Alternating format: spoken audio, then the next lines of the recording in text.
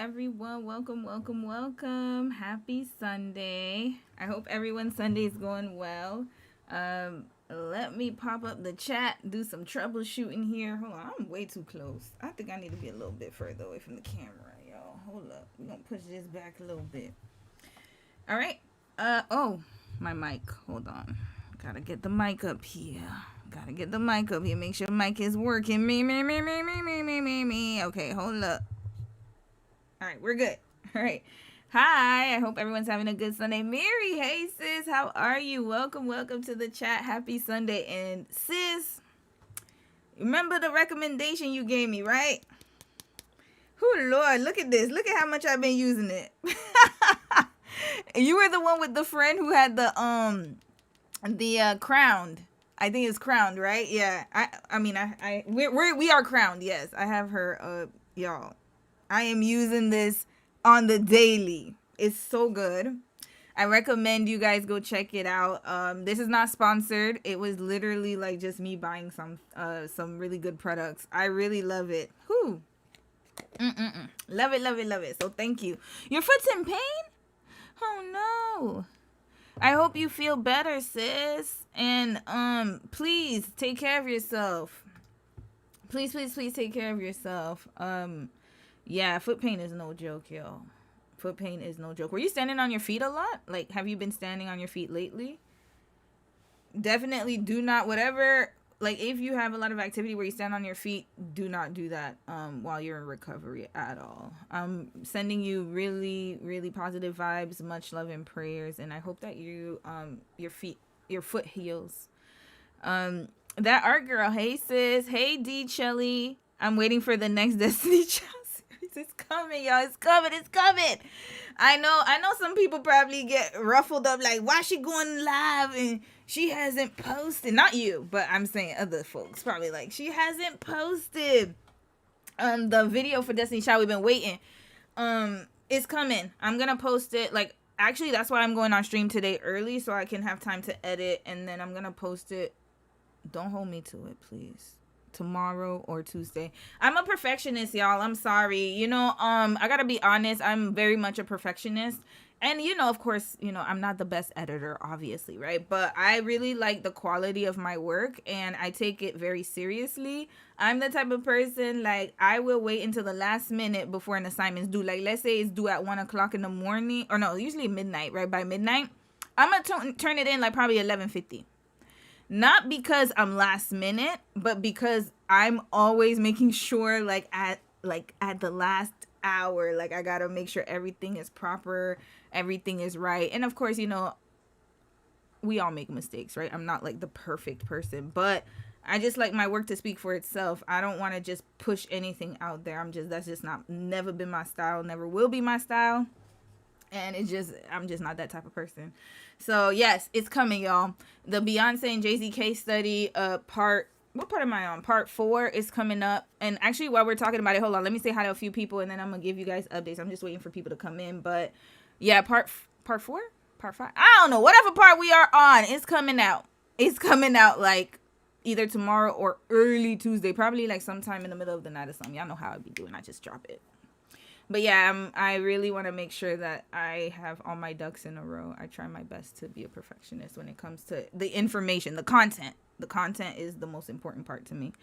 Yeah, but it's coming, y'all. It's coming. And then we're going to do Brandy next, y'all. I think I might do Brandy next. I'm really intrigued by her story. I really want to do Brandy next. Miri said, hold on, let me see what's here. You said my foot isn't so much. Yeah. You said black owned as well. Oh yeah, the We Are Crowned. Yeah, I'm support girl. In case you guys missed it, there was a live stream where Mary shouted out her friend. We Are Crowned. Hold on, let me go. I'll put her page up. Hold up. You know what? Let's do this right. Again, this is not sponsored. It's just products that, you know, you guys recommend, and I use it, and I really like it. Let's look her up here. Hold on. Let me put my face down a little bit. Give me a second. It was We Are Crowned. I'll put her the website in the description box. I didn't get to do that yet. So here. I still have her page up. Yeah, this one right here, y'all. Whoo, I bought the Bed of Roses, because I was looking for a really good body cream. And yeah, this is the one I bought, body butter.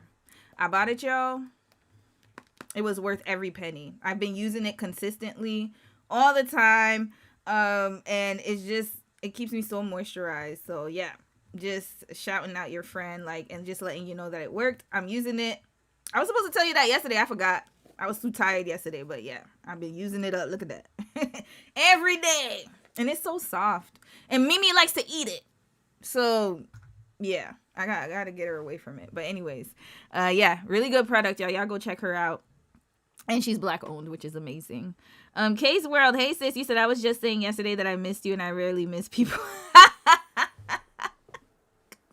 Glad to hear that. I'm with you too. I don't be missing people like that. That no, you be if I say, "Oh, what happened to that person?" That means I like you. Cause most of the time, y'all, if out of sight, out of mind. But if ever, yeah, you're right. I know that kind of personality. I have it too. So I really I appreciate it, I guess. It's just a good thing. Some girl, hey sis, Rose, hey sis, and you said it was so good, LOL. Hold on, what was? Oh, the Destiny's Child. Yeah.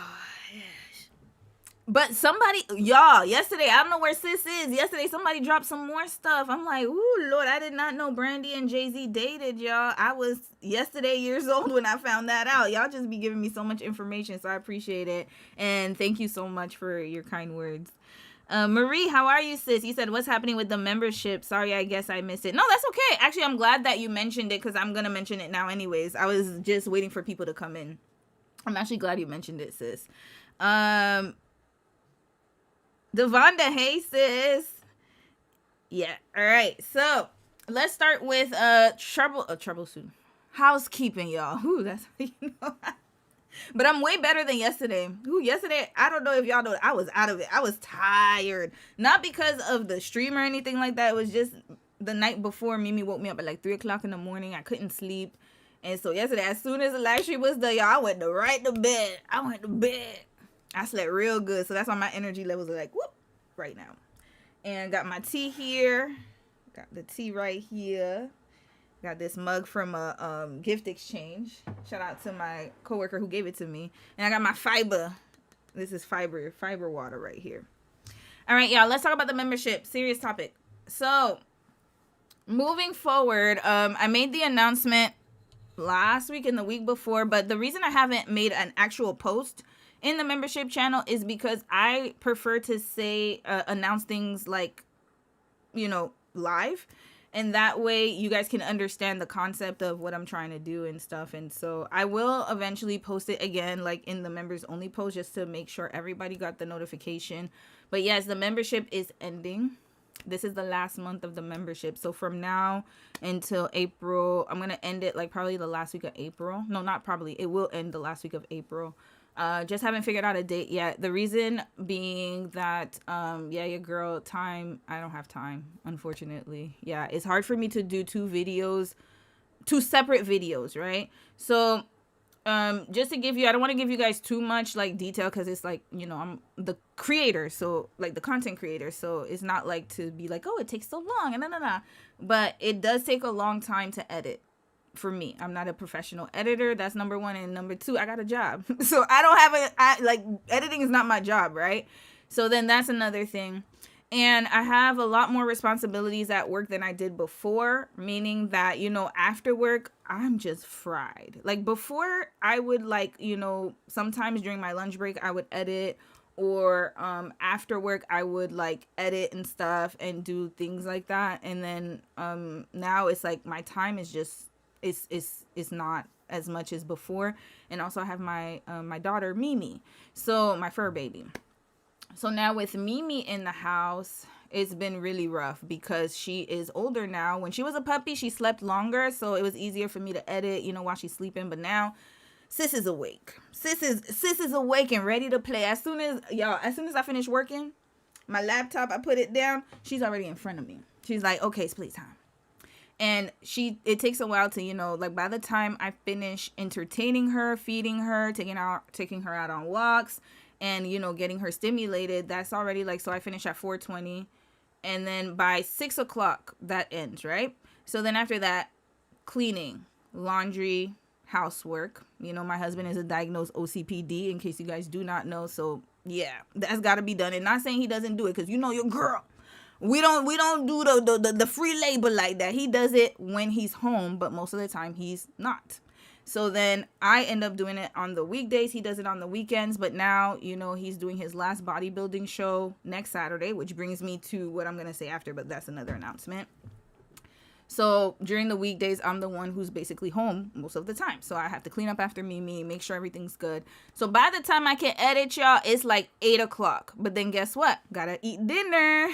Gotta have couple time. Gotta have family time. So then I will say realistically, my night ends at 9:00. What time do I have to edit? Exactly. So most of the time from 9 to 11, I will edit.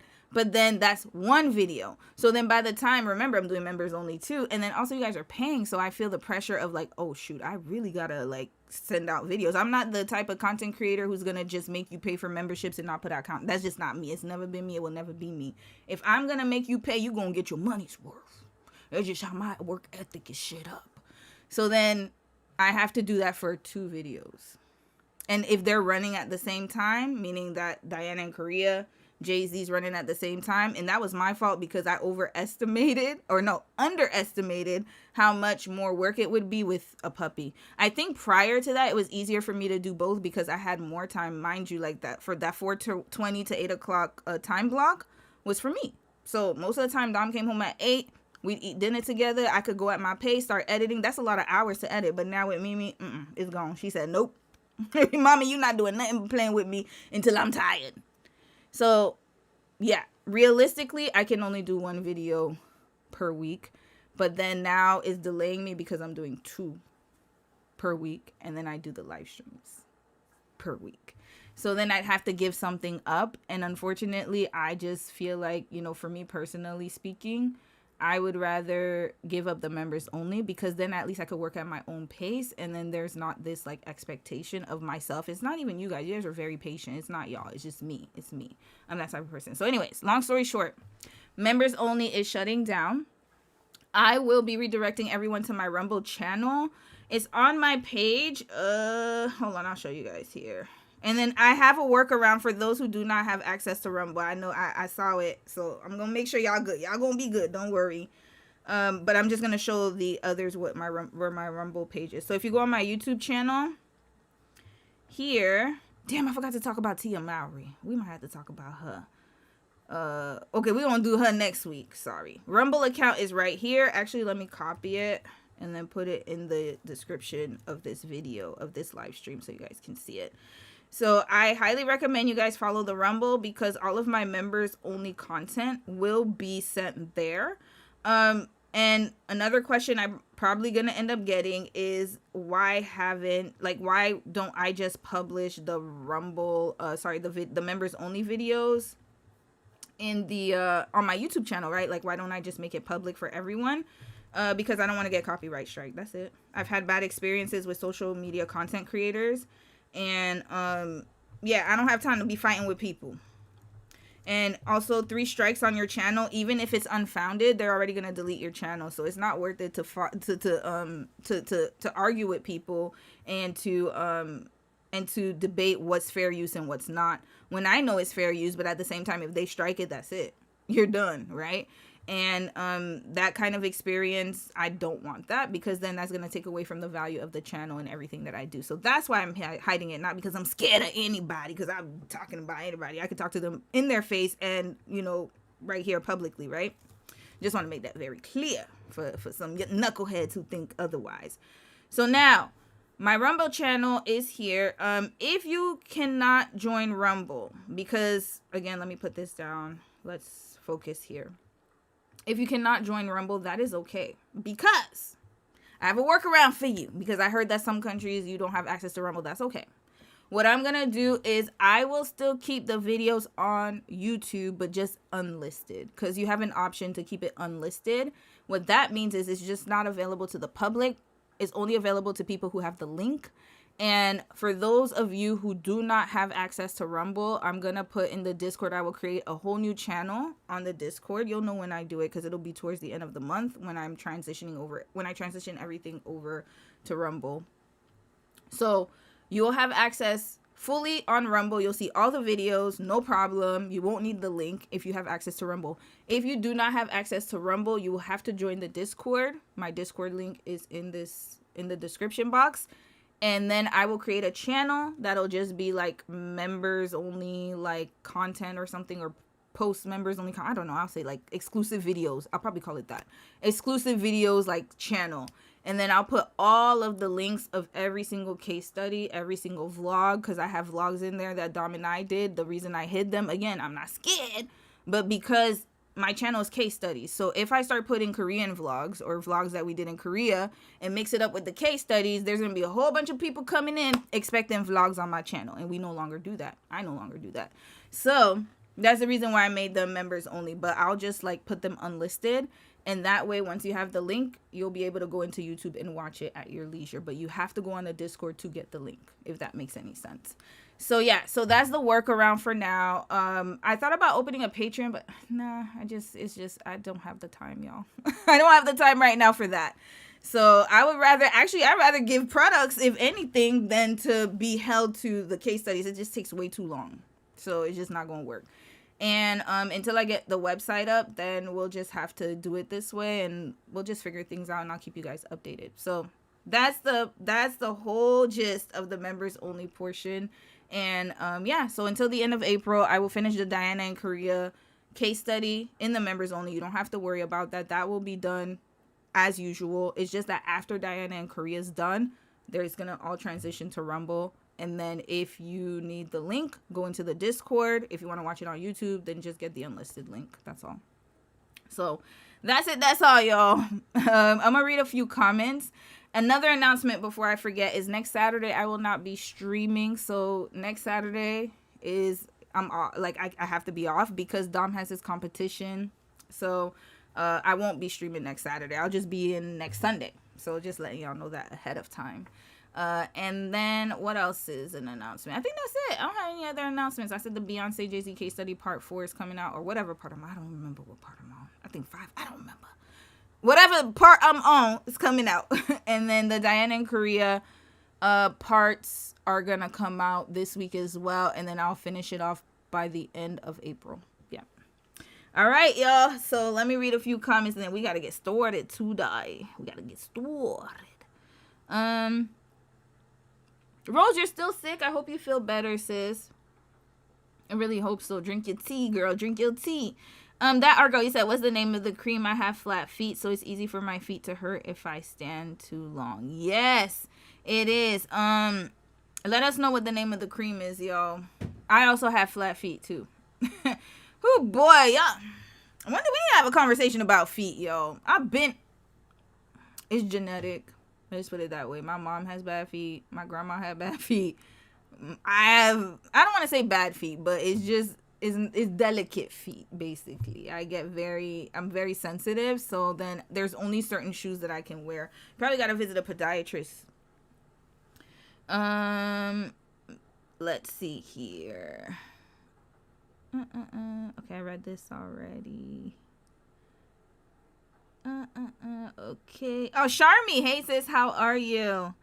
Devonda, you said, since we're talking about Coachella, there's discourse online about Justin Bieber's performance and his pay for headlining and the influencers, heavy grifter, and regular people. Justin Bieber? What did he do? Okay, we're going to check that out, y'all, because we are going to be talking about Coachella as a whole. And, like, just what's going on in Coachella. We will talk about that. So I'll look it up in real time because I didn't even know about Justin Bieber and what he got going on. Didn't he just have a baby? And didn't he just drop an album? He's been doing a lot. I'll just say that. Monjama, how are you, sis? Unknown Feather, how are you, sis? You said, I saw about Tia. I only glanced at it because people were happy for her, and then this Tia. Once I saw the braids, y'all, I already knew what it was. I'm sorry. I don't like to profile people, though. So I was just like, okay. Like, this is the thing with Tia. I did the case study, if you guys haven't watched it, on Tia and Tamara. She doesn't have a really good track record with men. And I think there was one part of the... Y'all got to watch that case study. Anyways, it's there. It's on the channel if you haven't watched it already. It's very interesting. Like, I remember when her friends, she had her friends on her reality show, right? She did the whole reality show, and she was talking about her marriage to Corey and how she was the breadwinner, all that stuff, right? And how hard it was for her to be a single mom with the kids.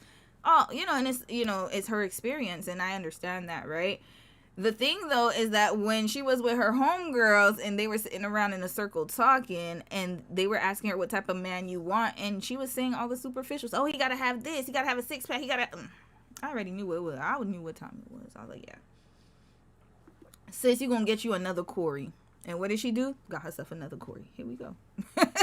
Unless, let me tell you, it's very hard to rewire your pattern, but it's not impossible. It isn't. It isn't. And sometimes you gotta want to put in the work. Like, not saying that you shouldn't. Hold on. What is my... What? That thing is annoying me.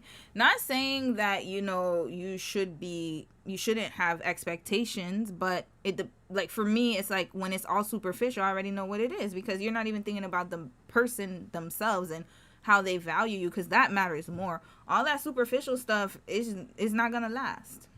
So it's like, yeah, she was just focused on the wrong things, y'all. The wrong things. So I'm not surprised about Tia, y'all. And she was sheltered on top of that. So, whew, Lord. Continuing. Hi, Brad. How are you, sis? Neo Monty. Wig Psychosis. Hey, sis. He said, Wig Psychosis. I can't wait to hear your theory on this. Oh, we going to talk about it.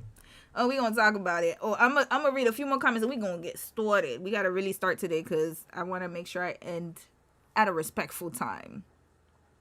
You said the cream is body butter from a black-owned company. Yes, we are Crown. Hold on. Let me put it in the... Did I put it in the description box? Hold on, y'all. I got to make sure I put it in the...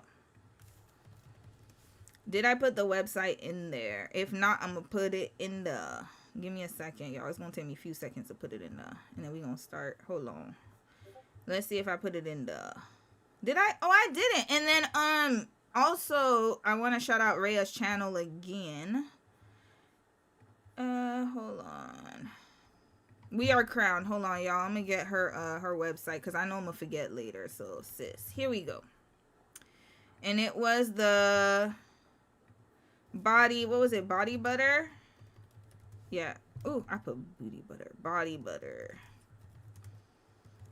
And then let me put not sponsored because, you know, I don't want YouTube to think that. Here we go. Not sponsored. Yeah, because I don't want them to think I'm trying to promote. Not saying that I wouldn't do that, but I want to make sure that I don't get in trouble. Because sometimes YouTube be funny. They'll be like, you trying to promote products. And you didn't say it's a sponsorship or you're getting paid. No, this is really legitly like me appreciating this product and shouting her out. And thank you for recommending it to me, Mary. I really appreciate it right here. And it smells so good. It smells so good, y'all. And it's good. Yeah. Got my skin looking good. Got my skin looking fly. All right, y'all. Let's get to it. You said, I only subscribe to Romy and it's hard to avoid the odd stuff they have. Oh, Grace, you said, so will future case studies be on Rumble in the future? Yes, for social media couples only, not celebrity couples. So, for example, I know some folks wanted to do, I think I talked about Gigi Beauty. That would be on Rumble. Gigi Beauty would be on Rumble. And then unlisted, like I could probably put it unlisted on YouTube. Yeah. Like those couples, it's harder to do. Or even Patricia and Mike. Patricia Bright and Mike. We could do that too.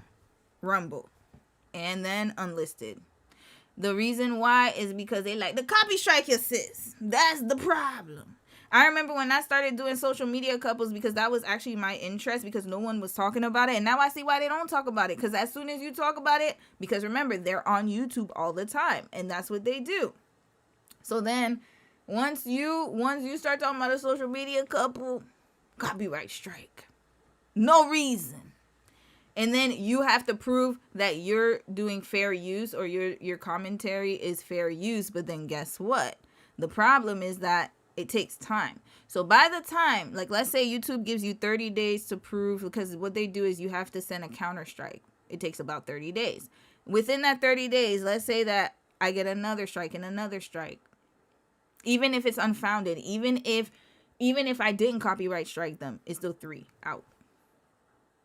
And then you have to get your channel back, and it takes an even longer time. Once your channel gets deleted, it takes a longer time. And not only that, but YouTube is not, like, there aren't real people behind the company. There are, but, like, if you're doing, like, how can I say this? Like, as a content creator, if you get a copyright strike, you're talking to a computer. You're talking to AI. It's an AI system.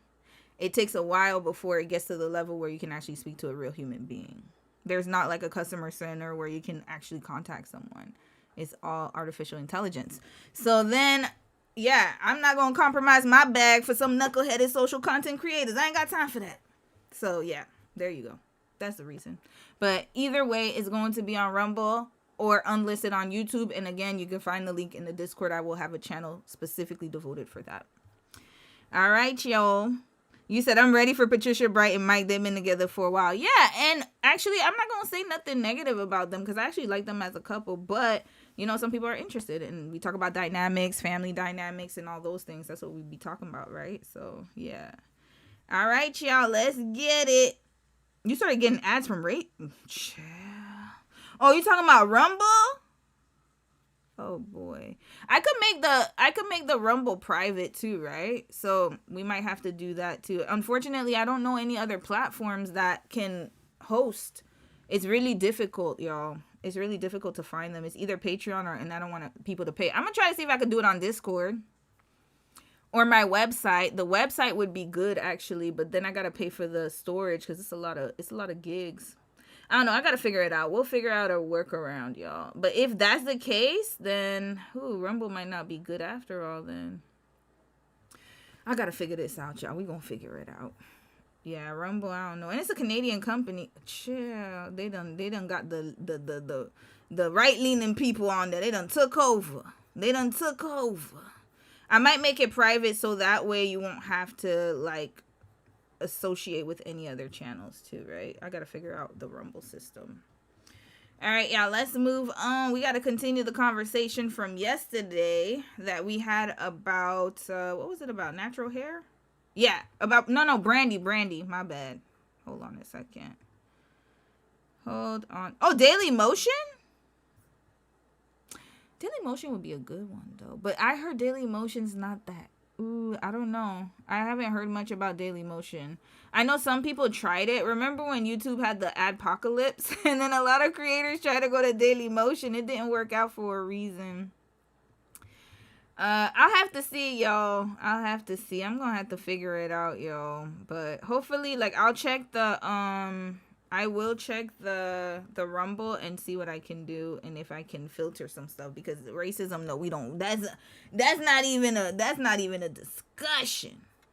Not even a discussion. We don't do that over here. Nah, I mean, so no. That's not even a contention discussion.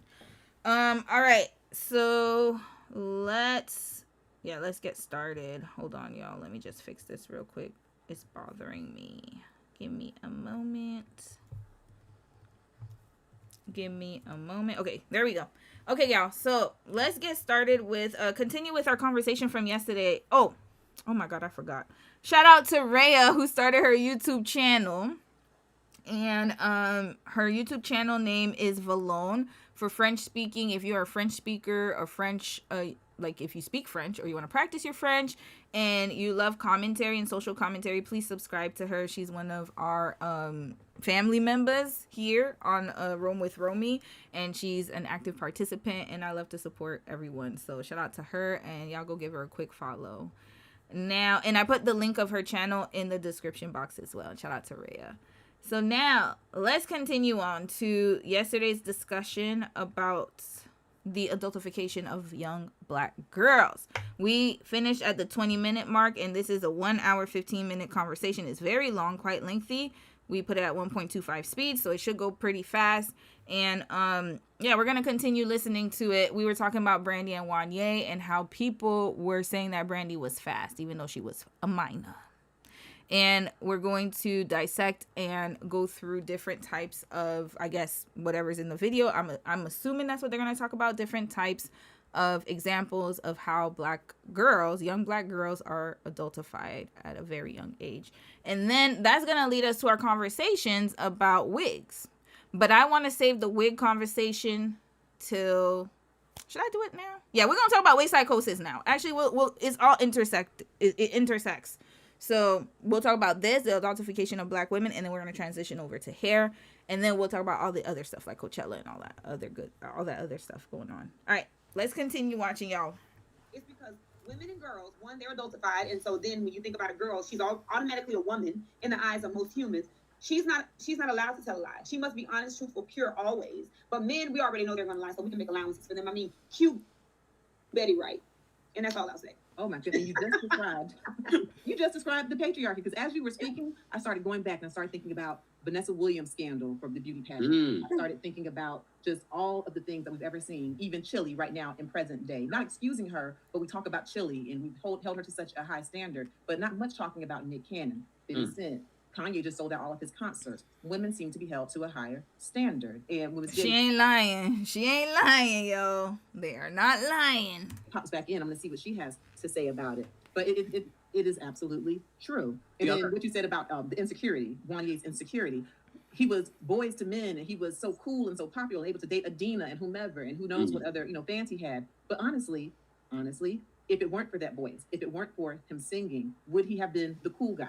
Did he have the conventional attractiveness of a model? Would he have been that football player at school? And so you just really brought up something through the lens of someone who is a doctor in psychology. You just brought up something, and insecurity is what you hear. And if someone is insecure, then perhaps that could explain why, instead of dating a person you had full access to, you had access to all the most beautiful women in the world at that point, why choose a child? And in the book, Brady, because he's short. He's short. Listen, we got to keep it honest, y'all. And I know I'm being, listen, we're going to keep, whenever we talk about serious topics, I like to keep it 100. I'm not going to mince my words because this is a very serious topic we need to talk about. He's short. That's it. It takes a lot of confidence to be a man and to be short and to really appreciate your height. And whenever you have men who have I guess I would say like they are deficient in something, mostly height, they're balding, receding hairline, impotence, maybe they're thinner than most men, because a lot of lanky boys, skinny guys, they don't, they have this some of them have an inferiority complex.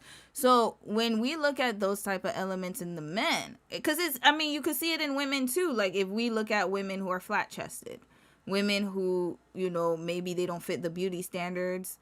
Some women, if they don't have long hair, we're going to talk about with the wig psychosis. There's certain, like the body image, like let's say you're not in the black community, you don't have a big booty, you're not thick. And in the, Caucasian computer or white community, you're not thin enough. You're not like that vanilla wafer thin or that wispy thinness, the model thin. In the Hispanic community, I'm sure that they have their own stereotypes as well. If you're like, they used to have the word, I remember when I used to work in Florida, shout out to Florida. I worked at Ralph Lauren when I was a sophomore in high school. I was like a sales associate. And there was a guy there, his name, let me not say his name, because I don't know if he's still around. He might see this video one day. But he was from a Latin American country. I forgot which country it was, right? But he used to, there was this girl that used to work with us, and she was a white girl, right? And he used to, they used to call her gringa because she's white, but also he used to call her flaca. And I was like, what does that mean? He's like, and I said, what that mean? He said, flat as a board. I'll never forget that. And I was like, oh. So, those kind of things can make people insecure. And also, when we look at the Kylie Jenners, let's look at the Kardashian family, for example. You got the lip injections. She had thin lips. Let's try to plump them. You know, when someone has an insecurity, you will always see it projected and manifested in different ways. For some people, it's trying to hide and conceal the insecurity. And for him, he was short. He didn't fit the standard. He wasn't as handsome as the other guys in other R&B groups. We got to keep it a stack here. Hold up. At the time, remember, we went down a whole list of male groups that were very popular at the time. Let's use H-Town. We going not right now. H-Town in the 90s, yo. We gotta be honest. We gotta be look at here. H-Town. Look at this group, yo. For the black women and other women around the world, this was appealing at the time. You got the H-Town. You have the New Edition. Ooh, I put Net Edition, Lord. New Edition when they were younger, right? I know they look like uncles right now, but this would be considered fine at that time. That was fine not here. They was a little adolescent here. We don't look at them like that. But you know, they was fine at the time. Wait, they're a little grown here. Hold on. Let's put 90s because we gotta here. They were considered handsome at the time, right? That was their genre. Then you have let's look at other group. 90s. You know what? Let's just put 90s black R&B groups. Male. Sorry. Let's just put male. All right. So then now we have who are these guys? Who is this? Oh, this is Blackstreet, ain't it? I don't remember, y'all. Hold up. Yeah, that is Blackstreet. I remember that guy. That's Teddy Riley. There we go. These were their competitors. Then you have guys like the solo artists like Genuine, and he didn't fit that. He's not like when you look at Boys to Men, you're not gonna be like, ooh, Wanye's the finest one. I mean, some girls probably liked him, but I'm sure that there were other guys around that were more handsome. And not only that, but you know, he's not like I said, he doesn't have that factor. And also, he liked to be in control. That's another thing. When you short, you can't be in control like that. It don't work like that. I'm saying for a lot of women, they're not even going to look your way. I got to be honest. A lot of women have this height, you know, they have height requirements. I've heard women talk about, mind you, the girl's like 5'2", 5'3". I think I had a conversation with somebody about that the other day. 5'2", 5'3", and then you're expecting your man to be 6 feet. Why? Oh, it's just a preference. But I'm like, you're 5'2", 5'3". Anybody's taller than you. The 5'8", the 5'7", the Wanyes, they're high. They're tall enough for you. What's the problem? No, I just like my guy with a little bit more height. That's just what it is. So it's like, you know, if you have a man like that, has that insecurity, and I don't know what else insecurity he has, then you're going to see it projected and manifested in other ways. You're going to look for a young girl because then he's going to feel like a man. He's going to feel like he did something for himself. He's going to feel like he's in control because he can't do it with the older girls. They're not going to fall for that. You're going to have questions. They're going to combat you. They're going to tell you, no, I don't want to do that. Where the young girl, she's going to be impressionable. She's going to be easily influenced, and you can manipulate her into what you want her to be until she ages out, and then on to the next. Leonardo DiCaprio, perfect example. How many young girls he done rotated through? His ass is getting older and his girls are getting younger. Red flag. But he's not a shorty, but still. Is he? Hold on. Let's check, y'all. He was a little skinny too. When he was younger, when he was in Growing Pains. What's his height?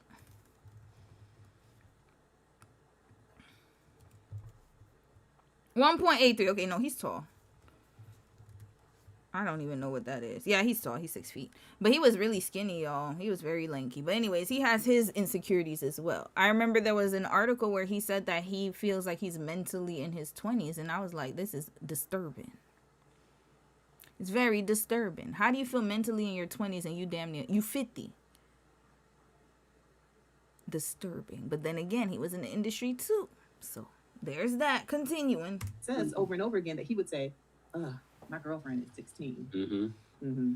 Yeah. And the other element, and you'll see it in the other IG live that he did, he also tried to vilify her mom.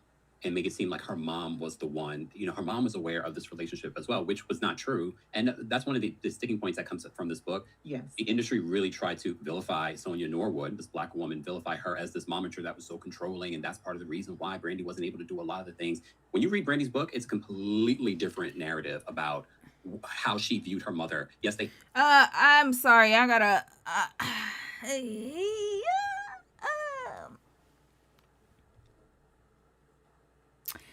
I'm not gonna trust Brandy's narrative about her mom for the simple fact that I have Ray J as an example. And sometimes we have to really put it into perspective. Yes. Did they vilify Sonia? Absolutely. I don't think that she deserves to be vilified as much as other people. But at the same time, I do understand that if Brandy is seeing what her mom or what her mom knew or the actions her mom took and her father, because I'm glad that y'all brought it up yesterday in the live stream, because it's both parents. We got to be honest. There are some kids out there, or, she's not a child anymore, but there are some people out there, I should say, who have not come to terms with what their parents have done or maybe haven't done, And sometimes when you are too enmeshed with your parent, it will be hard for you to verbalize and to express what they did that may not have been the best for you. And you have to remember as well, her and Sonia are very close, and some people may feel like criticizing your parent is not a good thing. I can definitely see that happening in Brandy's case for the simple fact that why would you publish a book kind of talking about your mama like that, right? And she is very hyper aware of that. So even if there was a situation that had occurred where her and her mom had conflicting views and her mom didn't do such a great job of raising her or raising her brother, or there was some type of familiar situation, you will never see it in the book. So this is why I'm going to have to give this a pause, because of course she's not going to talk about her mother in that way, because her and her mother seem very close in the media. So she's never going to actually express what truly happened between her and her mother. That's for her and her psychologist. And we don't need to know that information, to be quite honest with you. But I do feel like just because she didn't say it or she said something in the book doesn't mean that that's really how it went down with the parents. I got to be honest, y'all. Because there's a lot of pressure for children to still speak highly of their parents and to still venerate their parents, especially in our community, even if their actions may not have been the best. A lot of our parents don't know how to separate their actions from them as a person. They think that if you're talking about their actions, you're talking about them, which is the hardest part of trying to explain to your parents anything. Now I just gave up, to be quite honest with you. It's sad to say, but I learned how to work it out on my own, and I had to figure that out with my psychologist. But in actuality, if I approached my parents and I said, hey, this is what happened, I feel like you weren't there for me, I feel like, what do you mean? I did it. It's pointless, y'all. With some parents, they can accept it. Other parents, they can't. Y'all remember when we did that whole no contact situation? We had the Oprah show did a no contact segment. And half of the parents, that was what it was. They felt like you were attacking them. And I'm like, no, they were attacking your behavior, not you. You gotta learn how to separate the two. But a lot of our parents do not know how to do that. Gotta be honest.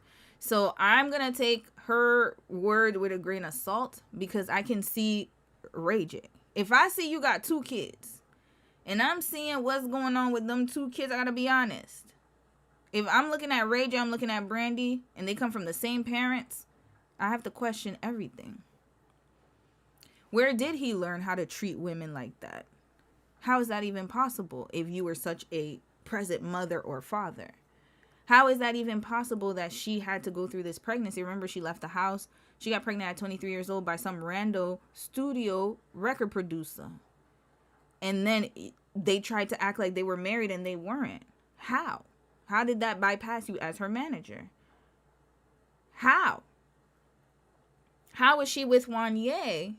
And I gotta be honest with that too. How was she with Wanye? You were her manager and you had no clue and no idea that they were together, and you're with her all the time. You book all of her shows. You book all of her things. Mind you, she's a minor. So she wouldn't have been able to do a lot of things without your authorization. So how is she able to get through to that and to have secret, in order to have sex with someone, in order to date someone, you have to be in close proximity and there has to be some level of privacy. So how is she able to do that without your eyes being there as her manager? That doesn't make sense, right? So it's like, that means that even if you didn't know, like, let's give her the benefit of the doubt and say mama didn't know, she wasn't paying attention enough. And that's already an infraction in itself. How could you not know? She's a minor. It's not like she's of age. If she was 18 and older, then I'd be like, hey, you can't control her. Like, that's not fair to Sonia because she can't control her daughter. But she was a minor. How did she date him for that? Like, did she not go to school? Most of the time she didn't go to school. I think she had her... Where did she go to school, yo? Because I remember she had prom with Kobe Bryant. I'm going to read y'all comments. Brandy prom. Did she take Corey? Yeah, she ended up at the prom with Kobe Bryant. Oh, he took her to the prom. You see, look, the NBA bound, and rest in peace to Kobe. But he also had proms too. Red flags all over, y'all. The NBA bound high school senior met the Moesha star at the Essence Awards that year and decided that she was the prom date for him, so long as her mom said yes. Case closed. You can't listen. This is the thing. We gotta be honest about it. We gotta keep it 100. And I retract my rest in peace to Kobe. I forgot what he done did. No rest in peace. Rest in peace to Gigi. That's it. And the innocent people that lost their lives on that helicopter. That is it. That is all. Now, continuing. So long as her mom said yes. Let's hear how Kobe had to get her mom's permission to go to prom. Mind you, she was probably older than she was when she was with Wanye. Continuing. So before Kobe Bryant made his legendary mark on the basketball court, he made a pretty baller move off of it. He was 17 and getting ready to graduate from Lower Merion High School in the Philadelphia suburb of Ardmore. And although the top-rated high school basketball player in the country had an upcoming NBA draft to think about and had just signed a $2 million Adidas contract, first things were first. Finals, graduation, who to take to senior prom. As would continue to be the case down the road, as he hit one career milestone after another, the former homecoming king set the bar sky high when it came to getting a date. Bryant had met the singer and actress Brandy Norwood at the Essence Awards, and that April at Madison Square Garden and was instantly smitten. He came home from the Essence Awards and said, I met such a nice, beautiful, intelligent, sweet person, Kobe's mother, Pamela Bryant, told the Philadelphia Daily News that year. Yeah, it looks like his parents wanted him to marry a Brandy type. But his secret desire was the Vanessa type. But he was also a little shy, and Bryant reportedly asked someone else to get in touch and see if the 17-year-old Moesha star would want to go with him.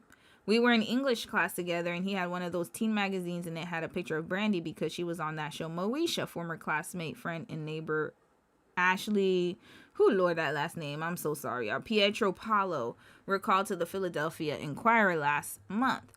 He showed me and he said, I'm going to bring this girl to prom. And I was like, whatever, you're crazy. Every day he would be like, I'm bringing this girl to prom. After Bryant was unalived in a helicopter crash along with his 13-year-old daughter Gianna and 7 others on January 26, Brandy waited several days to collect her thoughts before weighing in on the tragedy. And even then, what was there to say?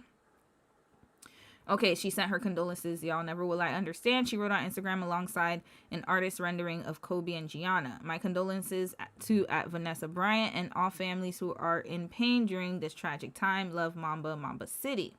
Almost 24 years ago, of course, she had said yes to a prom night with the NBA-bound athlete.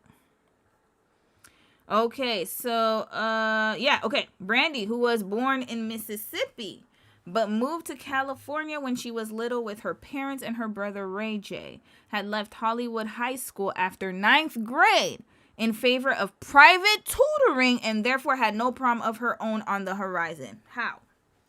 So we done read all this, y'all. How would she have been able to do all of this? She didn't go to school. So you know what? The excuse usually is, oh, well, you know, parents can't have eyes everywhere, right? That is true. So let's say she went to a high school, like a private high school. So then I can understand, okay, she probably snuck off to go skip class to go be with Wanye. She was privately tutored. How? All her life, she's been in the industry, working. Private tutoring means working, y'all. That means that, and that's what them family vloggers are doing right now with them kids when they homeschool them. That's what that means. That means you working. You are working. As soon as you see family vloggers start saying, oh, we're going to start homeschooling our kids, content, work. Red flag. So now, that's why I'm saying what I'm saying. I have a reason. Continuing. So she didn't even get to go to prom because she left in the 9th grade. So when she got the call on behalf of Kobe, she did want to go, but had to ask her mom first. What did she have to do? So when she got the call on behalf of Kobe, she did want to go, but had to what? Ask her mama first.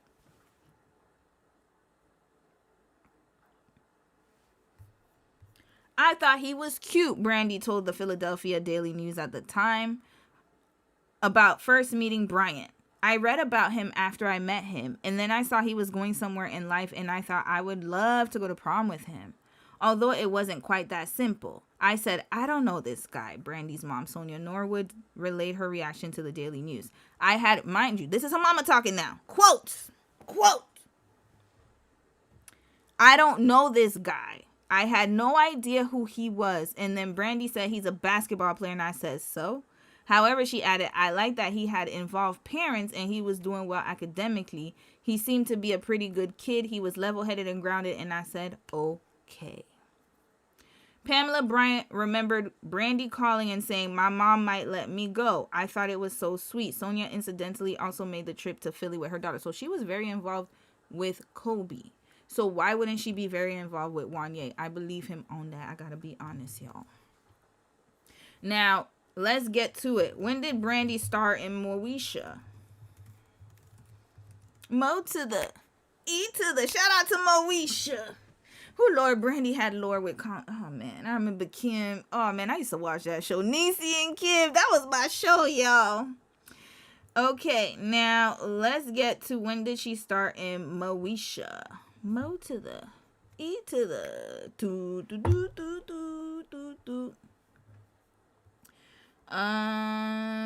When did it start? 1996. She was born in 1979. And then she had to have been 17 around that time. Because if Kobe asked her to prom, how old is Kobe? Is Kobe older than her? When was Kobe? Kobe, 1970. Yeah, he is older than her. He's a year older than her.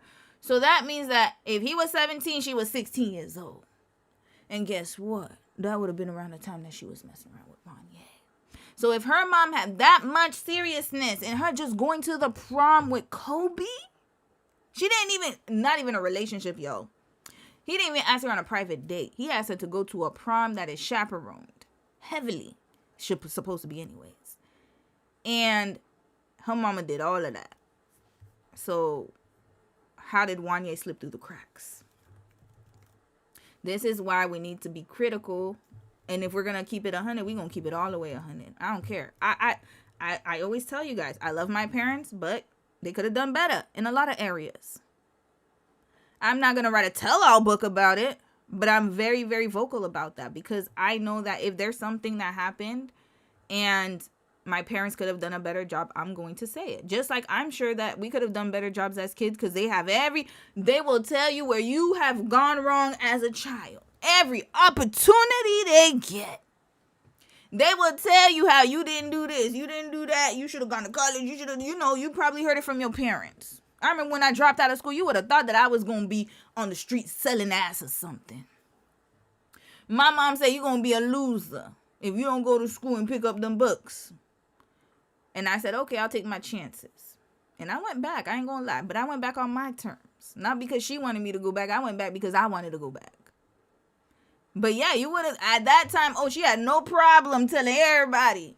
Or telling people, oh yeah, my daughter, she didn't want to go back to school. She just want to do my dad. Why don't you go back? Why don't you have kids? They have they will tell you what you're doing wrong. But then when it comes to them, we can't say nothing. No. They know how to separate the behavior from the child, but they don't know how can you separate the behavior from the child? Because why? It's criticizing them. That's all it is. Now let's put Brandy and Kobe. And then we're going to get right back to that topic right here. But I just had to add that part to the conversation. Just because Brandy said that her mother didn't do whatever, and I agree with the part of her being vilified. She shouldn't be vilified as much as other people because she helped. Everybody should be vilified at that point. Matthew knows hello. Same. But I'm not going to act as if she did not know about Brandy. There's no way. I do not believe that. It'd be very hard for me to believe it because she was her manager. Just like whatever happened to Beyonce and Jay-Z, Matthew knew it. He knew everything. Remember when he went to the studio because she was recording next door to Pimp C? He knew. He knew. There's no way you could be a manager and not know what's going on in your organization. You either have to be a really foolish manager, incompetent.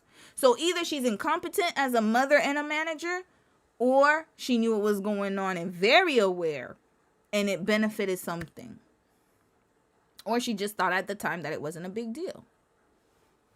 But let's be honest. They had their issues and things like that, as mothers and daughters do, but it was nothing more than, what we normally see in that type of dynamic. But the vilification of Sonia Norwood is completely addressed in the book, and you see her in a different light. I don't think a lot of people that have been talking about this book have talked about that enough, because she also verifies in the Brokenhearted chapter that her mom had no idea. Her father had no idea. She kept this from them. Like any other 16-year-old girl, you don't tell your parents. Oh, yeah. You see, Dr. Frida, I don't think Frida's buying it. I don't know about Dr. Ebony. Okay, let's watch it. Sorry, y'all. And then I'm going to read some comments. I don't think Frida's buying it, though. I'm not buying it either, sis. I'm sorry. I'm so sorry, y'all. You cannot be an involved parent and not know what's going on. That means you were uninvolved. Why are we trying to hide it? If she didn't know, that's even worse, because that means you weren't paying attention, which means that there's something wrong here. Your peripheral wasn't good. Either way, it's either you knew and you approved of it, or you didn't know and you weren't paying attention. Which one's worse? Regardless, you gonna fit in one box, and I'm going to go with the awareness. You were aware, but you just didn't know that it was going to come to this years later, in my opinion. Father had no idea. She kept this from them. Like any other 16-year-old girl, you don't tell your parents. They don't see. They will be like, you're dating who?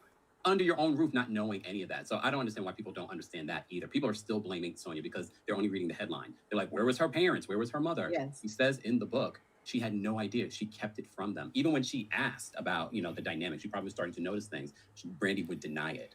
Yes, and Brandy, of course, had high intelligence, and so how hard it is to deny. And Brandy is someone who had to be a lot of places, okay? She had to be at photo shoots. She had to be at recording studios. She had reasons to be away and with adults, especially if she's his little protege. And so you're right. What do Sonia Norwood and Brandy have in common?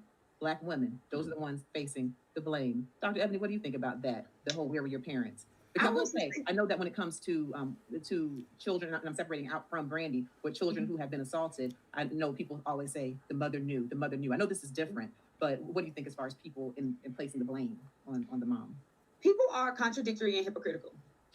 People have a lot of what we call cognitive dissonance. They have selective understanding when it fits their narrative, right? So we knew growing up that Brandy came from a 2-parent household. And what did we learn about 2-parent households? Oh, that's a good kid.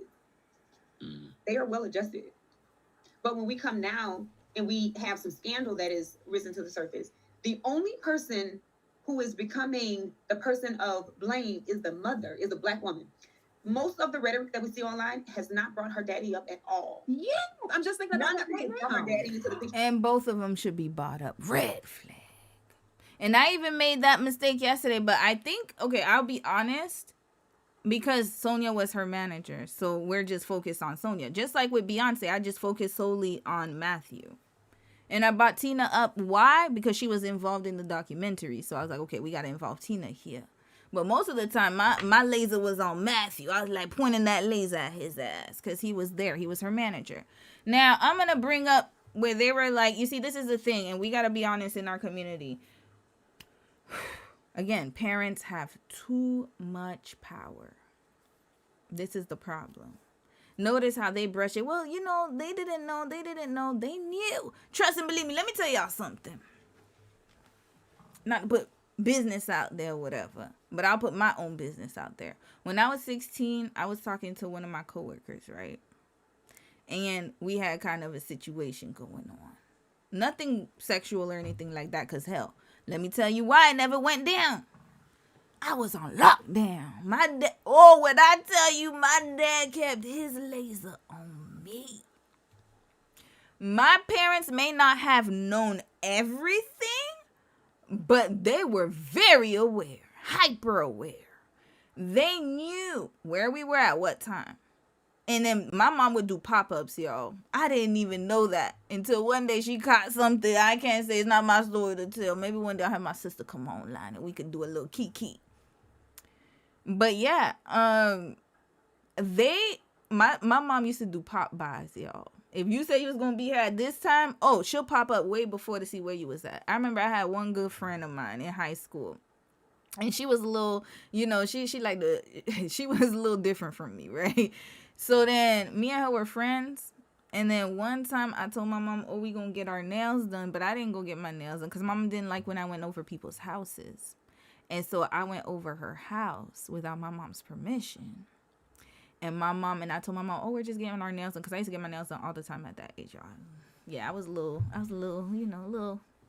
had to get my nails done, my hair done. It doesn't seem like me now. But when I was 6, I was in it. Like, I got my nails done every 3 weeks.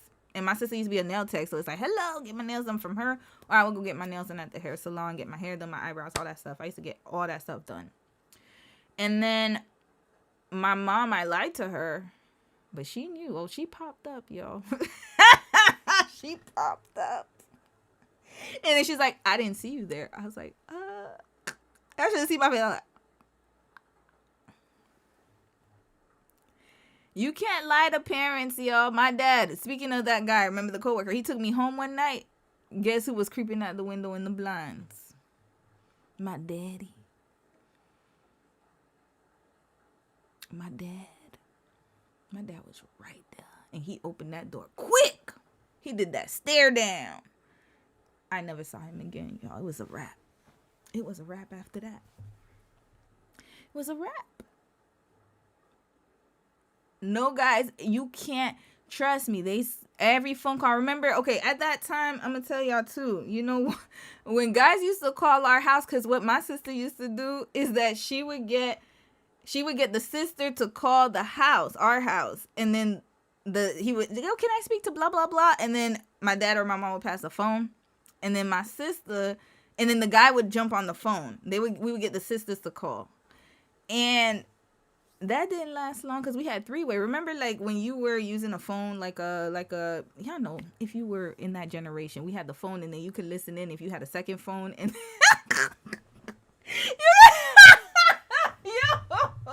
we didn't have cell phones at the time, y'all. That's how ancient we were, y'all. When I got my first cell phone at 16 years old, even then, everything was monitored. It's like, I remember my sister, we used to pick up the phone. If you did 3-way, it was crazy, y'all. You could pick up the phone literally and hear people's conversations and then pause it or whatever, mute it. Anyways, point is that there were ways that my parents knew. They knew. They knew when my brother got a girlfriend. My mom knew. She shut that down real quick. She shut that down. As soon as my parents, like one day, if they come by, because they'll do this little whisper, you hear, because my room used to be next to them. I would hear them talking. I'm like, somebody's getting in trouble. And then the next day, we're going to have a family meeting. Once you get the family, first they're going to address it with that one individual. Then you go in the room. Then it's a family meeting. We're all put on notice. Don't play with us. Whatever you think you're doing, you're not going to be doing it enough. You better be home at this time. We going to pop up. My dad was a truck driver at the time. He would pop up. He don't play. So point is that if you're a very involved parent, then you're going to be involved. And when I say involved, I mean like if you want to be involved, you will be involved. So I'm sorry to say this, and I'm gonna read your comments, and you know you can disagree, but my truth and my like from critical thinking, I can tell you right now that if Brandy is saying her mom didn't know, I do not believe it.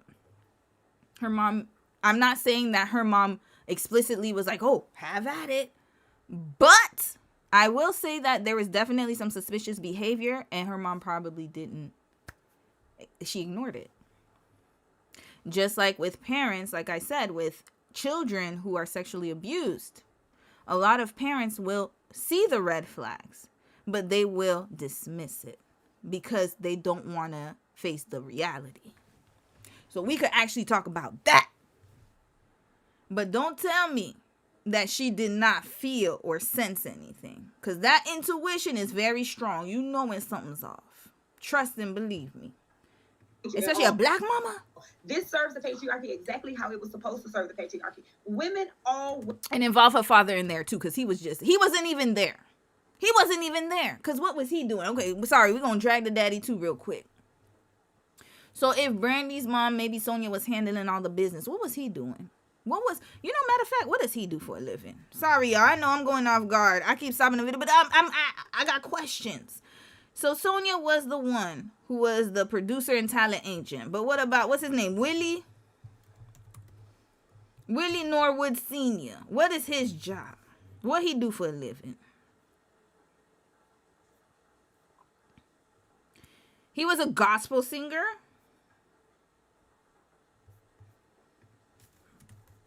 Does he? Sorry, y'all. I gotta be honest, y'all. We gotta be honest. Keep it 100. Okay, we don't even have his net worth here. But her dad was a vocal coach and a singer. Not saying that's not important, but it looks like Sonia was most likely the breadwinner. Because I need to know who did he vocal coach? Hold on. Who was he a vocal coach for? I didn't even know he was a gospel singer, y'all. I had no idea. Okay, he's a voice coach just for Randy and Bray J. That's it. And then he began musical studies on a band scholarship at Jackson State University. So he's traveled and coached singers nationwide and internationally. Okay, he's making a good living. But I still think that at that time, because remember, this was 15, 16-year-old Brandy, not like Brandy we know today. So I believe at that time, Sonia was the main breadwinner. So then, if she's the one working, and she's the one providing, and she's the one putting food on the table, getting them gigs and scouting and all that stuff, and she's doing the managerial work, and you are the vocal trainer, you were probably home more than she was. So where were you at? How was Brandy able to do all this stuff in the background without neither one of you knowing that? Red flag. Something's off here. Something's off here. Sorry, y'all. I gotta be honest. I'm gonna read a few comments before we continue. Naomati, you said Patreon, you can make the memberships any price or free. Can I? I can make it free? Oh. Okay, we're gonna have to get through it. All right, Naomati. Thank you, sis. So you know what? I don't know. We keep switching up. Let me see if I can make it free, because I heard you got to charge something still, because I did look into it. They say you got to charge like $1 or something. But let me check, and I'll get back to you guys next week. Either way, we still have a few weeks to finally decide. And I'm still going to do the unlisted thing on the Discord. That is definitely going to still happen. But if we have the option of doing Patreon free, then I will. I already have a Patreon set up, so I'll just make it free. And then you guys can go watch the videos there. You said Lovely T used to use it and it was buffering at the time. Okay, we're gonna figure that out, y'all. Audie, you said Wanye was the short king of ad-libs. Wonderful singer, but Mr. Low Voice was the babe. Yeah, he was. I think so. Yeah, Michael got the girls, y'all, because he had that baritone like that. Girl, you know he wouldn't leave you. No, forget it. Unfortunately, I had to delete all them songs off my damn playlist with his raggedy ass. I'm not talking about Michael. I'm talking about Wanye. You said Brandy also, it's Grace. Brandy also knew full well what she was doing, but she was too young to understand. I don't agree. You said Brandy said her mom asked her what was going on between her and Wanye. Her mother was aware something was going on. Of course she was. And that's the thing. Like, Brandy, we're not going to even say anything about Brandy. She was too young. Even if, okay, this is the thing. We have to also remember that even if Brandy wanted to be with Wanye, and she was begging to be with Wanye, and she fully got into the relationship wanting to be with him, she was still 15. Done. She wasn't old enough to understand the ramifications. She wasn't old enough to understand. Because sometimes you want something so badly, especially when you're young, but you don't see the danger ahead. That was her mama's job to, because she's a minor still. See? If we were talking about 18-year-old Brandy, then I can't say nothing. I'm never going to fault the parents and be like, hey, you should have been, yeah, you could have played a role in being a better parent and being more aware of your daughter's emotional needs. But then at 18, I can't say nothing. She's a full-grown adult. She can do whatever she want to do. But we talking about a 15, 16-year-old. Whatever she wants doesn't matter. Hell, I wanted to be part of Girl Scouts so badly. So badly. I wanted to do it so badly, y'all. My mama said, nope, I was a minor. I wanted to go out. Sometimes boys would ask me out on dates. I couldn't. I wanted it so badly. I wanted so badly to go to certain parties. Shut it down. Just because you want something doesn't mean it's good for you. And your parents, especially at that young age, they're supposed to be there to protect you. They're supposed to be the buffer, the boundary. And if your parent can't do that and they let you run around like you're an adult, and that's why we're talking about the adultification of children, because the problem is either way, Sonia, Willie, Sonia, whichever way you want to slice it, Brandy was too young to be taking on those roles. She was too young to be up and about doing whatever she was doing alone. Why was she left alone? That's my question. She's a minor.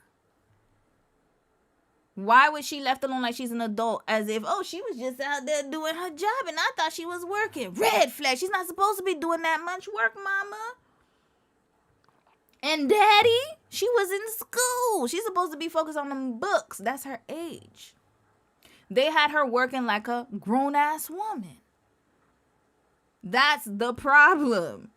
And on set like a grown-ass woman. Making decisions like a grown. So if her parents didn't know, that's even worse in my opinion. Because what were you doing? You just let her just do whatever she wants. That doesn't make sense, right? So that's why I'm being very critical about it. Because we got to have these conversations. A lot of parents do that. They just leave their kids. And then they say, oh, I didn't know she was but you just left her.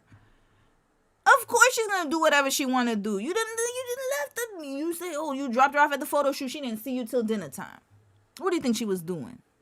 Where were you? That's a problem. Davinci, you said, hey sis. Hey, just popping up. Say hi. I gotta study for exams. Wish me luck. Good luck on your exams, sis. You got it. You gonna do it, sis. And make sure you share with us the A+ that you got. Study and focus. I love to hear it, sis.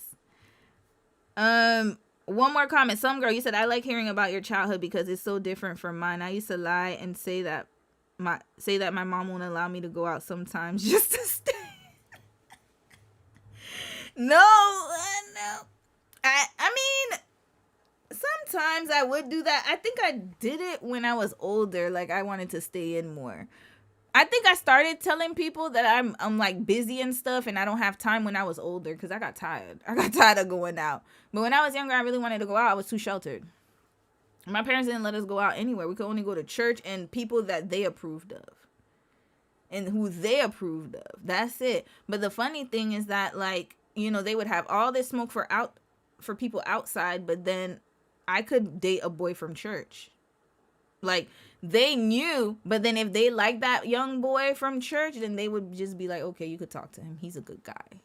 And I think that's the problem. And maybe that's where Sonia and Willie went wrong. Because they were, you see how she was with Kobe because he's an athlete. So she's probably thinking like, oh, he's an athlete. Remember, she was like, so he's a basketball player. So he got all the girls.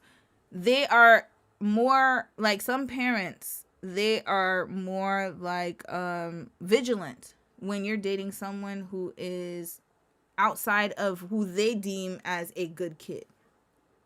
It wasn't until they found out he came from a 2-parent household that they started to ease up on Kobe. But with Wanye, he has that image of the good guy. One, he's, he seems like he comes from a Christian family, possibly, I'm assuming. And then not only that, but he fits the aesthetic of who they would want their daughter to be with or be aligned with. So then it's easier for them to be like, okay. And I think it's wrong either way. You should be vigilant no matter who it is. It could be your brother. It could be your cousin. It could be your whoever, nephew. Don't freaking matter. Be vigilant, period. But with a lot of parents, with family and friends and whoever they deem as respectable, they're going to turn a blind eye. Living out their own dreams through their kids. That's another one right there. A lot of parents do that too. Want your daughter to be a star. Want your daughter to be the singer, the best singer in the world. And then again, because you're going to see whoever they're entangled with or aligned with, and whatever decision they make, you're thinking about what you would have done instead of thinking what's in the child's best interest. Red flag. That's what happens when parents live out their dreams through their kids. They're not seeing all of the blind spots. Because to them, that's what they wanted this whole time. So then they're going to do whatever they can do to push their kid to the top, even at the detriment of the kid's emotional well-being. That's a problem. And a lot of Hollywood parents have this problem. Hello, Britney Spears' parents come to the front. Jessica Simpson's parents. Hell, I could name so many young boys and girls who had Macaulay Culkin, Nick Carter, Aaron Carter. Their parents living through their kids, y'all. Aaliyah's parents. Thank you, sis. Yes, Aaliyah's parents, another big one. Whoo, Lord. We didn't even get to Aaliyah. We got her on the case study list, y'all. Whoo, Lord. That one's going to be a crazy one. And it was the same situation. 15, 16. How did they not know she was with R. Kelly? Red flag. How? Not only just with him, married. Whole certificate there. Marriage certificate. How did you not know that? Impossible. Continuing. Let's get back to it, y'all. Where is, oh yeah, here we go. Ways 1000% are at the helm of the patriarchy. We are always the people who are going to take the fall for men. And women, we do it to ourselves.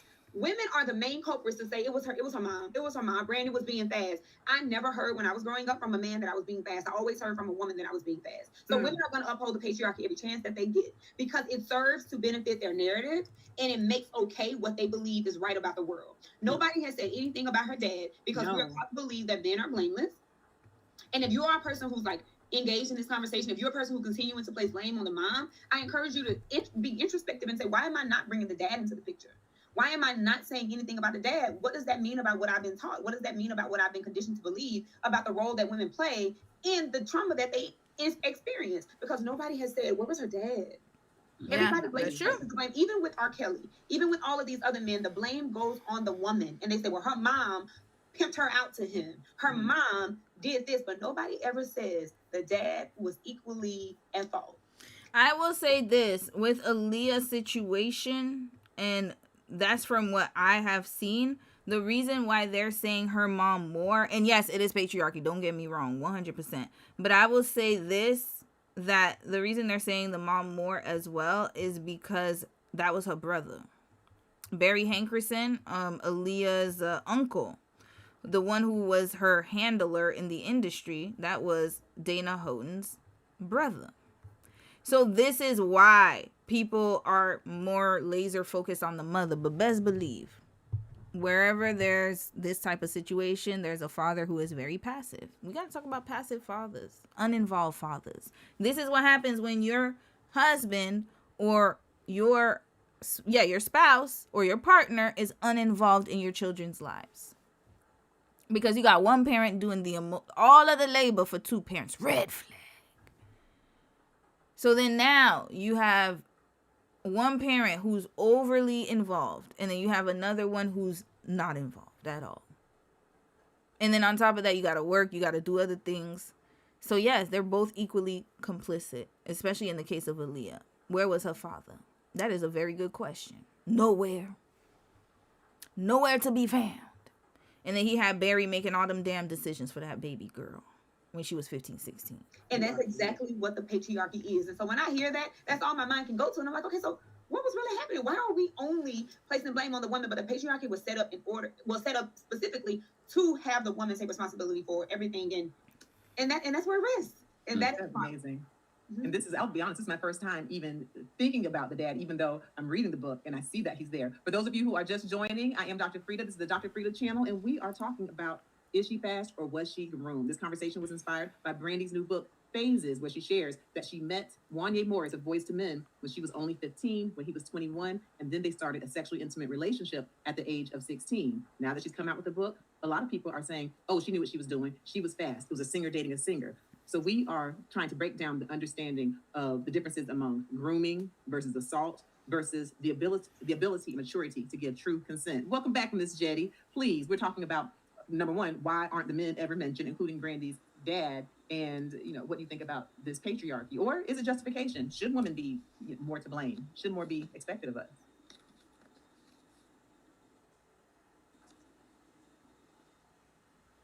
I'll tell you what. Let's go ahead, let's make sure you get your sound together and that you're not on mute. I want to go ahead and go to a clip. Shador, if you can play the clip where we fast forward and where we just have Wanya, even though we all saw or heard the Breakfast Club interview where he said she wasn't young. She was 16, 17. She was old enough to get it. I wasn't old. It wasn't like I was 38. He went through all of that. Now we fast forward about 6 or 7 years, around 2020, 2021, where now Wanya is speaking and he has a different spin as if we have amnesia. Let's listen to that. Should I just tell the story? Okay, shut up. How old was? I need to see his kids' age. Wanya. I keep spelling his name wrong, y'all. Is it Wanya Morris? Lord. Wanya.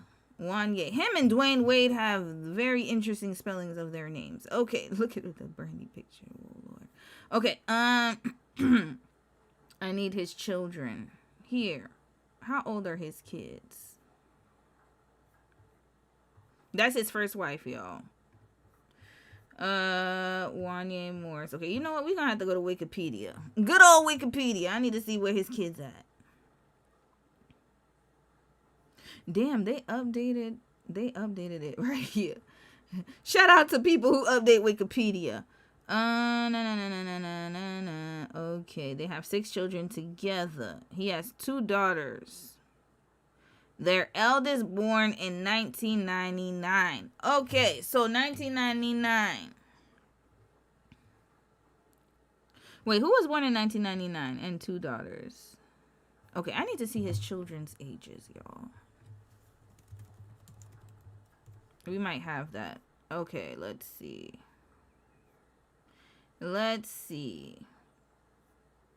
me see if I can find it, y'all. I'm going to try my best to do it really quickly. You know what? Let's get the daughters. Let's F all the children. We gonna get the daughter. Sorry, not F all the children, but let's get the daughter. Oh, he got another daughter too. Well, good luck. All right, so Wanya with his kids. I need to see. They had 6 children. Their eldest born in November. I don't know who's the eldest. Okay, so let's see here. Okay, that's his daughter right here. All right. Look at 2 of my oldest children graduating in life. Daddy is extremely proud of you. Okay. So this was 150 weeks ago. He got 2, what is that? College? Yes. College age kids. I'm going to put, if his eldest was born in 1999, we just going to put it out there. And 2021, y'all know with my math. 22 years old. So he's changing his tune because, again, his daughters would have been 15, 16, around, I don't know who's the oldest, y'all. I can't get the years. So 2020, when did he do the Breakfast Club interview? That's a good question.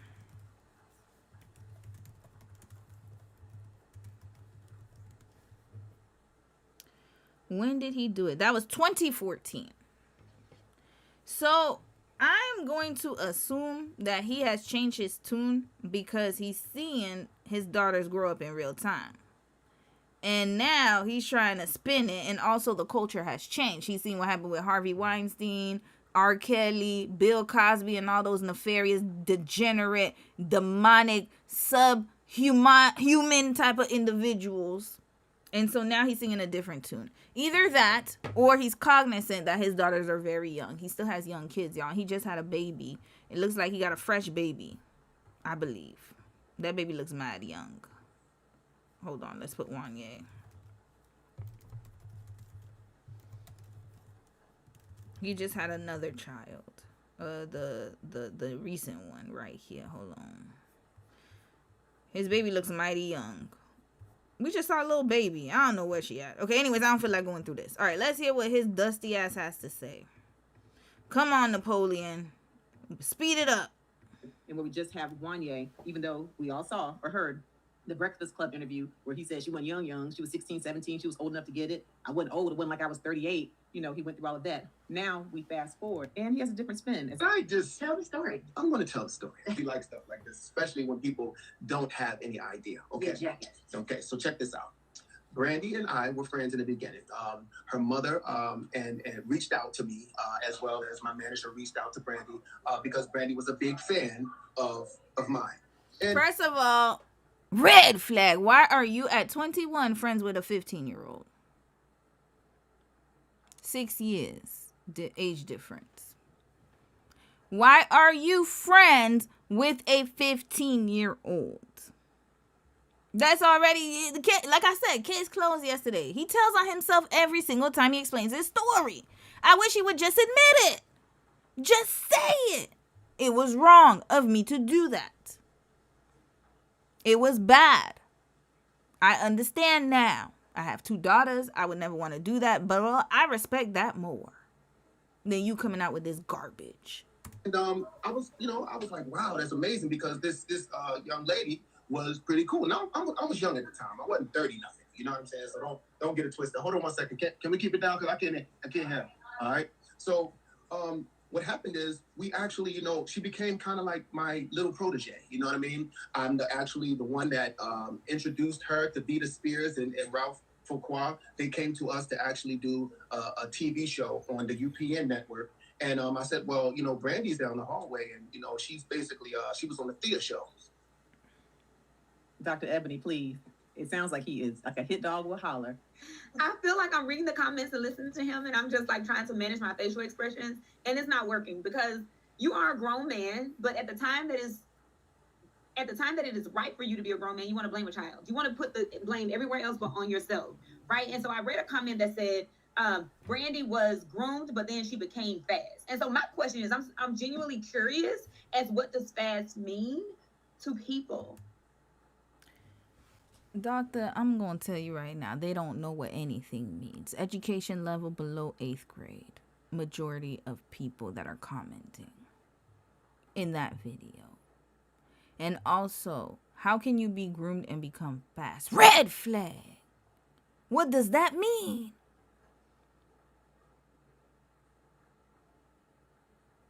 So now, we have a 21-year-old trying to explain again. It wasn't like I was 38. You were still 6 years older than her and you were still of age. Shut up. No accountability, y'all. At all. I already know he's a nightmare to deal with in real life. Because I think in the Black community, we equate being fast to sexual development that is human. And I don't think we understand as Black folks sometimes the sexual development or the sexuality experience of people as they age, right? Girls are the only people who are named as fast. I've never heard a boy called fast. I ain't never been called fast. You ain't never been called fast. So why are we calling girls fast? So how is a girl groomed and then becomes fast? What she's experiencing probably is promiscuity as the outset of, or as a consequence of trauma, right? And we're not naming that because we ourselves don't know, because we ourselves have adopted the narrative, internalized that we are fast because we've been traumatized. Because if there are 3 women here, 1 in 3 women probably have experienced, if not 2 in 3, some type of sexual trauma or a push against your boundary when it comes to your boundary or your privacy or your sexuality, right? So when we talk about grooming, when we talk about sexuality, when we talk about becoming fast, why is that a label that is given to girls, women, but that's not something that is attributed to boys? And how do you become fast after you groom? That's a trauma response. And we are not giving Brandy and other girls like her permission to experience trauma. Instead, we put the blame on them, and that is the direct result of patriarchy. Exactly. Whether women want to acknowledge it or not, they are the upholders of these things that continue to make it okay for people to be assaulted and abused in the ways that they are. And the funny thing is, the boys won't be called fast, but who are they messing with? And then they're called fast. Double standard, hypocrisy. Because you can get pregnant. Okay, but a male can make you pregnant. So what's the point? Illogical. Stupidity. Red flag. I already know it's uneducated people talking like that. If you have any level of education, and I'm not just talking about, oh, you have a bachelor's, a master's. No, it's just cognitive functioning of your brain. 2 + 2 = 4. Very simple. They are the 2 + 2 = 3. 2 + 2 = 2. Oh, well, what is it? What, if we carry the... Yeah, they're going to be sitting here still working on that number 1 equation while you on 100. Slow. Cognitive deficiency. And also making excuses. Because, again, these are people in our community who probably have been a Wanye and whose daughter was a Brandy. And they don't want to acknowledge that they were wrong. So instead of taking accountability, they would rather shift the blame to the victim. Because then it makes them feel like they had no fault. Again, personality disorders, y'all. We need to talk about this. They fall on some type of cluster. I don't know what it is. I talk about it all the time. I be joking, but I'm not joking when I say this. Sometimes I'm very extremely serious. I don't know which cluster they fall under, but they under something. Wanya is definitely somewhere in here. He need to go get checked. Expeditiously. And also, it comes from environment too. But I will say, though, that the lack of accountability, to me, if you can't take accountability for anything, I see you the same as a sociopath, in my opinion. I know it's very strong word. I'm strongly wording it. But if you can never take blame, you can never take accountability, you're never wrong, that lets me know that I cannot trust you. Because no one is never wrong. I have been wrong many times in my life. Matter of fact, on some of the live streams, I have given incorrect, well, obviously I give correct information. I do my due diligence. But there are times where things slip through the crack. I am not blameless. I have made mistakes many a times in my life. I will own up to it, I will admit it, and I will do better. He can't do that. That's a problem. Jetty?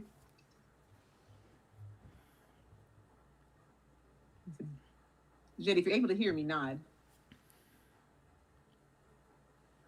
Y'all need to kick Jetty off. She's messing up the vibe, y'all. We talking about something serious and she's sitting up here smiling. She don't know what's going on. Listen, get her off the... I mean, I respect her as a commentator, but she ain't even really contribute nothing. Get her off of there. Get her off. We'll have her come back in. She didn't make any... I'll message her off. This is very distracting. Okay. But yeah, and you know, the person who said, and I want you all to keep the comments going, and we will actually be dropping a link. And for any of my members here, we'll, you know, give you the first access. But toward the end, I do want to get some members and some folks in the chat the ability to come up. And for those of you who are just joining us, please give us a like, give us a subscribe, and please share this conversation because it's very important. Is she fast or was she groomed? Because a real point in me wanting to have this conversation is I don't want to promote a culture where assault is okay, where adultification of children, where it's okay. And I've been, of course, in different comments and listening to platforms. And when I hear one person get it started saying, bump Brandy, she was fast, then I hear other people say, yeah, you know, I was 14 and my teacher was 31 and we dated. I knew what I was doing. I was 16. My boyfriend was 25. I knew what I was doing. It's like it allows them to normalize their trauma. And so for people who are listening, I want you to listen, especially to Dr. Ebony, the expert. Just because it happened to you, just because everyone in your neighborhood was also dating grown men, that doesn't mean that it's okay. Okay, that doesn't mean it's okay. And we do know, like what you're saying, Dr. Ebony, with trauma response, a lot of people who are labeled fast, a lot of the girls I grew up with who had babies at 14, had babies at 15, most of the time those babies weren't fathered by their peers. They were fathered by grown men. But instead of anyone looking and wondering who in the home, who in the family, or what adult man was over there buying them some sneakers and some popcorn and getting their hair done in order for them to be intimate, they don't understand that that was manipulation, that that was grooming, because your frontal lobe hasn't even thought about being fully developed when you are at that age, right? Yeah. Now, we're having this conversation, and the three of us seem to be on board, but I definitely don't want us to be an echo chamber because, again, many people, even people who are outwardly quite intelligent, they've been, a part of the patriarchy. And like you said, it's a lot of women. A lot of women also are saying, she was fast. Look at her body count. Any body count that Brandy had. Listen, when it comes to child exploitation, when it comes to grooming, when it comes to abuse, when it comes to the R word, when it comes to violence against women and children, let me be an echo chamber. I will be in the echo chamber. I don't need to hear any other person's opinion about it because there's no justification. It's just wrong, period, across the board. So I'm not going to sit here and try to get someone to convince me of why that is okay. It will never be okay in my eyes. I don't care what 1,000,000 and 12 million excuses. Oh, he came from a bad home. Oh, I don't give a damn. I will not, and I will say this right now, it will never be a let's hear other parts of this conversation. That's not a nuanced conversation to me. It is explicitly clear to me that this is what it is. There are some things that we don't need no type of, I could be in an echo chamber and I will be fine being in that echo chamber. I will never ever need to hear nobody else's opinion or comments or, this might be when it comes to that. Y'all should stay in the echo chamber because then they're going to flip things around and then tell you why Bill Cosby was right, why R. Kelly was right, why Russell Simmons, weak ass hiding out in Bali with his damn lisp, why he was right to do what he did to Kimora, or why Harvey Weinstein was right, why Woody Allen was right, why Leonardo DiCaprio is right, why Chris Brown was right.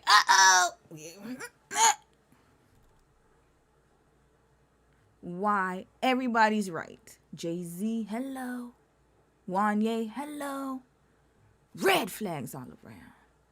Let me be in my echo chamber. Thank you. Was after Wanye, since he was her first. So isn't it funny how you can kind of retroactively rewrite history? Oh, I heard she slept with this person and that person and so. And 9 times out of 10 that's not even true. And 9 times out of 10 the people that she could have slept with 20 million guys afterward. She could have guzzled so much peen in the locker room or in the back of an award show. She could have slept through and ran through all the men in the industry, and she still would have been groomed by Wanye. Red flag. It doesn't matter. She could have opened it, busted it wide open on OnlyFans, and it still does not change the fact that he groomed her. Hello. See, what people want you to do is to forget, and they do a character assassination. So then that way, they can make you seem like you're the deviant person and you're the one who deserved it. You deserved it because you slept with all those guys. No. You could have slept with all those guys and still didn't deserve it. Hello. See, we can compartmentalize so many different things, but for some reason, when it comes to sexual, stories or things about like very sensitive topics about grooming, manipulation, abuse, then all of a sudden we don't know how to compartmentalize. Huh. Interesting.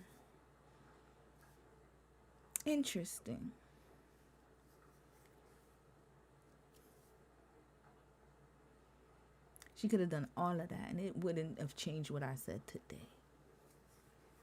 Because that's that. This is this. 2 separate things we could talk about. But they don't know how to do that. Are in relationships or they've slept with. the two people that, right before her book even came out, Mace and Shine, were talking about how they Yes. both were dating Brandy at the same And? time. First of all, they never technically said that they slept with Brandy. They just said that they were dating Brandy. Okay. Dating and sleeping together are That's two different great. things. So it's interesting, especially covering It doesn't pop culture, matter. we cover all these stories. Oh, this person's dating this person. This person slept with this. We don't know unless we're there. And if you read her book, she makes no mention of Mace or Shine.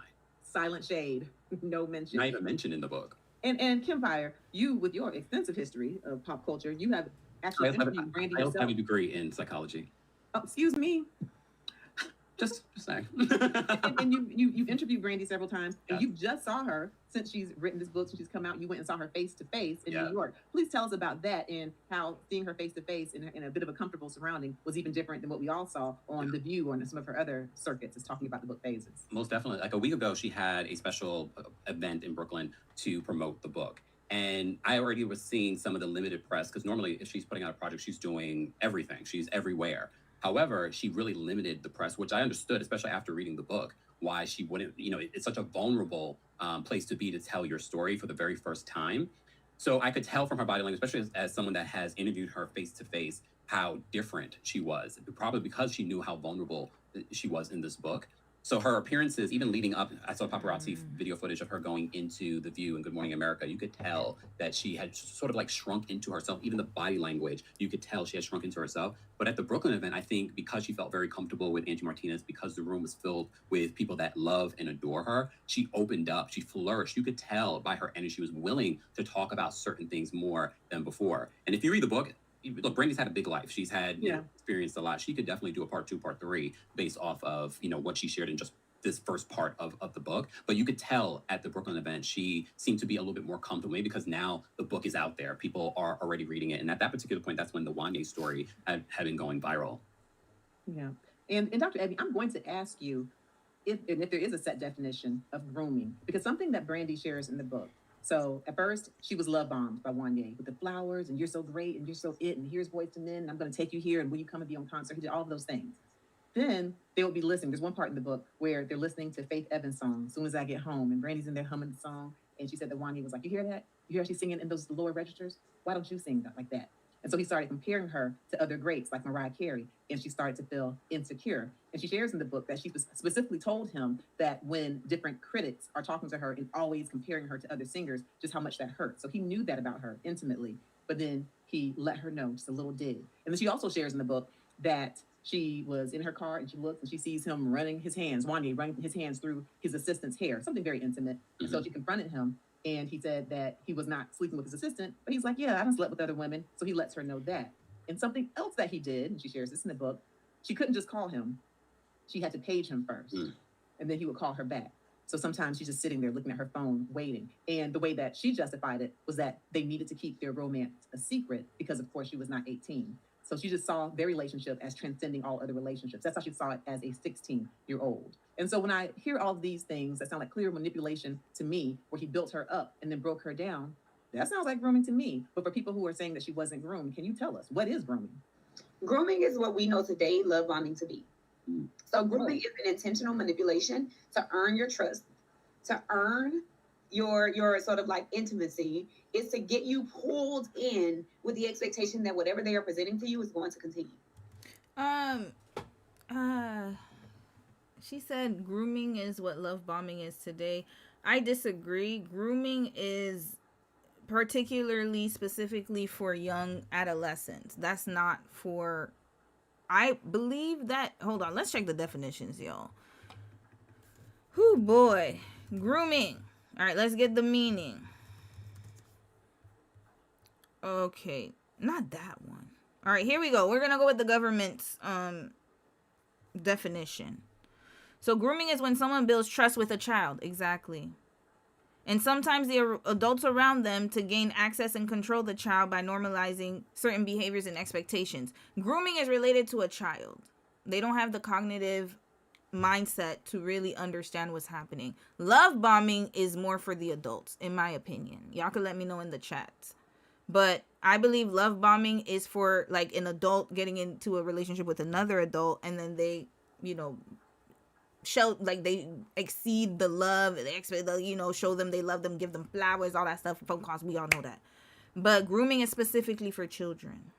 specifically for children. And we need to make sure we separate those definitions, because if we start to intersect those definitions and fusion them together or blend them together, then we're going to have a problem here, because then again, it leads to the adultification of children. They are children. So grooming is gaining the trust of a child or adults around them. This, to me, is the perfect definition of grooming. So, yeah, doctor, we're going to need you to reassess your definition. Just saying. And another thing I want to bring up, another point, is that notice how he was able to be with other women. He knew how to do that. Oh, but somehow, I wasn't that. I was so young, but yet you weren't young enough to be able to have different women on your line. Soon as I get home. Y'all want to see the lyrics of that song? Faith Evans, let's go. Soon as I get home. Let's look at the lyrics, y'all. Y'all know I love to look at lyrics. That's what I do all damn day when I do case studies. Your love is wonderful, yeah, and I don't want to lose you, so baby. Soon as I get home, I'll make it up to you, baby. I'll do what I gotta do. Soon as I get home, I'll make it up to you, baby. I'll do what I gotta do. Sleepless nights and lonely days are all that fill my head. All of the time, oh baby, but all I do is think about the way you make me feel. 'Cause baby, this love is so real. And then she goes to the chorus again. Verse 2, if I try to spend time with you to make you happy, would you feel better? And if I could with you, I could be forever. Forever in love, so in love. Okay. Pre-chorus. Making love. What? Making love all through the night. We could hold each other tight. I can take away the pain. If you would only let me. Just forget about the past, because I want to make it last. Baby, I apologize, because boy, I really need you in my life. Baby, if you give me just another chance, I can show you love. Promise I'll be true to you.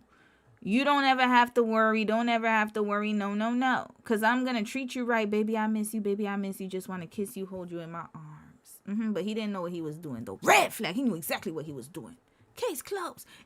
We've been talked about case closed since yesterday. But since people want to be defending him and whatnot, this is why I have the case studies. Not going to, to show the evidence. But no evidence even needed to be shown for this story. This is ridiculous. And also, he cheated on her with Adina Howard. I remember that was in Unsung.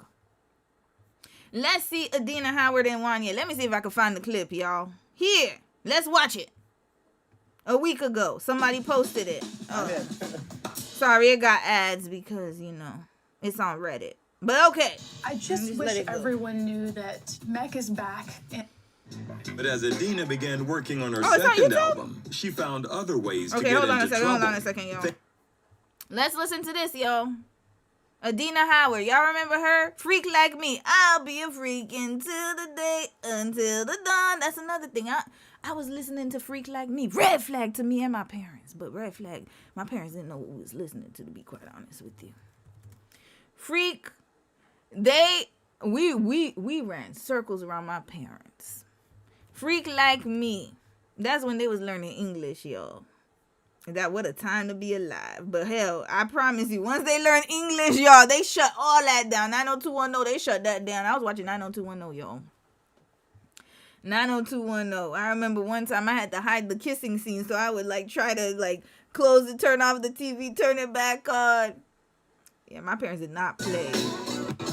Oh. So yeah, this is Adina Howard, y'all. Freak Like Me. That was her, y'all.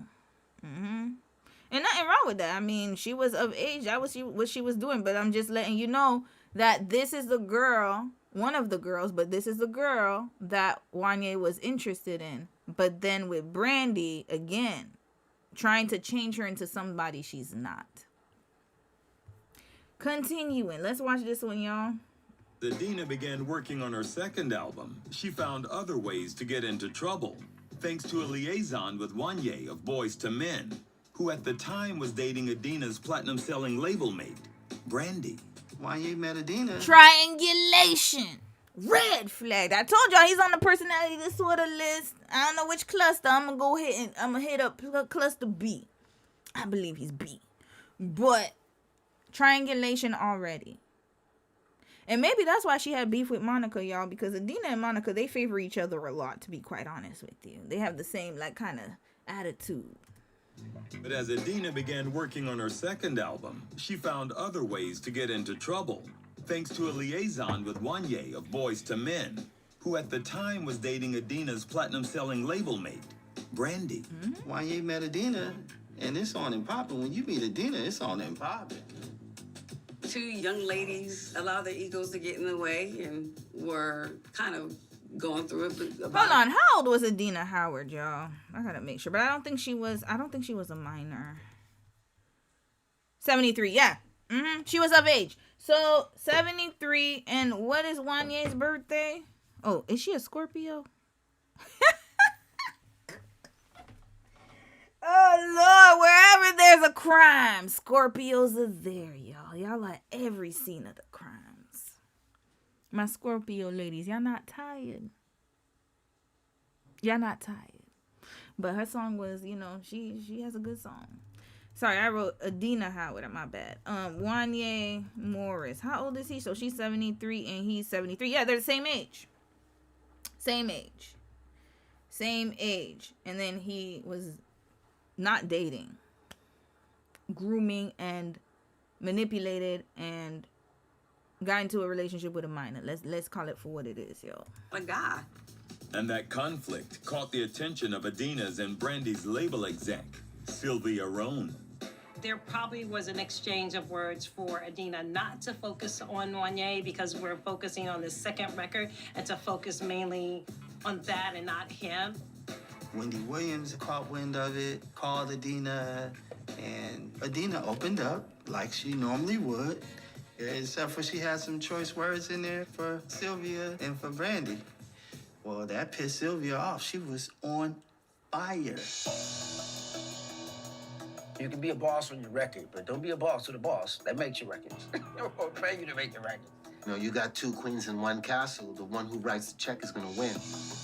As a result, the release date for Adina's album was delayed indefinitely. I said something very inappropriate about the head of the label, and she pulled up the emergency brake, shut everything down. So Adina lost her career over Wanye. Is that what I'm understanding? Yes, it is, because I watched this like a long time ago. So Adina lost her career because of Wanye.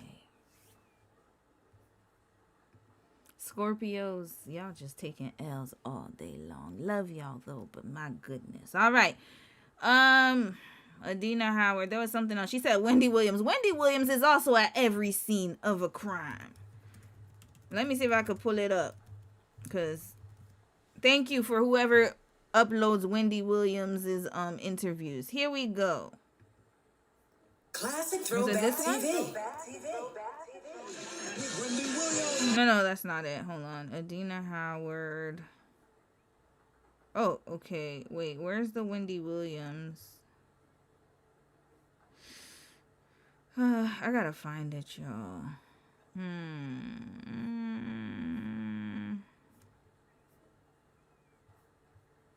Okay, let's check. Adina Howard, Wendy Williams. What did she say about that lady? That's what I want to know.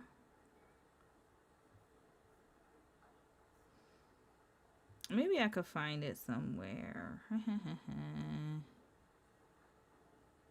I need to see that thing. Okay, I'm gonna have to research some more. Maybe y'all know. I'm gonna check the comments, y'all. I'm gonna check the comments. Oh yeah, that was just this one. Okay, well, there you go. So, yeah, he was triangulating. That's what he does. And y'all want to tell me that we can believe what he's saying? Red flag. I don't believe none of what's coming out his damn mouth. Continuing. Oh, wait. I was supposed to read comments. My bad, y'all. Let's see here. Kyra, how are you, sis? You said I kind of lean toward the mom ignoring it unless it affected the family's pocket because she's a boy mom and I feel like she should focus on Rag J.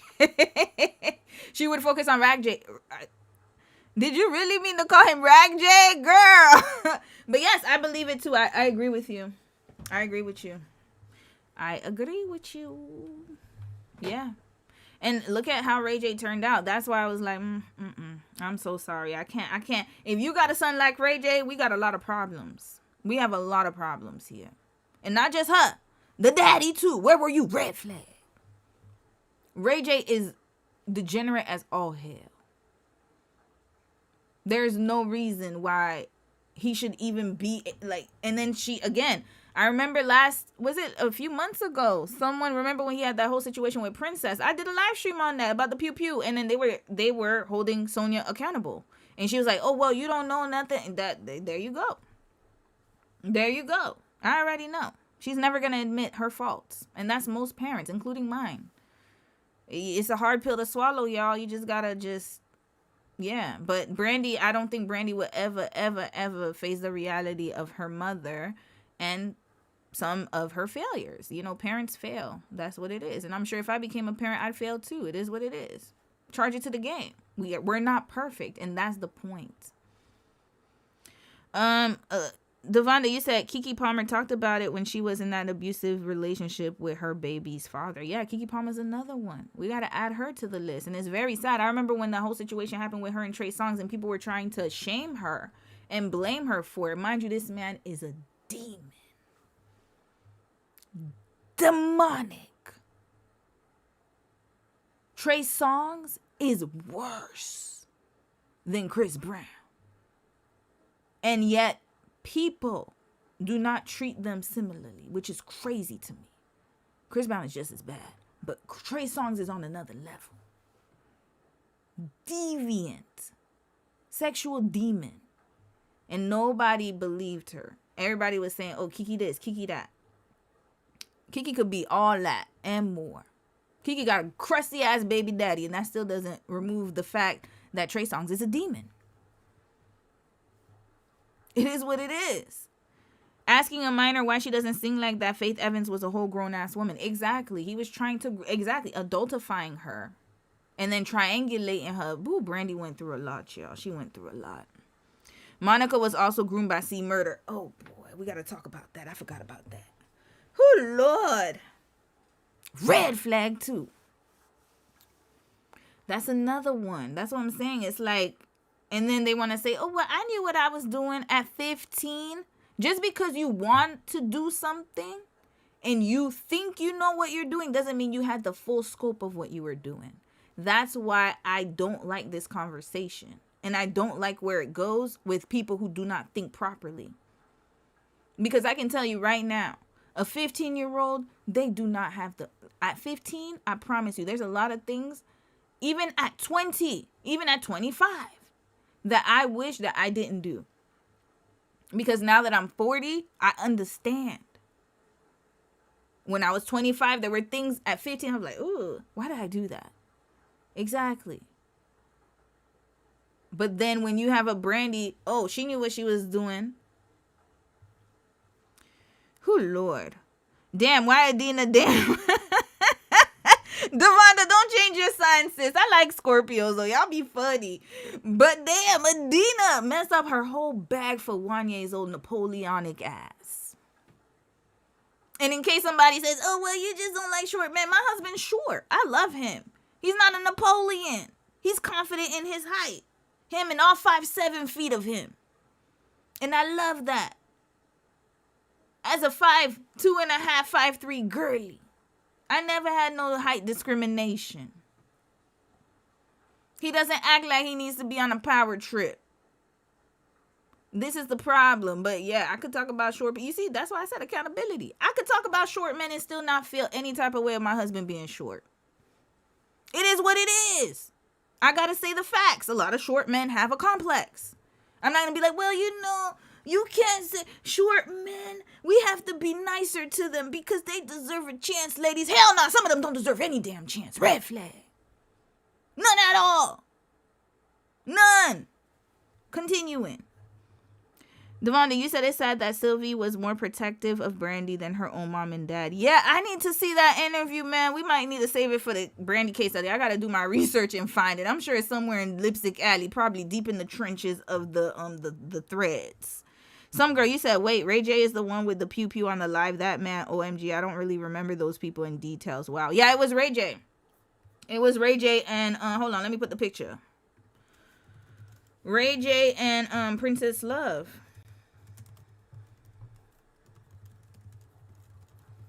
Yeah, it was Ray J, her son. Here we go. We're just going to see the image. Yeah, it was him. Look at her. Look at her. Look at that. Look at that. And then I remember, y'all know I watch a lot of reality shows. So Love and Hip Hop, LA, when Ray J and Princess were having their baby shower. And I remember Sonia and Princess Love were beefing, and she had blocked Brandy and Princess. Sorry, she blocked Sonia and Sonia and Brandy for being enablers. And Princess Love was basically saying how you raise him that way, he's that way because of you or something like that. And then she's like, I don't know what you're talking about. We come from a good family. You see, there you go. I don't know what image they're trying to portray, but it's not what it is in reality. They like, a lot of parents like the image of being a good family, but behind closed doors, all hell breaks loose. And then when you see the kids grow up and you see how deviant their behavior is, and it contradicts the image that is out there, then I know that there's a problem. You're so concerned with how you look on the outside and how you present to outside that you're not even cognizant, or you are cognizant, but you don't care about what goes on inside because people can't see the dirty laundry inside. Red flag. You should be as concerned. Actually, you should be even more concerned about what's on the inside than outside. Because you can present yourself any type of way as a parent. Oh, I'm a great parent. I'm this, I'm that, I'm this, I'm that. How many times have we heard that from deadbeat dads? I'm always present for my kids. I'm always there. And then as soon as the kid reaches of age, he was never there. He was deadbeat. He never showed me love. He never did any of that stuff. Background. But then on Instagram, you see all the daddy, mommy, me pictures. The day that they decide they want to be a damn father is when you see them on Instagram playing for the gram. And so people could be like, yeah, validation. Oh, yeah, like, red flag. All around. Right? Continue. That is grooming. Let me build, most of all, at the core of it, grooming is trust and safety. Let me build up the process, or let me show you how you can trust me. Let me show you how you're safe. On the other side of that, the dark side is the power and the manipulation that the victim never sees coming. Right? And so when you are groomed, that's what we're talking about. We're talking about a manipulation. So people might not understand grooming because it may be a psychology word or a new pop culture word, but we're talking about manipulating a person to the point where they rely on Child, doctor, child. Let's continue. Child. Make that very clear. Or things that they typically would rely on themselves for. And we see that every day with adults who are dating, right? They learn to distrust themselves. They learn to place all of their trust in other people, and it can happen so quickly. So for grown people to sit here and say, I don't know how she did that, where they themselves do the same thing every single day. Because I'm sitting up here as a psychologist and know that there are times that I have allowed, or times that I didn't even know that I was being manipulated and I have fallen into the traps of dating, grooming, love bombing. I'm a psychologist. No, okay, yeah. Anyways, sorry. I just have to keep correcting her on that because depending on if you were a child or not, remove grooming. And then, yes, love bombing, being manipulated, it happens to all of us. Everybody. It's happened to me. And I was an adult. Full-grown adult. It happened to me.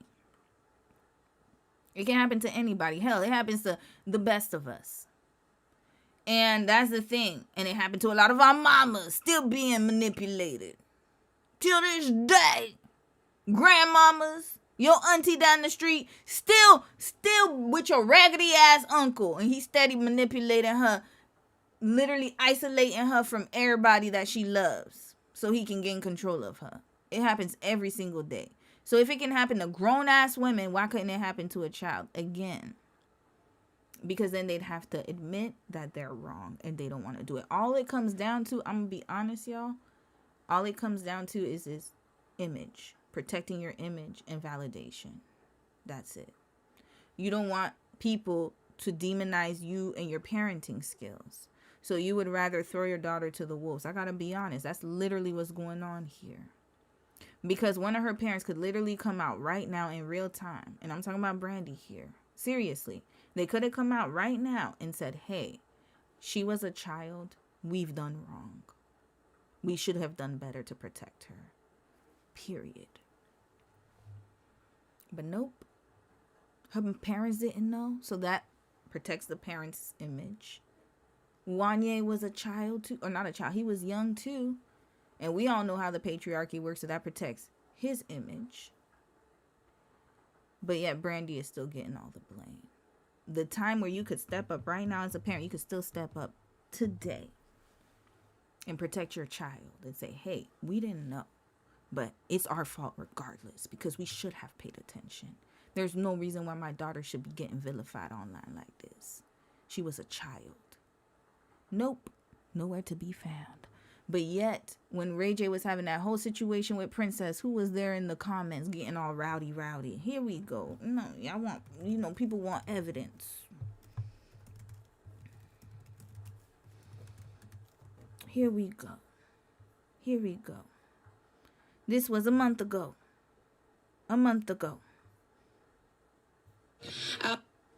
She talking about his heart condition, y'all. I wish I knew. 6. I received a phone call from Ray's friend Truth in Vegas. And the text basically said Ray is in the hospital. Now, when I heard... Sorry, auntie, but we gonna cut you off right now. Next, I got more evidence to show. Sonia Norwood, Ray J live stream. Princess Love. Here we go. We gonna put all this here. Where was she here? Here we go. She defends him. Defended him, sorry. Hold on. I want to see all this. Here. Let's watch this Facebook. Sorry, we're going to read this. This was from Us Weekly. Ray J's mom, Sonia Norwood, defended her son after Princess Love's live stream accusation in the couple's long divorce timeline. Here we go. Ray J and Brandy's mom responds to commenter who says she raised a terrible son. Here. Let's see here. Hold up. Not you raise a terrible son. Happy holidays. That will never not send me. I love whoever wrote that comment. I love you, Creighton Lee. You will forever live in infamy in my mind because it's the way she said you raise a terrible son. Happy holidays. Done. Checkmate. I can't. Every time I read it, I laugh, y'all, because it's wild that she wrote that, but it's so true. Look at that. Sorry, I don't think so. You think pulling pew-pews and tossing women in pools is a good representation of the man you raised? Well, I hope you do. I do better by mine. Thank you, sis. Yes, I hope so, too. Accountability is right here. Accountability is right here at the door. This is a public page. Look at that. Look at that. She had all that time to talk about Ray J and his heart condition and all that stuff. What has she said about Brandy? And let's see if I'm wrong. If I'm wrong, I will apologize to Mama Norwood.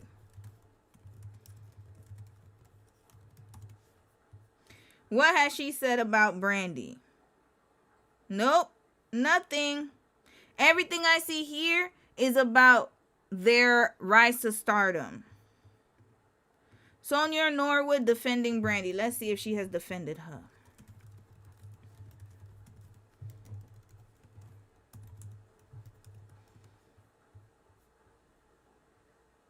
Here we go. No. Ray J's mother comes to whose defense? His.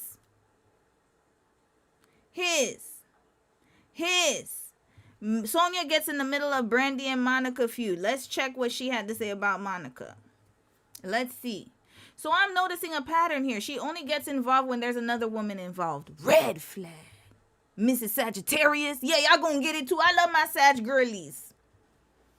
My besties, some of my really close friends are Sag girlies, the November ones. But the December ones, I don't know about y'all. Because Nikki, Taylor, there's a whole bunch of December, y'all. Y'all went rogue.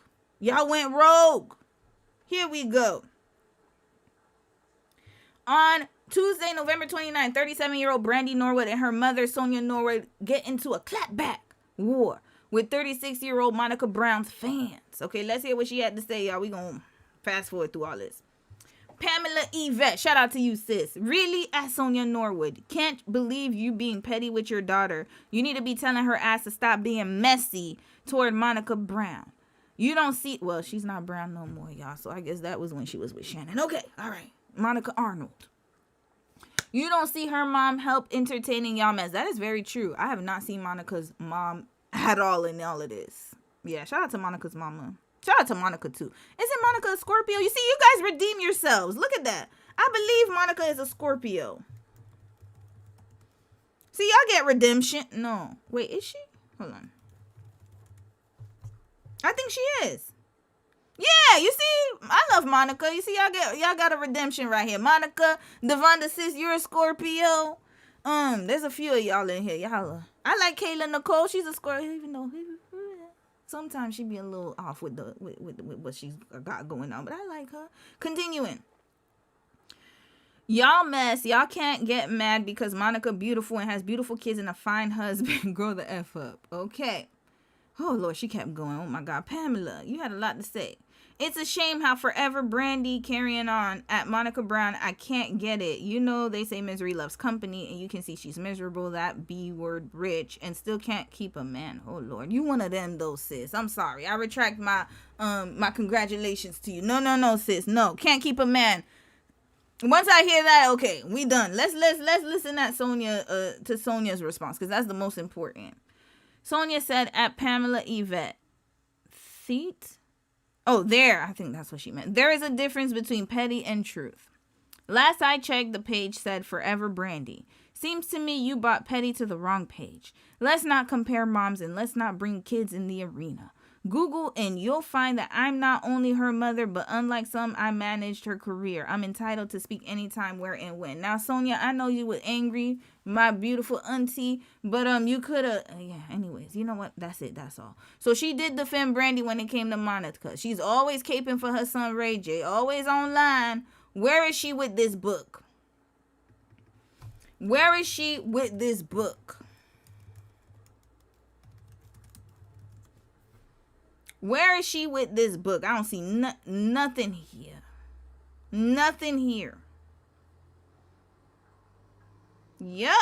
Nothing at all. Nothing at all. Why? Here we go. Here we go. I don't see no videos of Sonia coming out on live stream trying to defend her daughter and what people are trying to say about her daughter being fast. When was this book dropped?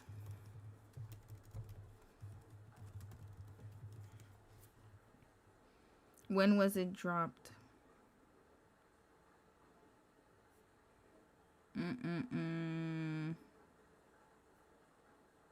Okay, I don't know. I don't know when it was dropped, but it was like a few weeks ago. March 31st. So sometime in March. And where are we? We're in April now.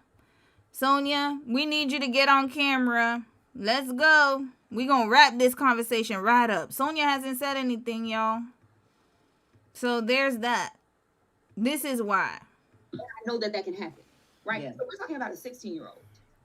Absolutely. Who has no experience in relationships. Who has no experience, who has been probably sheltered most of her life. Yes, she was sheltered. And also, where's her daddy too? Red flag. We're going to talk about that too. Sorry about that, y'all. But again, she was very vocal with Ray J. But where's Willie Norwood as well? Is he just traveling online being a vocal coach? We got to be honest. Hold them both of them accountable. Right, and you're going into an industry where anything goes, right? And then you're expecting her to know better. That is unfair. And that is not acceptable. Like, it's unfair and it's illogical. You're expecting her to know better when we have adults every single day who don't know better for themselves. And these same adults who don't know better for themselves are the same people who are saying that child should have known better. And that is not logical. Right? So we're talking about manipulation, and to think that a child should just be able to weave in and out manipulation. I'm gonna bring up another point. Right? This is alleged. But we have a man who we know throughout history has had numerous issues with his own children. We're talking about Wanye, allegedly has issues with his own children, but we're saying, oh, Brandy was fast when we have evidence that his own children don't fool with him allegedly. Right? So when we are looking at people in this way and we're still placing the blame on a person, on Brandy, when we have further evidence beyond their relationship that there's a problem within this individual, allegedly, right? There's problems. Something is going on within us that we find it okay to still place blame on a child, a person, a woman, a Black woman, when we have alleged evidence that things have gone awry in his life after that.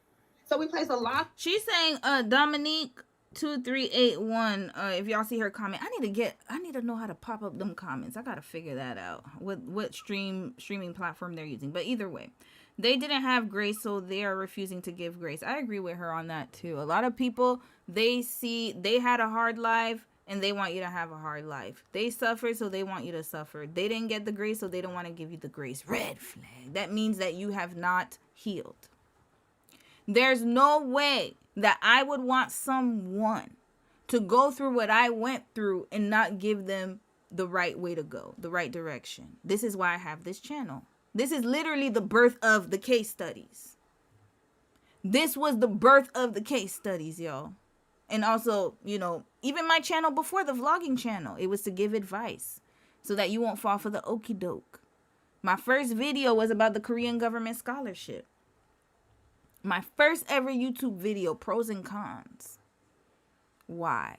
So you can make a good decision.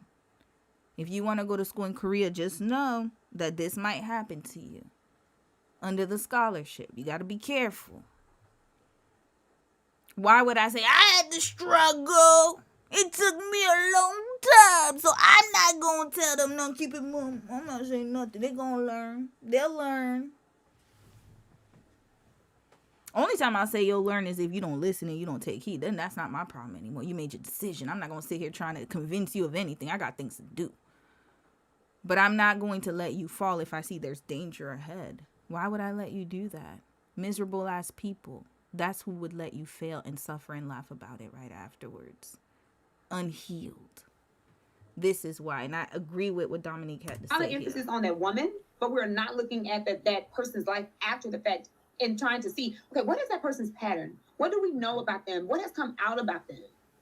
And we are not doing our due diligence, I think, to honestly hold those people accountable. And this is all alleged, and I just want to make sure that's clear. Yes, yeah. That's one of the things I've seen in the comment section too, where people have said, well, I'm not surprised he's had a pattern. He has a terrible relationship, allegedly, with his children. It should also be noted in the book, Brandy never says it's grooming.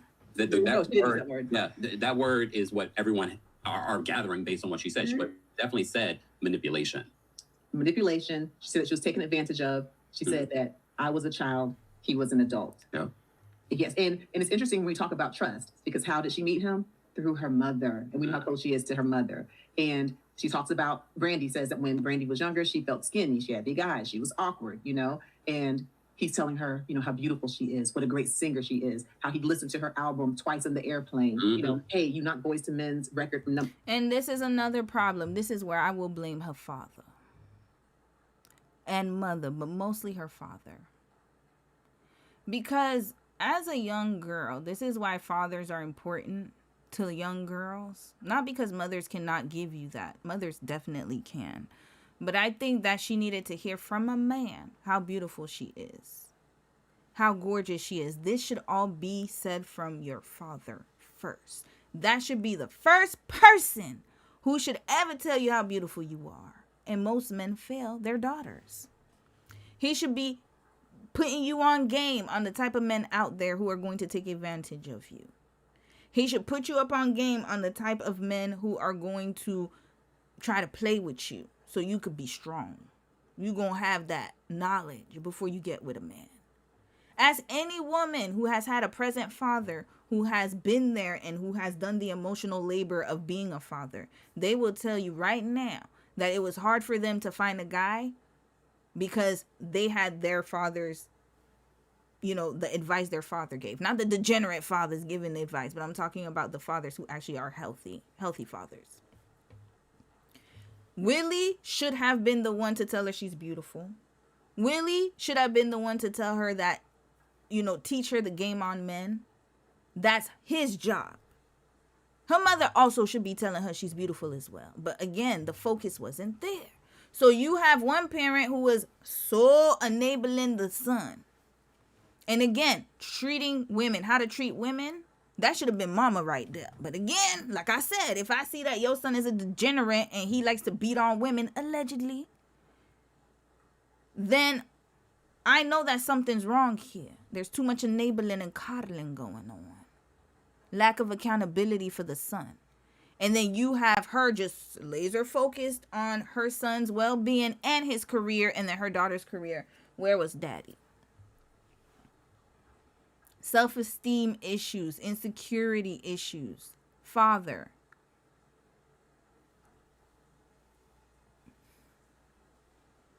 She should have never ended up with a Wanye. Her daddy should have put her up on game. But again, when you have a passive father or emotionally uninvolved father, or maybe he did give her advice, but is that like, you know, the superficial? It's not deep. You don't know your daughter. And she's working all the time, half of the damn time. So how would he have been able to have conversations with her? How?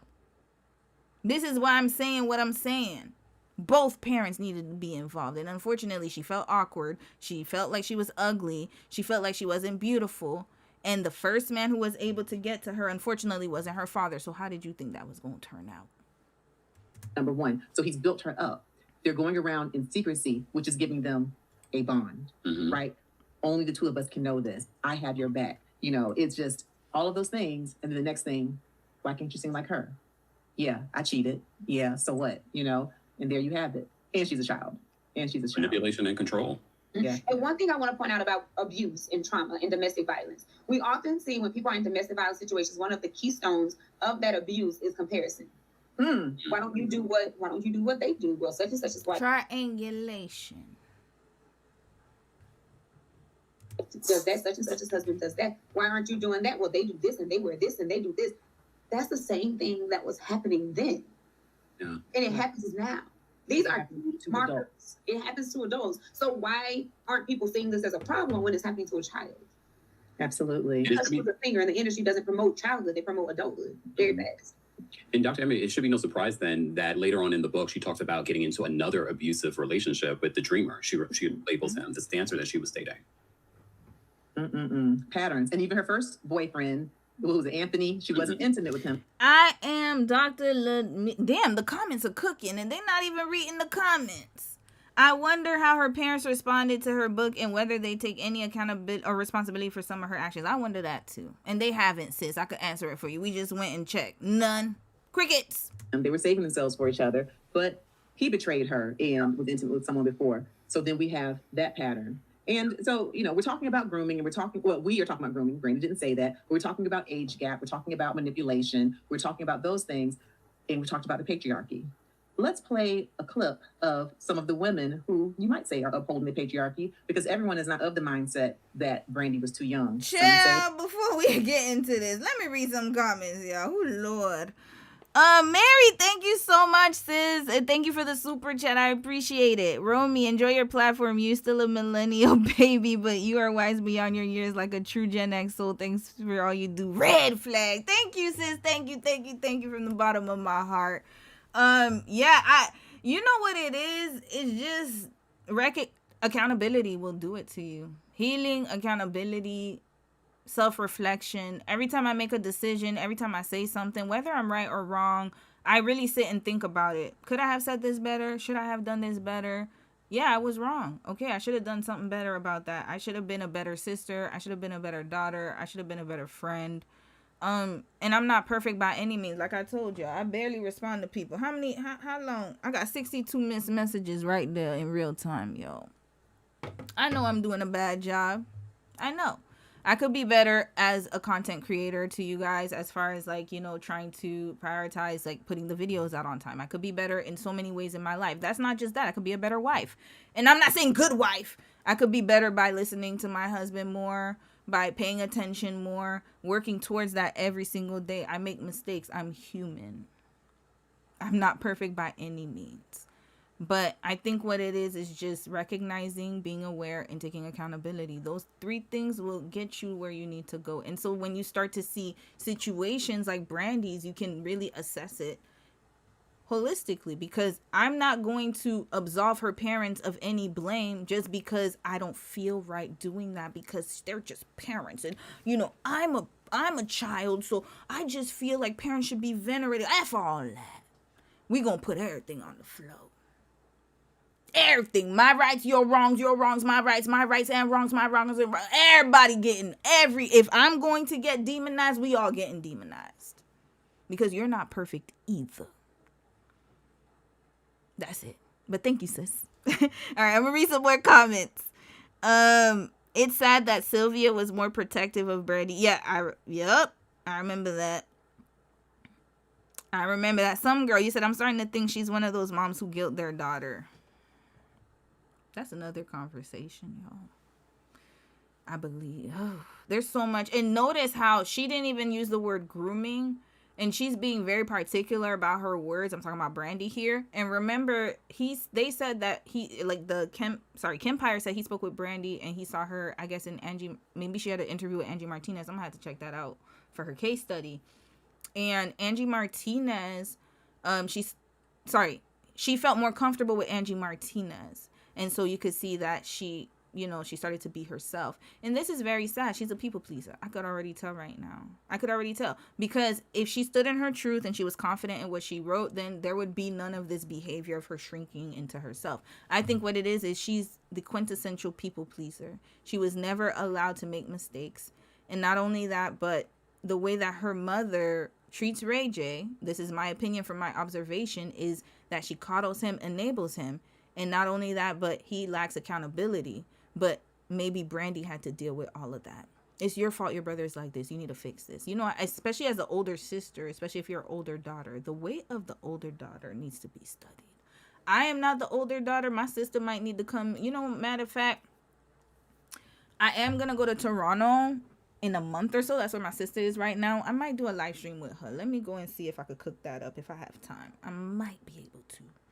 I would love for my sister to talk about how the weight of being an older daughter in a black family, how it feels, especially black immigrant family. Brandy's family was not immigrant, but they were from the South. Black American family, like we all intersect in certain ways, and not even just black family. It could be Hispanic family, anybody in the diaspora. And if you're not in the diaspora, that's okay. I'm sure that you can relate to whatever we're talking about. So I will say that as the eldest daughter, especially Brandy being the older sister, she probably had to be responsible for Ray J. And this is a problem too. Because while she's sitting here, mind you, she's adultified through her work because she had to work. So she had a career at a young age, already an adult. Not only that, she's dating a grown-ass man, already an adult. And then not only that, but has to be responsible for her brother, mothering him. That's why I'm telling you, I really want to play the clip. You know what? We're going to play the clip. I know Love and Hip Hop finna strike me so hard, but that's okay.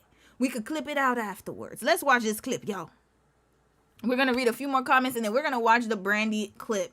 Well, let's watch this clip that they're going to show, and then I'm going to show y'all the Ray J, Princess Love, and, Sonia Norwood, Princess Love, and Brandy altercation on Love and Hip Hop Hollywood. And then after that, we wrapping this conversation up until the Brandy case study, because we're definitely doing the Brandy case study after Beyonce. I'm sorry, I made an executive decision. I've only done this twice. I did an executive decision for Taylor Swift.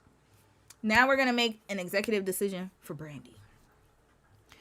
It's Grace. I'm a Scorpio too. We always catching stress. I had someone write in the comments, love you sis, whoever was just like, oh Romy, don't think all Scorpios are bad. I'm like, I love y'all. I don't know where this rumor came from that I don't like Scorpios. I just mess with y'all because of the Adrian Bailon case study. Ooh Lord, I caught a lot of Scorpios came after you, girl. They came after me. And I'm like, you see, I would have cried if I was a Cancer, but I'm not. I literally went back and I did a follow-up video saying if you could cry about it if you want to. I'm not going to stop my shade of Scorpios. But hell, Aquarius we have our quirks too. We have problems. We are extremely, extremely like, I want to call us airheads. We're air signs. We're not airheads intellectually. We're very smart actually. But what it is that we're very aloof, cold. We don't have that warmth. A lot of us don't anyways. And not only that, Brandy's an Aquarius too. So I can tell, like, we deal with a lot of insecurities too. It's just in a different way, right? So yeah. Gracie said, weird that women are saying that Brandy knew that what she was doing. She was a minor and her prefrontal cortex wasn't developed. You know what, Grace? I agree. And I'll say one more thing. I don't know if they mentioned it in there. I don't think they did, so I'm going to say it too. I believe that they're defending Wanya because their sons are like Wanya. Hello. Their husbands are like Wanya. Hello. So they don't know. That's why I said you can hold someone accountable and their behavior accountable and separate them and who they are. But people don't know how to do that because they think you're attacking them. That's the problem. I can talk greasy about Korean people while being married to a Korean. Why? Because he is one person who happens to be Korean. He does not represent the whole collective of Korea. The same way I could talk greasy about Mama Sonia and her and Willie, to me, being absent parents, emotionally at least, to Brandy, and not doing their due diligence as parents. I can say that and say the same about my parents. I can say I was not the best person to be in a relationship with. I was a whole red flag. Entire. I probably still am in some cases. There's some things I need to work on. I could admit that. I wasn't the best of making decisions when I was dating. I chose the worst men. I had really bad taste in men. Horrible. I can admit that, though. That doesn't absolve the fact that I'm telling you guys what's going on. I can still do that and still hold myself accountable for how I dated and how I moved in my 20s. It's not that complicated, but people don't know how to do that because they attach who they are to their behavior. Your behavior is not you. It is a part of you. But then again, I will say in Wanye's case, he has not changed at all. He cannot admit that he was wrong because then again, it's all about validation as well. People pleasing validation and also being in control of a situation will catch you every time. Greed is another one. Greed is another big one. Hold on, what are the 7 deadly sins? They done told us about this. What are the 7 deadly sins? What are they? We gonna figure them out. What are the 7 deadly sins? We gonna put it here. This right here. Let's do it right here. This right here. Your walk in life. Here we go. These are the 7 deadly sins. I know it's connected to Catholicism, but hell, I still go by this, to be quite honest with you. When I want to walk correctly, I'm like, okay, I got to think about the 7 deadly sins and which one, what am I doing that can fall under this? Pride will get you every time. Greed or covetousness. You see, they wrote that right there. When you covet somebody else, you're greedy, that'll get you caught up every time. Lust or inordinate or illicit, y'all, sexual drive. That's Wanya right here. That'll get you caught up every time. Envy will get you caught up every time. Gluttony, over consumption, which is usually understood to include drunkenness. Wrath or anger and slothfulness or acedia. I need to know what acedia is, Lord. Spiritual or mental apathy. Yes. Remember, we were talking about that yesterday. The decline of humanity. That falls under the 7. All of these. Those are the negative parts of our life. But at some point in life, I fell into every single one of these. Except for lust, not the illicit sexual. Nah, I don't have none of that. I'll be honest. No, we don't do none of that over here. But lust, yes. Wanting to be with somebody who's not necessarily good for you, but you just want to be with them. Using people for stuff, using people for money, using people for this and that. That's insatiable. Hold up. What's the definition of lust? I gotta make sure I get the right definition. Very strong sexual desire. Yeah, when you have a crush on somebody and you think about them all day long, that's lust, y'all. People call it, now they have this, in psychology, call it limerence, where you kind of have this founded feeling for someone. But when you are like really crushing on someone and you have a crush on them and you think about things, you think about kissing them, you think about all these, that's lust, y'all. It doesn't have to be sexual. Like, you don't have to actually intimately do, like, have sex. It can be a sexual desire. That's lust, y'all. You've been running through my mind every day. Lust. That person doesn't even know it, mind you. But the thing is, I can at least admit that. And that's the thing. I think if people would admit it and, you know, take accountability, find a way to heal and move on from it, the world would be a better place. But nope, everybody wants to keep up an image. She's not innocent. So let's play a clip where a woman is actually saying, hey, Brandy's not innocent. And again, putting the blame on her. Brandy is not innocent. Brandy has more bodies in the cemetery, allegedly. Let me explain something to you, because some of y'all ain't understanding the play. 1 year years ago, and now Brandy put that in her memoir. The reason why, because she wanted to clarify and to clear some shit up, and she want to look like she innocent, like she the victim. When you see these pictures of her in YA, it don't seem like she was in distress. And y'all gotta understand too, her mama knew that she was dating a grown ass man, allegedly. So make this make sense. My thing about it is, when you have these young girls turn into women, they act like all of a sudden it was the victim, they was innocent. You know what the fuck you was doing when you was doing it. So Brandy said for somebody who want to feel some sympathy, because baby, when I check back and look at some of the shit that you done, oh, you was a firecracker. Did you? Hold on, y'all. Red flag. I said I would do a video talk. Red ass flag. Okay, yeah. Oh, sis, we gonna have to. Oh, dang. Insecure people are some of the most self-centered people on the planet. She ain't lying. But sis, we gonna have to move along here. Move on. What did we look up? Brandy was not a victim. I need to see this. Did she leave her video up? She said it with her whole chest, y'all. Her whole chest. Where's she at? Where's she at? Can I find her? Brandy is not a victim. Did I put that up there? You know what? Let me look for it on my phone. I'm sure I could find it. But let's listen to what they have to say. But personally speaking, I'm not surprised that woman said it, talking about she had got more bodies in a cemetery. More bodies in the cemetery. And listen, you see, like, so when it comes to women, more bodies in the cemetery.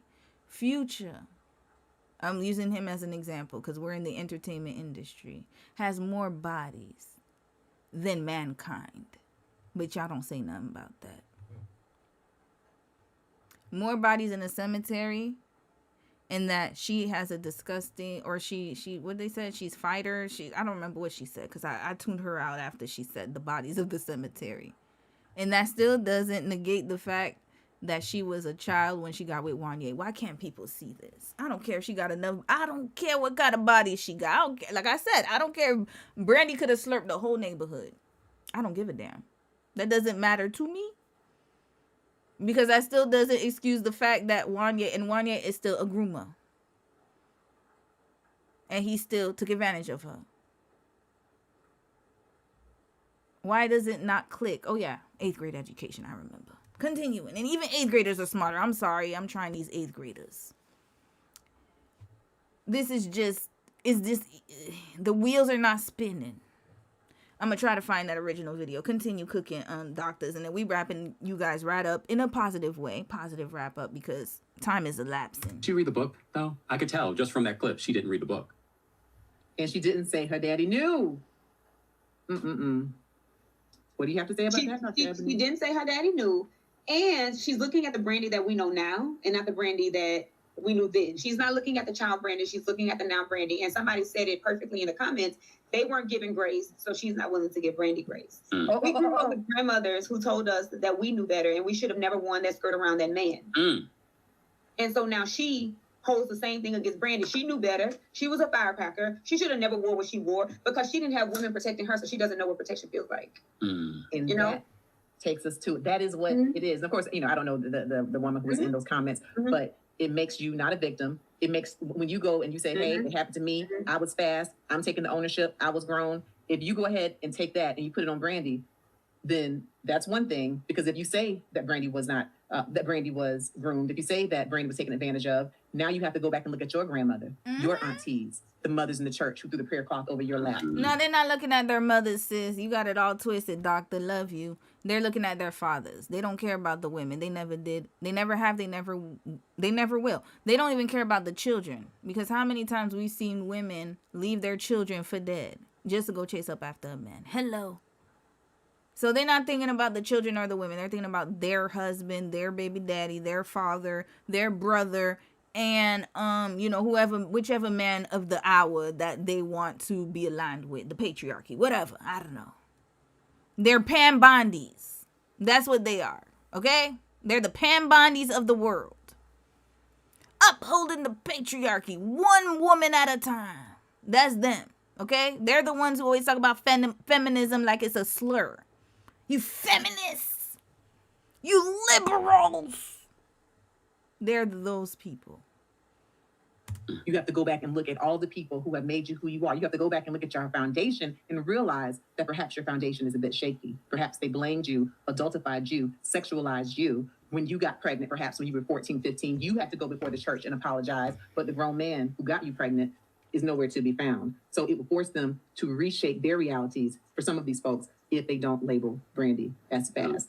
So who's coming on? I'm Dr. Frida, and this is our panel. Is she fast or was she groomed? It is based on, it's inspired by Brandy's memoir. It? Okay, looks like, there's more? That was a 16-year-old. She did not know what she was doing. She was groomed by the industry. She was groomed by that man, and everything was made permissible within that environment, right? But if I can say, that happened to me, and I can stop it from happening again, so therefore she was to blame, therefore I am to blame, therefore I can stop it, then that makes sense to me, and that's the take I'm going to give. So it does, somebody said, say more about her than it does about Brandy, and we can see that we're projecting. And this is what we kind of see with trauma survivors sometimes in session. Especially when you're saying, you could tell in pictures. No, you can't. Literally, I'm sure there are pictures of you where you're probably not the happiest, and you're smiling through it. Absolutely. You can tell in pictures. And for those of you who are in the chat, if you would actually like to come up on stage, we'll only be able to let a few come up. Then we will. Let's go ahead and drop. They finna let people up. Oh, Lord. Hold up. Oh, God. Oh, there's another one. Hold on. I was about to wrap y'all up, but I think this is very interesting. Hold on. We're going to speed it right along. For a bishop who is no nonsense. Let's see what she has to say. I'm going to say something that's probably going to make some people uncomfortable, but I don't care. Some of y'all comments about this Brandy situation are very disturbing. See for yourself. These are just some of the comments that I have received about this entire situation. And the fact that some of y'all are blaming a child instead of a grown-ass man is wild. 16, that is a child.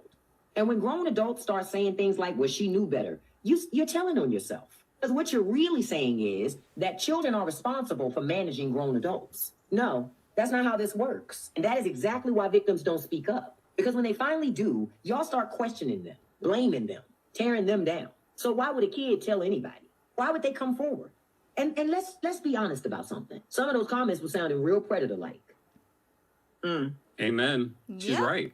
She's right. The comment section in regards to not even just this particular story, when we talk about Cassie Ventura and what she went through with Diddy, there's so many, R. Kelly. When you look at the comment section, all I say, and this is why I don't argue with people in the comment section, because I'm like, you've been through something. It's very clear you've been through something. So I'm not going to argue with you. I can only... sometimes, my brother, they haven't been through something. Again, they want to be with... They see the celebrity as like an icon, right? Not only that, but a lot of these people are groupies. We got to be honest, yo.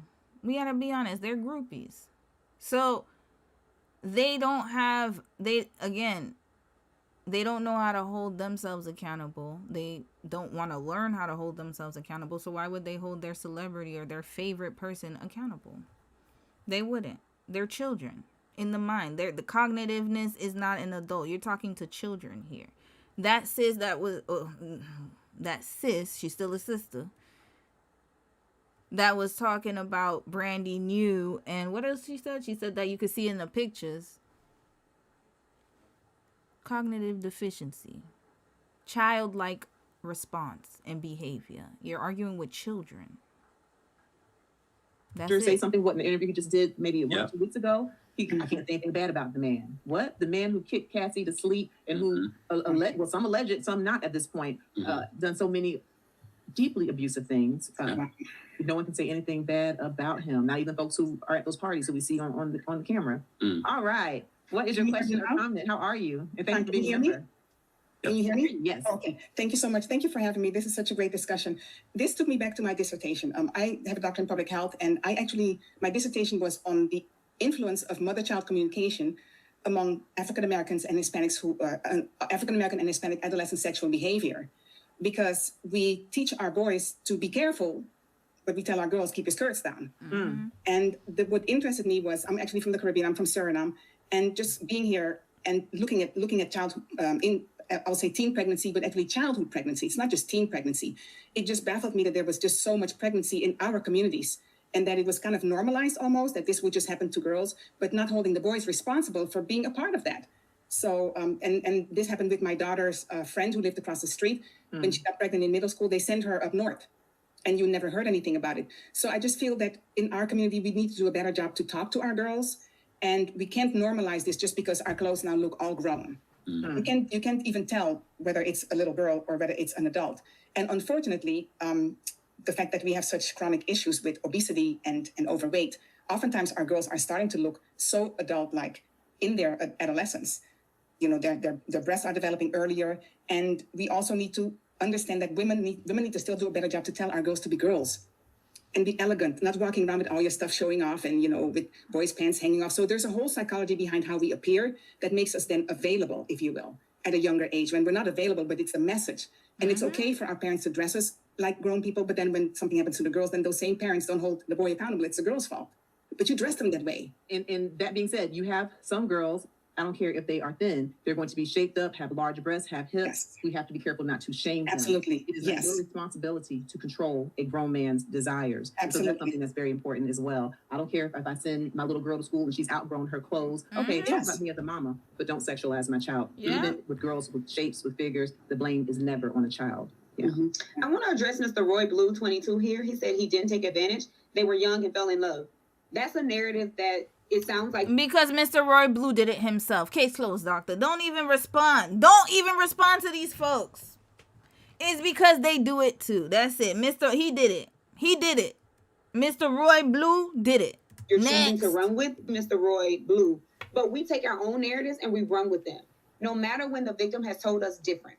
Brandy said I was a child and I was taken advantage of. And here goes another person saying you weren't taken advantage of. That is exactly what we do when things happen to our little girls, is we tell them that we do not believe them. We fell in love. Jetty is... Why is she there? I'm so sorry, y'all.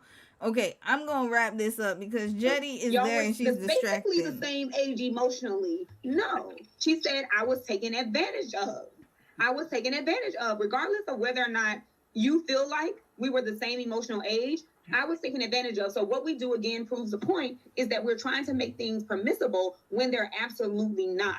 16 and 22-year-old, no matter, and this is what men do sometimes, not all men, but some men really just, y'all were basically, men are basically maturing younger. So y'all basically were the same age. And that is okay when it's a convenience to excuse the trauma, but never when men are looked at as leaders in another realm, right? So we can't make that the justification when we want it to be. She ain't lying. To justify abuse, but it doesn't appear logic across the board, because logic is logic no matter what. We can't say logic is logic in this situation, but it doesn't apply to this situation. That doesn't make sense. So I want us to be careful and hold ourselves accountable that we are not making things permissible that are actually harmful, because it fits a narrative that we are okay with and makes us comfortable. And another thing, Dr. Ebony, that's said in the book, and then I want to hear from Miss Jetty. One thing that Brandy says in this book, Phases, she said that initially, because remember, Wanya was her first sexual encounter. She said, I grew up wanting to save myself. And she said, and I was not ready, but I was made to feel that if I did not have sex with him, I would lose him. And then after she gave him her innocence, as she put it, first of all, she describes it as being underwhelming. That was a little shady. She's like, do you remember in the book? She said, he wrote all these books and I'll make love to you. And then I was just like, huh. And then soon after he conquered her, because she felt like he was conquering her, then he went on to cheat. So to, have sex with other people. And so I say that to say, it's not just a matter of the two of us being young in love. She didn't want to. And no, he didn't put a weapon to her head. I'm not saying anything that was forceful. This is still, again, in the manipulation. She felt like she would lose him. She gave him what he wanted, and then he left. It was still forceful. I'm sorry, doctor. I love you, but it was still forceful in my opinion. Because a child, Again, any type of child, I don't care what, there's no consent. Just like when you have, like, that's like me saying an Alzheimer's patient gave me consent to take their house. They said, Romy, I want you to be the owner of the house. And then they signed the paperwork. That would not hold up in court because that person doesn't have the cognitive ability to make a decision. They don't know what is going on. A child is in the same parameter. So even if she felt like she was ready, and even if she felt like, oh, well, because she said, oh, I don't know, it's not really, it was forced. We don't know what went on in that room. And we also don't know what he said to her. Just by him saying, you're going to lose me, that already lets me know. Whatever decision she's going to make is not going to be something that she can give consent for. We need to start treating it as such. It was not consent, not with a child.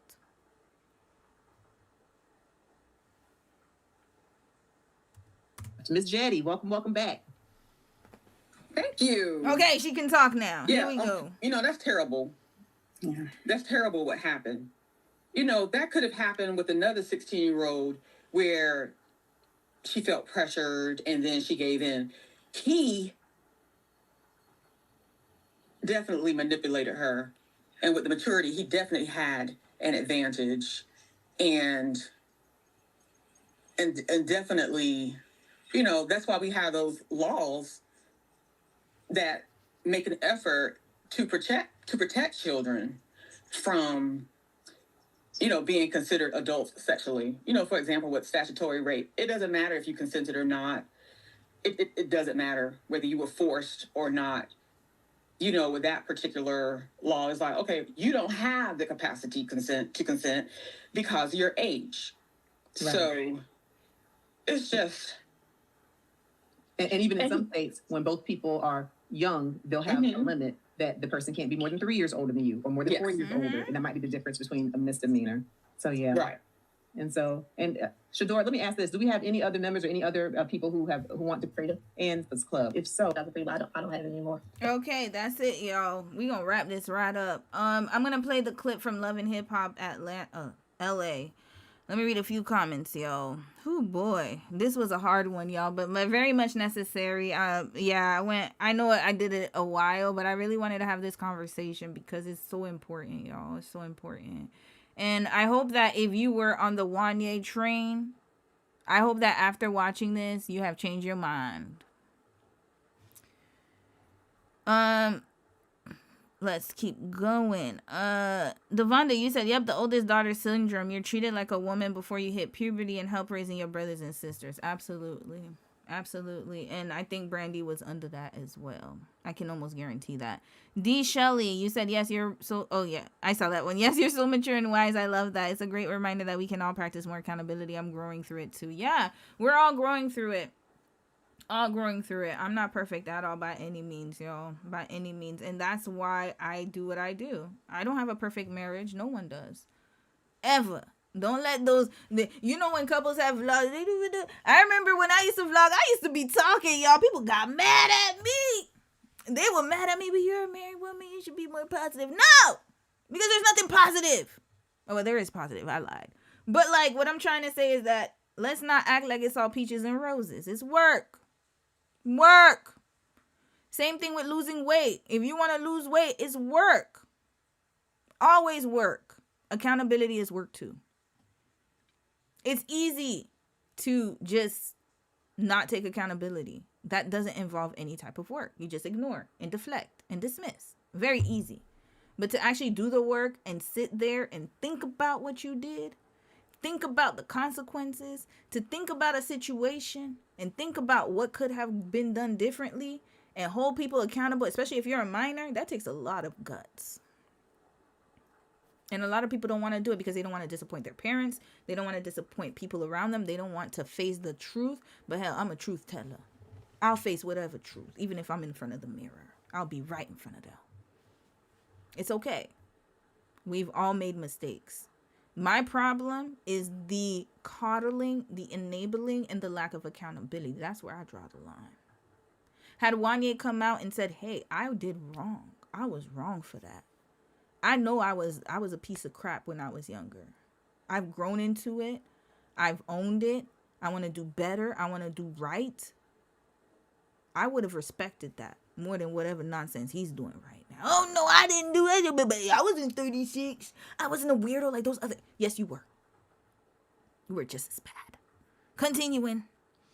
A lot of these TikToks are so ignorant in the dehumanizing language of the term bodies for sexual activity. I agree. That's crazy, y'all. When she said more bodies in the cemetery, I was like, are you kidding me? But that's what happens when you have too many you have access to short reels. That's the problem, is they don't expect you. That's why I do long live streams, because we are going to go into everything. I'm not going to cut anything.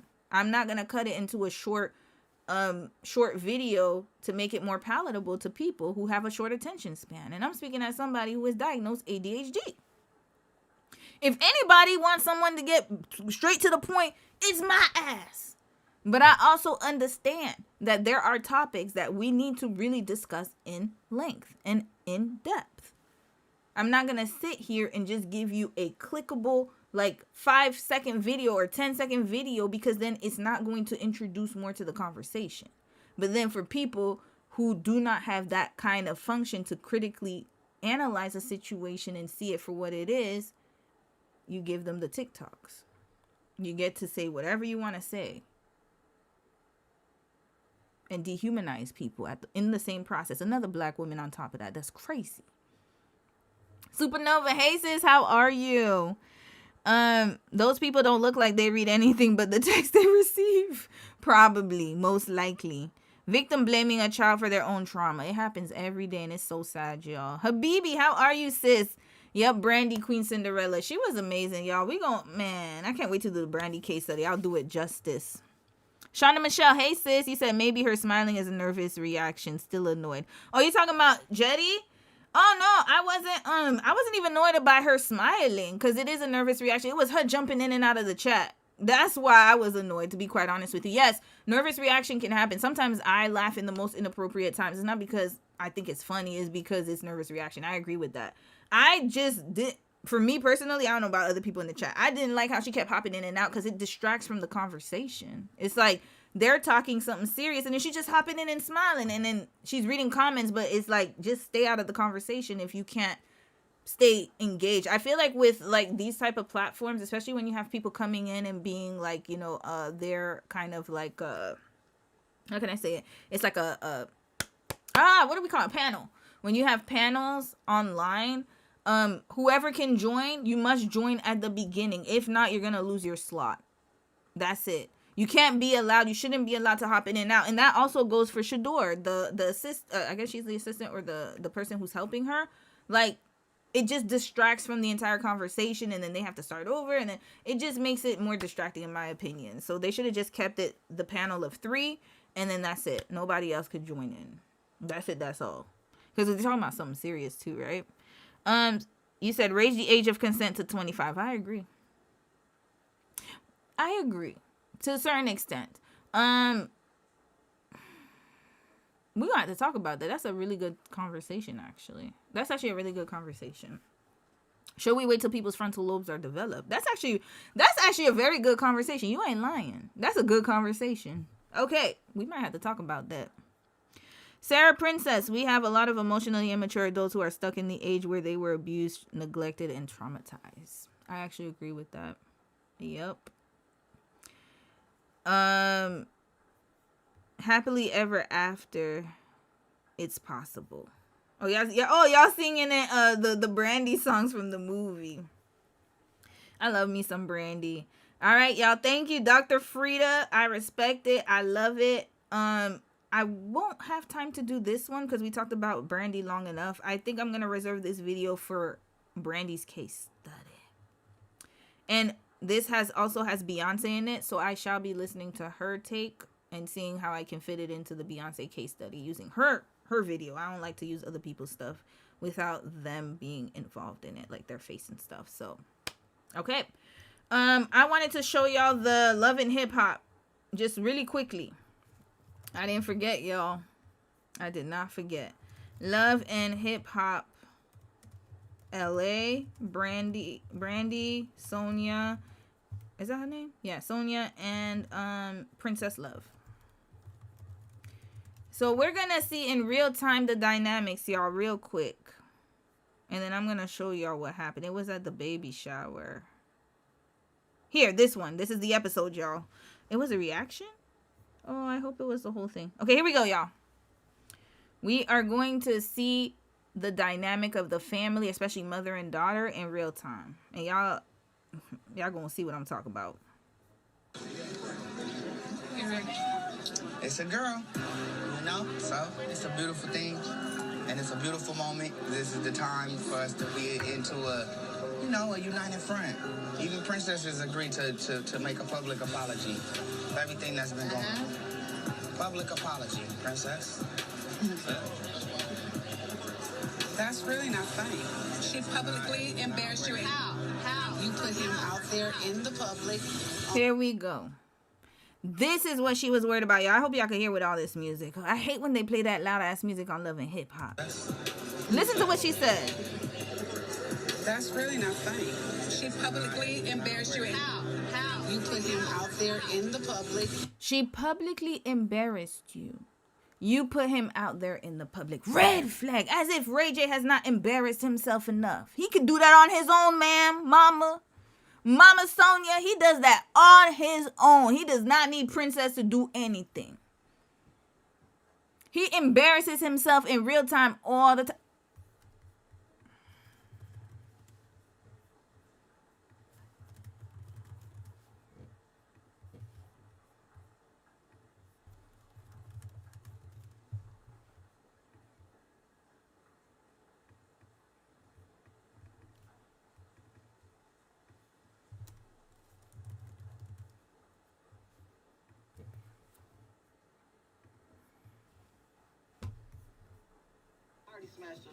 That's true too. That's true too.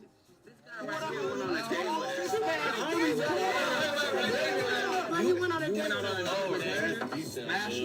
Just be honest. Okay, we slept together. Oh my God.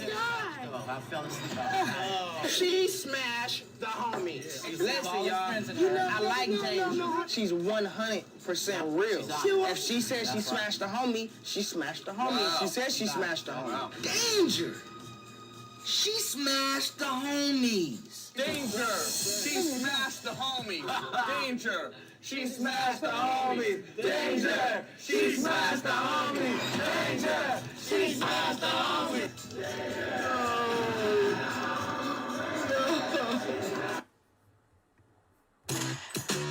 Hey, all I'm saying is if you got a Fab number, tell that nigga to send a picture of his face right now. Wow. Okay, Ray J, let me ask you. So this is what happened because you didn't like these bitch ass niggas. You didn't like what he was saying on Twitter, like making jokes. It's like, look, don't disrespect me and Floyd like that. I play piano on that motherfucking piano every day. That's my big bro, nigga. We grew up together. So if you think I just came over there and sang a song, you got me motherfucking twisted. I'm always over there, nigga. Remember, we on air, Ray. We on air, Ray. You can't curse. Oh, I'm sorry, Envy. I'm sorry. So go ahead. So, Envy, I'm sorry. Are we live? Yeah. So you approached him and what happened? What? I said, so you went up to him at the after party. I'm with the what money happened? team right now. We are over here. I swear to God, he running from me right now. I had 100 fools outside of Moon right now. In my house, they making threats to me. What's up? Take my kids because y'all drunk? Y'all want to drive drunk? Y'all want to drive drunk? Continuing. You take into consideration of what he's done? Why don't you tell him to apologize to me? Hey, hold up. I don't want to get you upset because I lost the baby. Notice. No, wait. Sorry, I keep cutting it. Okay, I'm gonna let y'all watch it. I gotta do this because Love and Hip Hop will surely try to clip me out. They gonna before the end of this live stream, you have gotten a copyright strike. Just wait. Not content. Sorry. Not copyright strike. It's copyright whatever. Anyway, it's not a strike, but it's like you receive a copyright notification and you gotta clip it out. All right. Notice the conversation when Princess said, "Okay, I'm going to play it innocent like." That whole part without stopping. But Princess said, what about what he's done wrong? And she did not answer. She said, well, I lost a baby too, and I don't want to get you riled up. Red flag, mama. This is where it comes from, y'all. And then Brandy's right there. Even princesses agree to make a public apology for everything that's been going on. Public apology, princess. That's really not funny. She publicly embarrassed you. How? You put him out there in the public on some Taking into BS. consideration of what he done? Why don't you tell him to apologize to me? Hey, hold up. I don't want to get you upset because I lost the baby once. I want you to stay stress-free, and I'll deal with you after the baby is born. Never deal with it because I don't care about dealing with it. Okay, I don't care either, Okay, princess. this is your son, That's and right. I have my mother. And don't you ever forget that, And okay? don't you ever forget. What she said now? I'll deal with you after the baby is Never born. deal with it because I don't care about dealing with it. Okay, I don't care either, Okay, princess. this is your son, That's and right. I have my mother. And don't you ever forget that, And okay? don't you ever forget Don't you that. ever And don't forget you it, ever forget okay? it. You have to respect. You have to respect. Because she wasn't raised like that. She wasn't raised like that. And then Brandy's like, you don't have no respect. What did Princess say that was disrespectful? Let's listen. And don't you ever forget that, okay? Don't you ever forget it, okay? So you know what it is? Because Sonia was talking messy or being like, oh, you know, first of all, that's the worst thing you could tell a woman that's about to, Princess was about to drop the baby. She had a baby shower. So usually baby showers are about 3 months out. And you said, I lost a baby once. Red flag. Why would you even say something like that? But you see, she wanted to dig into Princess. That's awful what she just said, to be honest with you. The last thing you want to talk about with a pregnant woman is losing a baby. What does that have to do with the conversation? But you see, she wanted to deflect. And then not only that, but then you have, what's her name? Princess said, because she said, I guess that triggered Princess. I ain't gonna lie. And Princess left, trust and believe me, we gonna drag her ass too.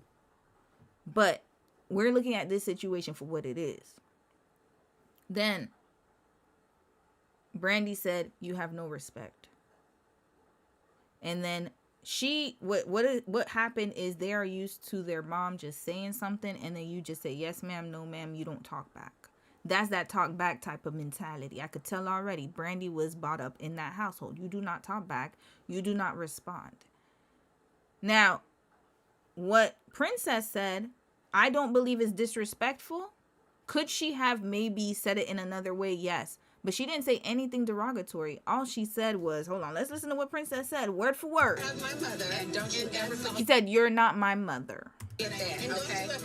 And don't you ever and then she said, don't you ever forget that. She just said, you're not my mama. And then now that's where the disrespectful came in. So again, deviating the conversation from Ray J. And y'all should have seen but then again, Princess is not blameless in this part because she took him after he dropped her in the pool. Red flag. Still here defending her dusty ass husband. Him and his heart condition. You ever forget it, okay? You have to respect. You have to respect. Because she wasn't raised like that. She wasn't raised like that, but what about your son disrespecting everybody? I just showed y'all the clips of him disrespecting everybody. And yet she wasn't raised like that, you see? So the mom has that male identified type of spirit. The my son spirit. The boy mom spirit. That's Sonia right here. The original OG boy mom. And you were? But you gotta be an example for that baby. She'll be You're fine. not an She'll be example fine. doing And you're an that. example for your baby. I am. I'm trying Okay. to be every day. Okay, because I see you on Facebook I'm shaving not typing back all the time. perfect. I'm not perfect. Okay, and neither I'm am not I. And neither am I. And neither am I. Stop. This went all the way left. Granted, I might be a part So of you see, Brandy didn't say nothing wrong. She's right. You got to be an example for your baby. But at the same time, what about Ray J?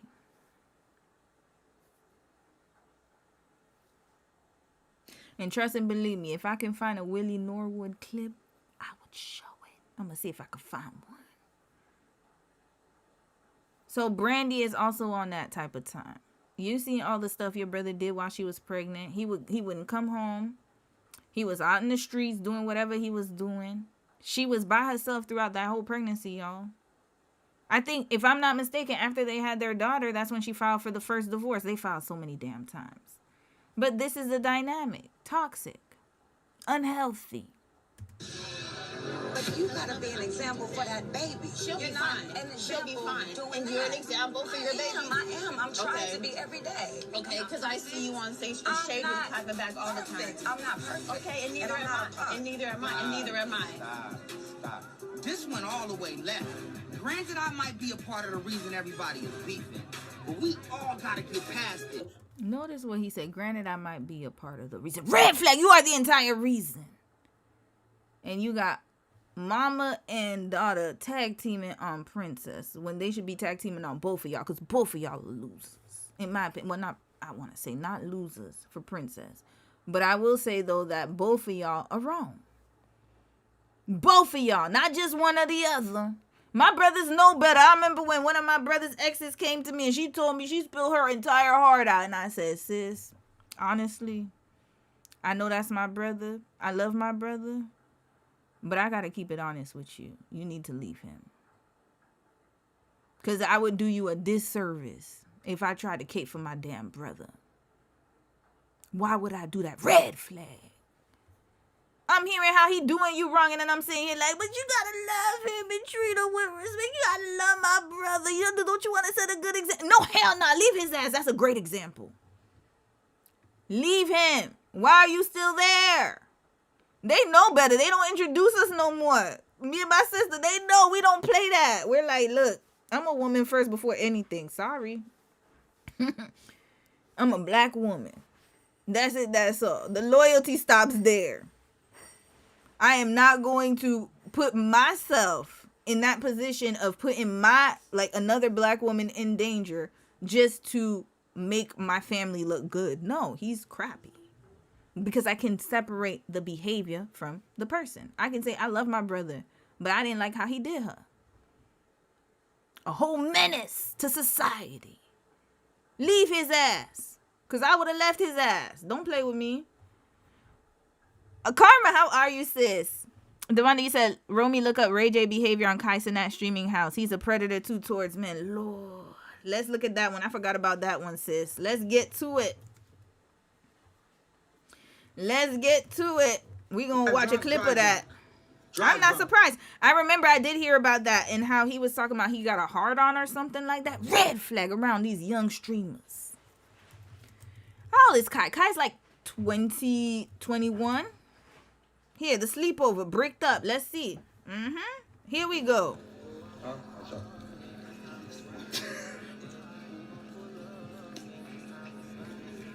Hold on. I don't like this music here. Give me a second, y'all. Here, this is better. Oh, listen. Just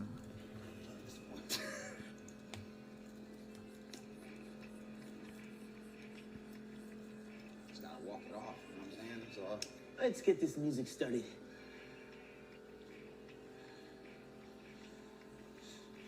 Reggie, what the fuck you doing? I'm walking it off. Red flag. So he's around these young black men. 20, 21-year-olds. Young as hell. Hey, honey. Young as hell. And then you have this man right here talking about why wasn't he invited to the sleepover? And that he's bricked up. And I didn't even play the whole Ray J and Breakfast Club situation because he said that he would send men out to Fabulous and be a booty goon or something like that. And then if I say that he's expressing DL behavior, people will get mad at me. The vitriol towards women, it all adds up. And then his mama is more concerned about Princess airing his ass out when he been aired his ass out. He's doing all of this. Post the fact. Mind you, the Love and Hip Hop clip was from years ago when she was pregnant with their daughter. If I'm not mistaken, their daughter should be at least 6 years old now, 7 years old. And then look at him. This is what happens when you don't hold your kids accountable. Deflect, deny, and then you going to move on. And then he's just going to continue the behavior and get worse and worse and worse. Red flag. There's no reason why his grown ass should be with these young boys. Well, young men, I should say, because they are 21-year-olds. But still. And then remember, he's a bigger star.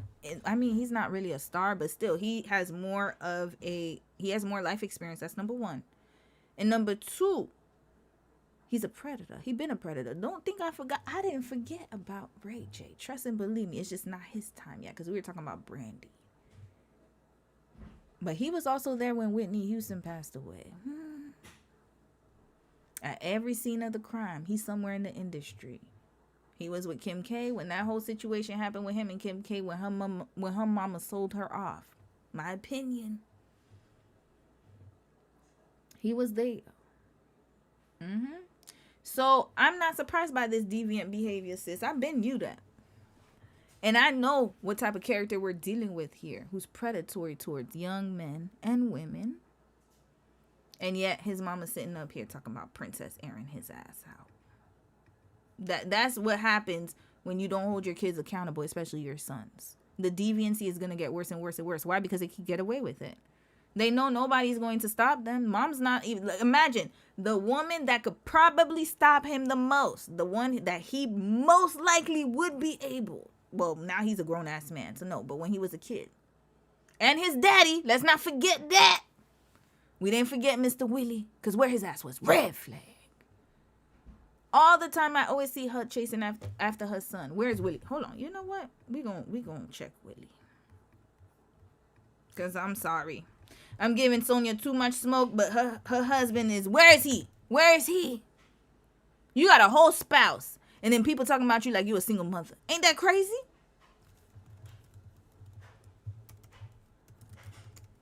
Where is he? Here we go. This is what he's doing, y'all. Hold up.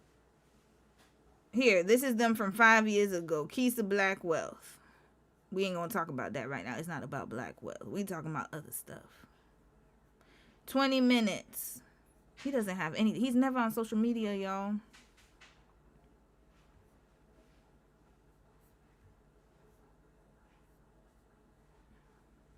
He's never there. Never there.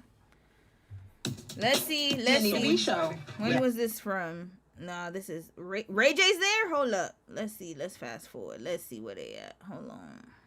Tammy Star. Okay, this is him right here. For us curvy models, and she pushed the door there. Mr. Willie. You're a golf man. I said, oh, a golf man. And so she see it as just an expression of just her gift to me for what I do. But when I look at this, I don't think this has anything. Hold on. This might, but it's 20 minutes. We're going to fast forward a little bit. That's life out here, Mr. Norwood. I'm blessed, brother. You're really blessed. So what has been the most difficult part about 2020 for you? Has it been the COVID? I mean, is it like altered your life for quite a bit? Much, and everybody, it's like I just try to stay safe and try to keep the social distance and try to do things like that, man. I just try to not put myself in a place. And I just didn't start doing this during the pandemic. I always tell my kids, you got to put yourself in a place where good things happen. And that's what I always tell them, Try not to put yourself in a place where bad things can happen. It don't have to always be your fault. No, for sure. But wrong place, wrong time? Wrong place, wrong time. So what would you tell the up-and-coming artists that would look at you, maybe some up-and-coming singer tuning in right now that looks at you? Obviously, you're established. You've had a good career even for yourself as a singer, getting to your kids, having success from that. So generations down, what kind of advice would you give to an up-and-coming singer right now in this time?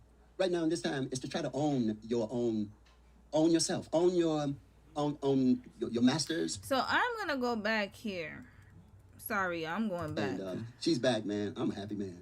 Man, you're living your best life out here, Mr. Norwood. I'm blessed, brother. You're really blessed. So what has been the most difficult part about 2020 for you? Has it been the COVID? I mean, is it like altered your life for quite a bit? Much, and everybody, it's and try to do things like I always tell my kids, you got to put yourself in a place where good things happen. And that's what I always tell them, Try not to put yourself in a place where bad things can happen. It don't have to always be your fault. No, for sure. But wrong place, wrong time? Wrong place, wrong time. So I'm getting the feeling that he's a Mr. Positive guy. He's giving me that vibe, y'all. He's giving me, when you say, how are you, Brother Noah? Blessed. I'm very blessed and highly favored. Bless the Lord. He's giving me that type of vibe. just based off of his answer right here, always look at the positive situation. And that's not bad advice. Yes, you should be in a positive place. But he said, even if it's not your fault, notice. He's giving me that, y'all. I'm fast forwarding a little bit because I want to hear about the masters. Yes, own your masters, 100%. But I want to hear more family you want to put off the dynamics. listeners tuned in right now, man? Everybody that wants to hear some positivity, what would that message be coming from you, man? Well, you know, my main thing is there's nothing that can happen to me that God and I can't handle. I like that. Yeah. You got to have a good partner, you know? I like that. Yeah, you got to partner with the Almighty, and you got to move in almighty ways, you know? And sometimes you get knocked down, but it ain't the ones that get knocked down, it's the ones that get up that win the victory. You know, sometimes the race is not given to the swift, but it's given to the person to hold on to the end. You got to hold on. Yeah, motivational speaker daddy. I already know who he is. He's the one with the parables and he's always going to have a parable, always going to have the advice as far as it comes to God. Biblical. But when it comes to real world stuff, nowhere to be found. Gotta handle it. Don't worry about it. You're just going to pray it, and let God handle it. As if you don't have autonomy to make decisions either. I can already tell he's that kind of father. That's my opinion. Just based off of what he said alone. Because I was raised by that father. Hello. Yep. They're going to get deep enough just to scratch the surface, but it can't get any deeper than that. It cannot. It cannot. They're not going to ask you, how was really your day? When they ask you, how's your day? That's both of my parents, y'all. When they ask you, how's your day? And I'm not talking about now as an adult. They've done a lot of work. I must admit, I got to give my parents their shout out here. As an adult now, I can really freely talk to them. It took a long time to get there. It took a long time for trust. It took a long time for that because I'm, like, again, healing. It's part of the healing process. But when I was younger, no. You're not going to get that. You're going to get a, how was your day? And then they're just going to get to other kids and get to everything else going on. You're not going to get a real, like, you can really share your feelings and how you feel. You're not going to have those conversations. He gives me that vibe, y'all. He gives me the dad, no. That's okay. God's going to work it out. You just got to keep doing what you do. Just say it. And that's not bad advice. But the problem is that they don't want to face the reality of what's outside. They think they can just keep you in the parameters of the Christian world. I'm telling you, he's giving me that vibe, and I can get it. Now I can see why he was so complacent and passive. Red flag. And if you have a mama like Mama Sonia, my mom was not like a Mama Sonia, so maybe that's why it balanced out a little bit. But if I had a mama like Mama Sonia, no, actually she was in some ways. The perfectionism was definitely there in the family image. I lied. She was. She just wasn't as, like, because we see Mama Sonia in the industry and being really busy. That wasn't my mom. My mom was always in the church. But at the same time, yes, the personality of being a perfectionist, being a people pleaser. My mama. 100%. Image comes first. So now we can see that and I think he's a gospel singer pastor. He's not going to think about none of what's going on in the industry. He's just going to think of the positive stuff. He's going to be the kid once you get beat up and knocked down in life. He's going to come to you with a word from the Lord and then move on about his business. That's it. That's all. You got to keep focused on what you have to do as an artist or as a person, because everybody's going to have some problems along the way. But it's how you deal with them that makes the difference. That makes the difference in how you deal with it.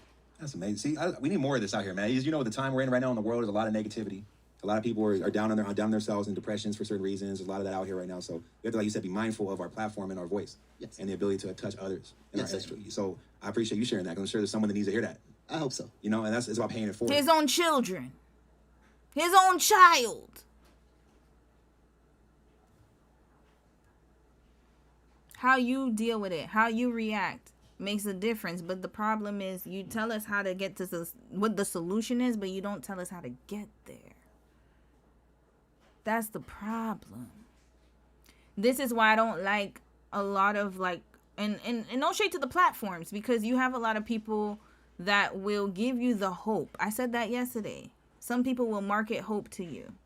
They will tell you the solution. but they don't tell you how to get there. You're going to find your own way. But imagine as a child, how are you supposed to do that if they haven't taught you how to navigate through it? How? That's the question I always ask myself, because they just expect you to know it. You're going to figure it out. God will work it out for you as a child. Pay for it. Right. So that's amazing. So you're a very spiritual guy, and I've always grasped that about you. So your background, did it come from the church scene and the church of the choir? Is that what got you into this from the get-go? Oh, for sure. Yeah. You know, when you come up in a faith environment or like a church environment, you're allowed to make mistakes. And people not so down on you and so hard on you, you know, to discourage you. And so we all need some encouragement. You know, we need a kind word or somebody to say, keep on keeping on, or you go, you know, you can do it, you know, that kind of stuff. We need stuff like that to keep us focused. And the church environment, that atmosphere, coming up in that atmosphere is good for anybody wanting to do anything, especially if you want to sing. That's good, because it's a laboratory. It's like a petri dish, if I can use that word, but it's a place where you can grow and you can foster. And then when you meet the world for real, you know, then you have some stuff to fall back on and to make yourself get through whatever you're going through, your trial.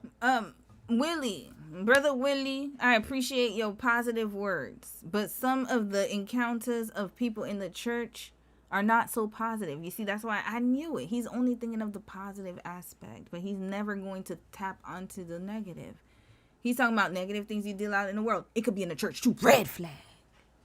Happy Sunday. Welcome.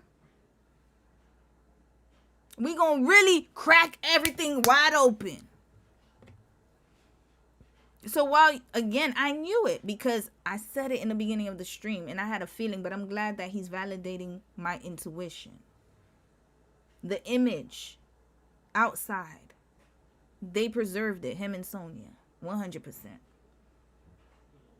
But the problem is that they weren't really there to really get into the nitty gritty, to do the deep work with your children. And this is why we have a Ray J going crazy. And this is why we have Brandy still trying to deal with herself and still shrinking up and being scared of what people think. This is why we have Brandy with Wanye. This is why. The church is a positive place. It can be, but it can also be the worst place in hell. You're not teaching your kids how to navigate through that. Nope. You expect God to just take care of it. You'll be good. And then when they find themselves in a situation outside of the church, you're going to drag them right back in the church.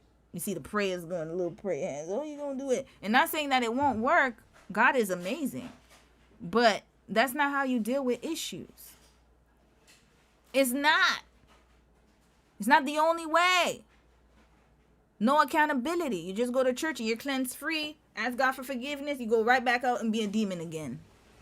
He gonna forgive you every single time. That's the pattern that they learned. You get a good word.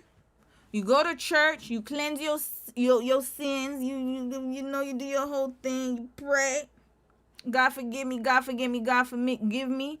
You go right back in the world. Become a demon. Go right back in the church. I'm so sorry, God. Where did you learn how to be accountable? Nowhere. And you know, the different things are going to come at you because the world is a different place than this sterile environment like in the church. And so you have to be fortified with that when you get ready to face your difficulties. How do you keep that faith in this industry? That's the most difficult part, right? It got to be pretty difficult to a certain extent, like for any artist or creative individual to keep that level of faith and commitment to oneself in the industry. Like, I think the main thing would just be having, like you said, really good people around you, right? Good counsel, staying connected to the source. You got to be up to the challenge, you know what I mean? It's easy to lose your way. It is easy to lose your way, very easy to lose your way. But then, you know, if you start out with that in mind, you can find your way back. How? I hope he tells us how, so I'm going to give him a chance. So whatever you're going through, you can find your way back to you know, that sense of sanity, that sense of just because you failed don't mean that you stay there. You know, and we're all in different places. And you have to get up when you fall. You have to fight back when you fall. I'm sure you fell a couple of times in your life. Many times. You're OG, man. You've been through it a couple of times, man. I've been through it, my brother. So what's next on the agenda for the whole family, man? No more reality TV coming? I know you guys had your reality stuff for a while. Is there any more of that coming? They had they did. Oh, we gonna add that. My bad, y'all. I forgot about the reality. Oh, Lord. This Brandy part is taking way too long than I expected. Okay, way longer than this is the last clip for Brandy. We out of here with her. But this is why I like doing case studies, because then I can just focus on the particular people. Brandy, the family reality show. Oh, Lord. Oh, we gonna cover that one. Oh, yeah, okay. Yeah, it's solidified, y'all. Brandy after Beyonce. That's it. Oh, in the past now? Well, you know, everything happens for a reason. And when things come, you know, like when opportunities come, you know, you look at them calmly, you consider it, and you look out for what's best, and you try to make a good decision. And whatever decision you make, you try to stay with that. But we're open to whatever comes along. You know, we're interested in looking at any kind of deal or any kind of thing. So I don't know, maybe. I mean, I know your family has a lot of history with TV. So yeah, you know, you've been featured on a couple of shows in the past. Yeah, but yeah. So that, you know, that right now, I think it's what's beautiful is even with your platform, you know, we have a window to the world, and not only a window to the U.S., we have a window to the globe. Yeah. And so if we think globally, there are billions of people in the world, and we just have to think globally when it comes to what we're doing. And if we get a platform, whether it be an online show or whether it's a television production or whether it's, you know, a digital platform, whatever platform it is, and there's so many, it's a platform. It's a place where you can say, hey, look at me, this is what I'm doing to make my footprint in the world. And you said somebody you were maybe gonna get into podcasts, right? Man, think about it. Yeah, you know, I'm not. Please do, please. I need it for my case study. I need current. I'm gonna see if he did this podcast. Please do. I'm gonna need some ammo here. The more you and Matthew talk, the better it is and easier it is for me to make my analysis. Thank you. I'm looking at your setup here, man. It is beautiful. Hey, man. we're not done yet. We came a long way though. We did a lot of work in here. That's my man Rudy behind the camera. Rudy been holding it down over here for a minute too. Yeah, what's up, Rudy? You know, and, shout out to Raymond Baldonado, my bad, Jr. Congratulations, man, to your show, man. Thank you, man. Oh, my brother. I remember. I remember. Go back. Shout out to XLP too. Shout out to XL Robinson. What's happening? What's up, Mr. Know Your Cloud? Yeah, man. Out there in Texas. What's up, XL? Yeah. And I wanted to thank you, man, because you connected me with him, man. And he's been a very good asset for my life, man, since I got to meet him. And that was something you connected me with. A good brother, man. And he's very, very educated. He knows his stuff, man. He knows what he's talking about. Yeah, man. I always encourage him, man. I tell him he's a genius, man. Yeah. And he got his stuff. But I don't want to be remiss, man. I want to tell you congratulations to the frenzy, man. You know, I've been trying to... I like that. Can we say that one more time? Go ahead. Oh, my R's, you know. You have to be able to roll your R's, you know, the tree. You want to, let's say, get your services for vocal coaching. How would they go about doing that? Well, you know, I have my Instagram is Vocal Coach Norwood. And you can DM me there, or you can go to my website at KOVocals, KOVOCALS.com. Okay. Or, man, you know... That's one of the ways. Two of the ways, and then, you know, Twitter, Willie Norwood on Twitter and stuff like that. That's a way you can. Are you which social media do you use the most? Okay. And I'm going to be putting out some courses that people can get, because I want to refine what I do, man. Because I think what I do with singing is very unique, and I look at all voice coaches and stuff like that. But the way that I approach is different than other vocal coaches. You feel like you get more personal? Well, based on the client. Well, yeah, based on the client too. But then I have ways of bringing out the best in singers. Wow. Yeah. I work with children, beginners, professionals. Even if your voice is not good, we can at least find some type of tone. For sure. That sounds okay. Yeah. And you know, music is to be devoured and enjoyed, you know? And if you enjoy making music, you can find a way. For sure. If you enjoy music, don't let anybody deter you from doing whatever that you feel like you want to do. You know, I work with singers, but I think the most what he said? Okay. Yeah. And you know, music is to be devoured and enjoyed, you know? And if you enjoy making music, you can find a way. For sure. If you enjoy music, don't let anybody deter you from doing whatever. You see again, Mr. Positivity. We need the Mr. Willie. What's his sign again? Willie Norwood. When's your birthday, Mr. Norwood? Oh Lord, he's a Sagittarius. Here we go. Listen, y'all. And my brother's a Sagittarius. I'm just being honest. I think, matter of fact, I believe Willie Norwood. My brother's born November 29th. When is Willie Norwood's? Yeah. So he's born, his birthday is a day before my brother, a day after my brother's. Listen, when I do the Zodiac segments, it's because I have a frame of reference. Not just them, it's people around, you know, just observation and looking and reading and stuff. But, Mr. Positivity. Not everybody is meant to be a singer. Red flag. Listen to him talking about you can find your way. No, we need to be honest with people. No. Listen, I gotta be honest. That's like you telling me you can model. It's okay. Don't let age deter you. You could do it. If you want to do it as a hobby, go on and do it. But I'm not going to lie to you. This is what happens when you're not really being real with people. And that's how I know he can't keep it real with his son. If you're sitting here telling me, and daughter, both of them. If you're sitting here telling me that anybody could be a singer. Don't let people deter you. They should deter you if you're awful. If you can't even sing a tune. No. Now, I'm not all for killing people's dreams, but there are some dreams that do not need to be realized. Because you're doing yourself a disservice and you're wasting time. And you're taking time away from your true purpose. Why would I do that and waste your time and money? Are there talentless singers out there? Absolutely. But you better make sure that you're the most beautiful one out there. You better have the looks for it to make up for that. Hello, sweetie. She can't rap for nothing, but she's gorgeous. Platform her and she mixed. She's biracial. So they definitely gonna, she has a chance. You better fit that aesthetic if you're not talented. Because if you look like me, you better make sure you're talented.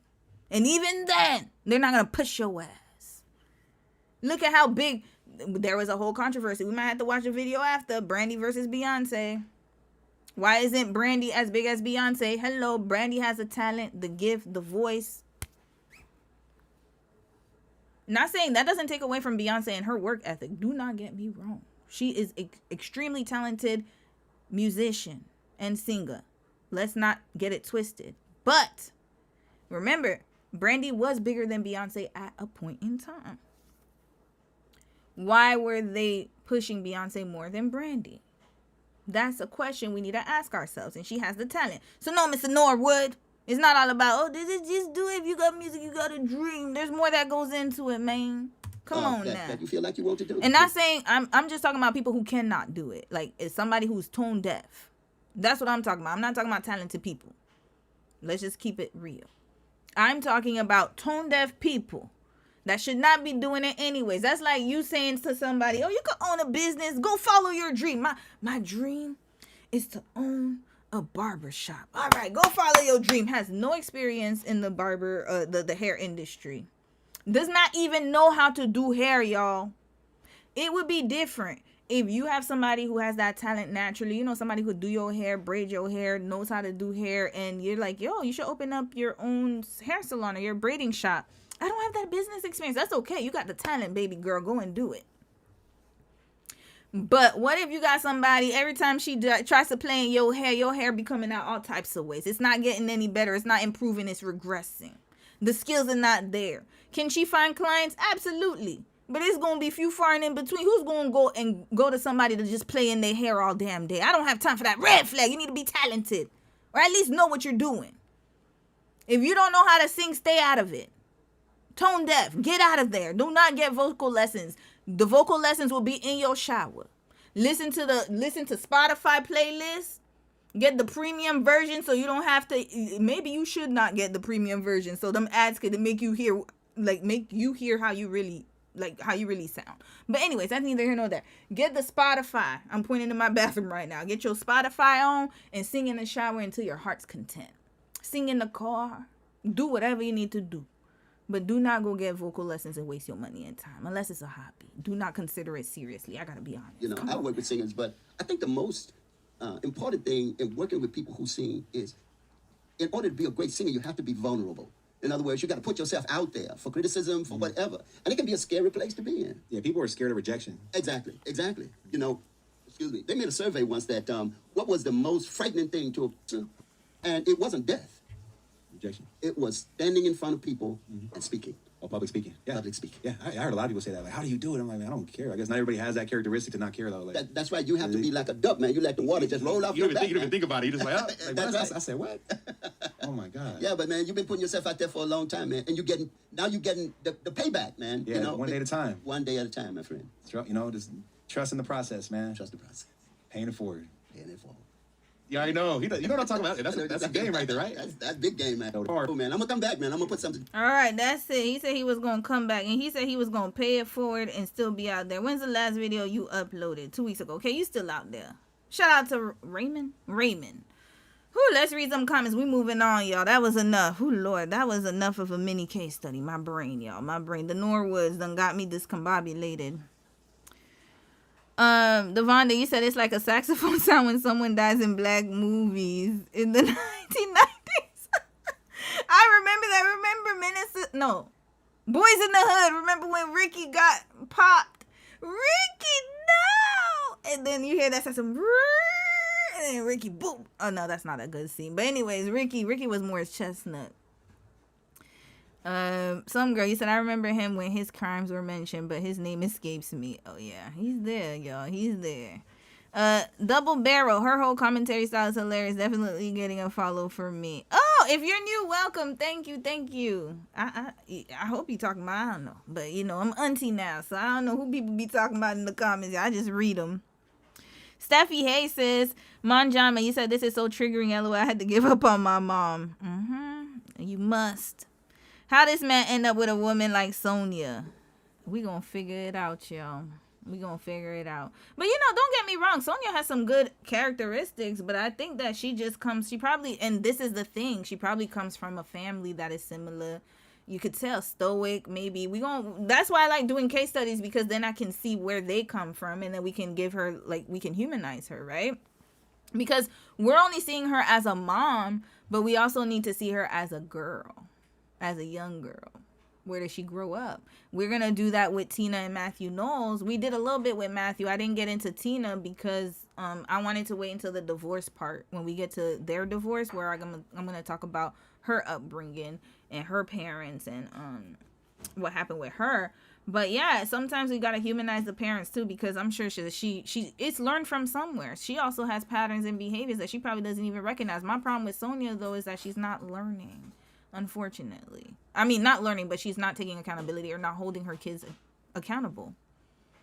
And then another thing is with Willie, he's just so like passive. He's gone. He's so positive, Mr. Positivity. I already know. Once you see once they start talking about it, don't matter how you get there. Yeah. Oh, but the yabba dabba do, cock-a-doodle do. Yeah. Let me do the voice I do with Mimi. Rah, rah, rah, rah, rah, rah, rah, rah, rah. Yeah, that's right, Pastor. Preach, Pastor. And then the whole time it was a motivational sermon. Mr. Joel Osteen is the best one at it. I done told y'all I watch her sis on TikTok. She was giving out hope and dreams. And I said, where your product at? Because you having us sign for this course, sis. What are you selling me exactly? Sorry, I don't mean to laugh, but it's funny. Because it's like you could get scammed off of hope and dreams, y'all. We need to talk about that. He done spent the whole talk about, oh yeah, it don't matter how you get it, but yeah. And then whole time you don't even know how to get to where you need to go. Join my course, and then I'm gonna teach you. Right now, say yes if you want to make a change in your life. Mind you, imagine if I did that this whole time. I didn't go through anything. I didn't give y'all advice. I didn't say nothing to y'all. And then I just said 3 hours of yabba dabba doing and rah, rah, rah, rah, rah. And then all of a sudden I asked you, say yes if you want to change your life. Join my masterclass. No case studies, nothing. Imagine my channel blank as hell. All of it is live streams about me telling you how you could change your life. And I didn't even tell you how to get there. But I have the solution for you. Join my masterclass. Yeah, and I can guarantee you some of y'all, listen, I love y'all, but some of y'all would click and say, yeah, I want the change. Ain't even see my damn product. Red flag. This is craziness. All right, let's continue, y'all. But they be getting you, girl. Sometimes I be like, well, but wait, you didn't, what are you selling me now? Because I'm about to sign up for a $200 masterclass on Afterpay. That's what it was. She said, masterclass, I'll teach you how to use Canva and ChatGPT to change your life. Meanwhile, I don't see no examples, y'all. Because what she could do, I could probably do right now in real time. So I was like, wait, how did I get into this TikTok? And then mad people in the comments, yes, I would love to change my life. Hope and dreams. Next. Like, is he aware of the cultural echo chambers that are his children? Great advice. But I agree that he's more focused on what's going out there. Oh Lord, Mimi, stop barking. All right, y'all. But yeah, a lot of parents are like that, y'all.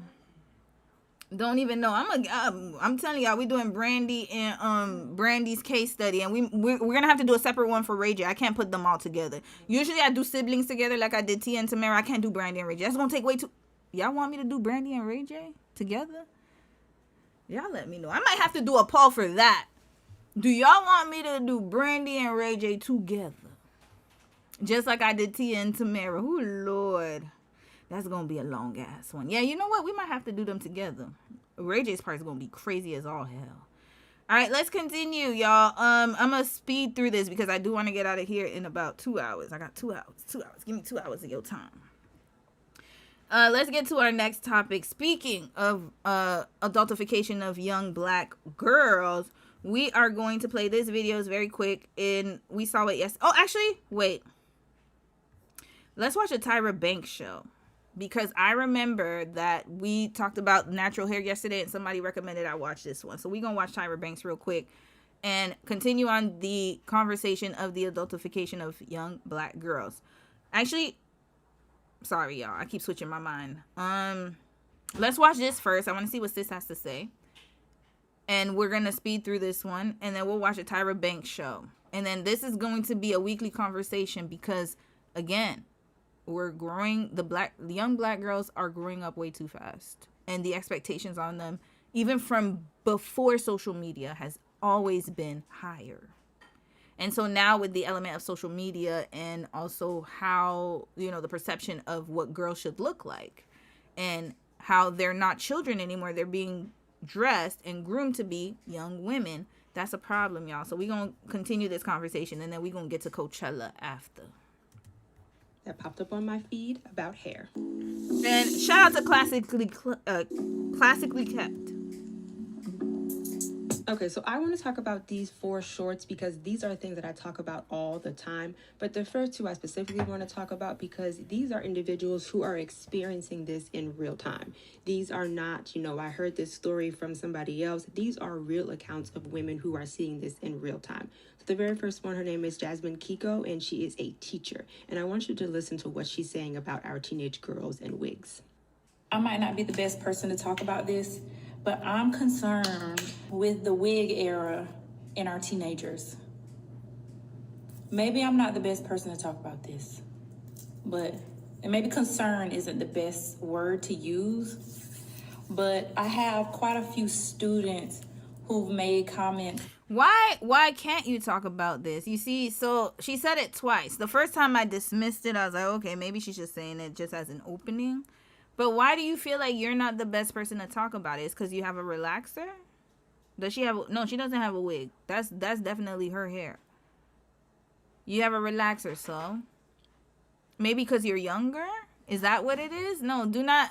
That's one thing I will say. Don't ever think that you're not qualified to talk about something. You are qualified. Especially if you are part of the demographic. You're more than qualified. You have seen it. In the school, you have a bird's eye view of what's really going on, sis. You are literally an anthropologist and a sociologist and a teacher on top of that, a counselor, a mama, a daddy. You're doing many roles in your teaching job that you should be getting paid for more. In my opinion, red flag, they should pay y'all more. You guys are dealing with more than we've ever had. Taking care of not just one child. And it's not you. It's not even your child. You taking care of multiple people's children. That's a lot right there. Y'all deserve more than what you get paid. I promise you. You should be making more than 6 figures, in my opinion, dealing with these people and their crazy ass parents. So you are more than qualified, sis. And I love your glasses, by the way. Way more than qualified. You see what's going on in the school. And you're qualified to speak as an educator. Just saying. About them not feeling pretty without their wig done. They're wearing their real hair. They're saying really mean things about themselves. I was a sew-in wearer during peak sew-in days. Leave out with the big fluffy curls, Brazilian 22, 24, 26 inch, 5 bundles layered. I was in the era. And then quickly. So I'm going to stop it right here. I talked about this before. When it comes to the wigs, when it comes to our young ladies, and like she just said, and she's seeing this in real time, we have young ladies who cannot leave the house without a wig. We have young ladies who do not feel beautiful without their wigs. And when we're talking about wigs, we also have to mention the texture. More than likely, these wigs that these young ladies are wearing do not match their actual texture or it doesn't at least resemble it. And I actually beg to differ that she is not the correct person to talk about this. I believe that she is relaxed and she is going to say that, but I think she is the perfect person to talk about this with, or to talk about it, because they are coming to her and she sees them every day. Switch to the closure era. That didn't last very long for me. But when I look back at the pictures of me with the closure, I look crazy. In between hairstyles, I would look at my hairline and it was disappearing. My edges were disappearing. I already have bald temples. I don't need no help with glue. I've been there and I've done that. And I made the decision to relax my hair and start wearing my real hair in December of 2022. Mm-hmm. So with the exception of maybe 2 sew-ins and some braided hairstyles here and there, I've been wearing my real hair. You see, I'm a real hair warrior right now. But I'm concerned not only because of the things that they say about their real hair, but I'm also concerned about the health of their real hair at such a young age. You're gluing something to your head. And people can say, you put it at this part. That don't matter. You're literally putting something on your hairline, on your hair, and it's tension with the cap, and it's you can't debate me on that one, because I did. I don't know how people could wear the wig caps, y'all. I can't do it. I need the mesh. When I used to do that, I used to need the mesh for the wigs. Matter of fact, I used to take my wig off all night, like every night. I couldn't sleep with it. Like, I don't know how people keep those styles in their hair. Like I told y'all yesterday with the wetting, and then that junk melted right off. I had to take it right off. So I'm trying to figure out, like, and I get where she's coming from. Now I see why she says she's not qualified, because she has a relaxer. But to me, it's the message still stands. The message still stands. So we could get into a debate about chemicals and all that stuff, but that's to me, the message is still there. And the young girls are doing unnecessary things to their hair to look a certain way, and we got to figure out why. We know why, but yeah. But the glue is right here. Yeah, and now my hair is bald all right here from constantly pulling something over my hair. My hairline was disappearing. I even had to get used to how I looked with my real hair, because I was so used to wearing sew-ins. But I'm concerned. I was an adult wearing sew-ins. I was 26, 27, 28. My girls are 14 with wigs on. Wigs. A wig. And then not only that, they're kind of mandatory for some things that we do, like band, and maybe let's talk about it. What I feel like is going on is that, like, lines are being blurred between rich and famous people and us regular people. Wait a minute, they're being mandated. It's mandatory. Red flag. Why is the school promoting this? That's the problem. And not only that, but I will say that in high school, I wore sew-ins, and I think I told y'all yesterday, I wore sew-ins, and I wore tracks. That's what we had back in the day. We didn't have lace fronts. That didn't exist. Lace fronts did not exist at that time, and if they did, I didn't know about them. We had braids. But you know what I realized too around the time that I was growing up is that, one, there was no social media. It didn't exist. And it was, I think social media, like YouTube, was when 2005. I was already out of high school. That was when social media started. My frontal lobe wasn't developed, but I was still relatively, like, 19. I was almost 19 years old, 2005, when Facebook and YouTube and all those, platforms came out. So the thing is that when we think about our high school days, if you grew up around the same time that I did, I went to high school from 2000 to 2004. There were different styles. You didn't just see everybody wearing wigs. That's the thing. Or we didn't have wigs. So you didn't see everybody wearing sew-ins. I was one person who wore sew-ins. And most of the time I had sew-ins, braids. I always had sew-ins or braids. Or the glue tracks. I only did that a few times and then it didn't work out for me. So it would be sew-ins, braids. And then some of my friends were natural. But to be honest with you, not many natural. It was mostly relaxers, sew-in, braids, and that was it. Yeah, those were the three things that majority of the girls wore. But there were diverse styles. It wasn't like it was mandatory. It was just something that we did for aesthetic because, you know, you wanted to look like everybody else. You wanted to fit in like everyone else. A lot of girls got their hair straightened. I remember that. A lot of girls used to straighten their hair. So it's really crazy to me because it's literally history repeating itself. We all did the same thing. So they're wearing wigs. I know we're seeing it as like, oh my God, it's wigs. But to be honest with you, it's just a different variation of the styles we used to do, which are sew-ins and glued hair. People used to do that all the time. Tracks. That's what we called them. So it's not alarming when you think about it because, again, we can separate the behavior and we can see it for what it is. The point of it is that we were hiding our hair. That's the main point. So whether you're using wigs, whether you're using extensions, tape-ins, whatever it is, sewing is still the same result, is that you're hiding your real hair and you're not taking care of what's underneath it. That is the issue. So I just wanted to put that out there that yes, it's alarming that the young girls are wearing wigs, but at the same time, it's no different than us when we wore sew-ins. Same result, just different methods. They hair done every day. They got a fresh wig. They got this, that, and the third. And then we see it on the internet and we think we're supposed to be doing the same thing. Why are we 14 with a wig?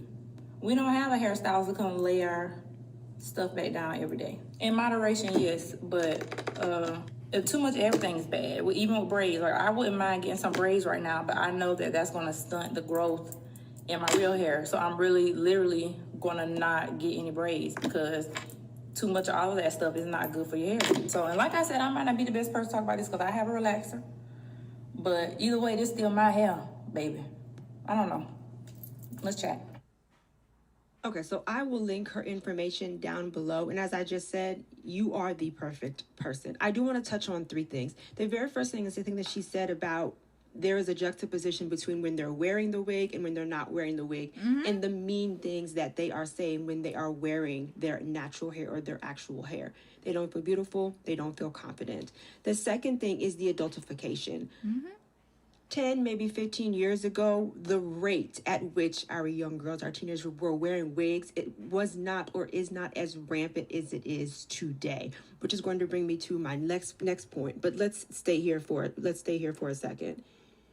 I think because it is so commonplace now that we don't actually notice or acknowledge that it is not normal for a 13-year-old or a 14-year-old girl to be wearing a wig or depending on one. The makeup, the lashes, the nails, the hair. And when I was 13 or 14, what is that? 14 is high school, so 13 is middle school. And I was not in an area or a community where wigs were a thing, but the idea of going into a store at 13 or 14 years old, buying a wig, taking 45 minutes to an hour, maybe 2 hours to lay it, melt it, and do all the things that people do with the wigs and then lay their baby hairs wasn't even in my thought process. Or when I'm at when I was at one of Aiden's high school football games, the amount of young ladies, 14 to 18 or 14 to 17, that were wearing wigs, either they were wearing wigs or they had knotless braids. I rarely saw a young lady, let alone their natural hair,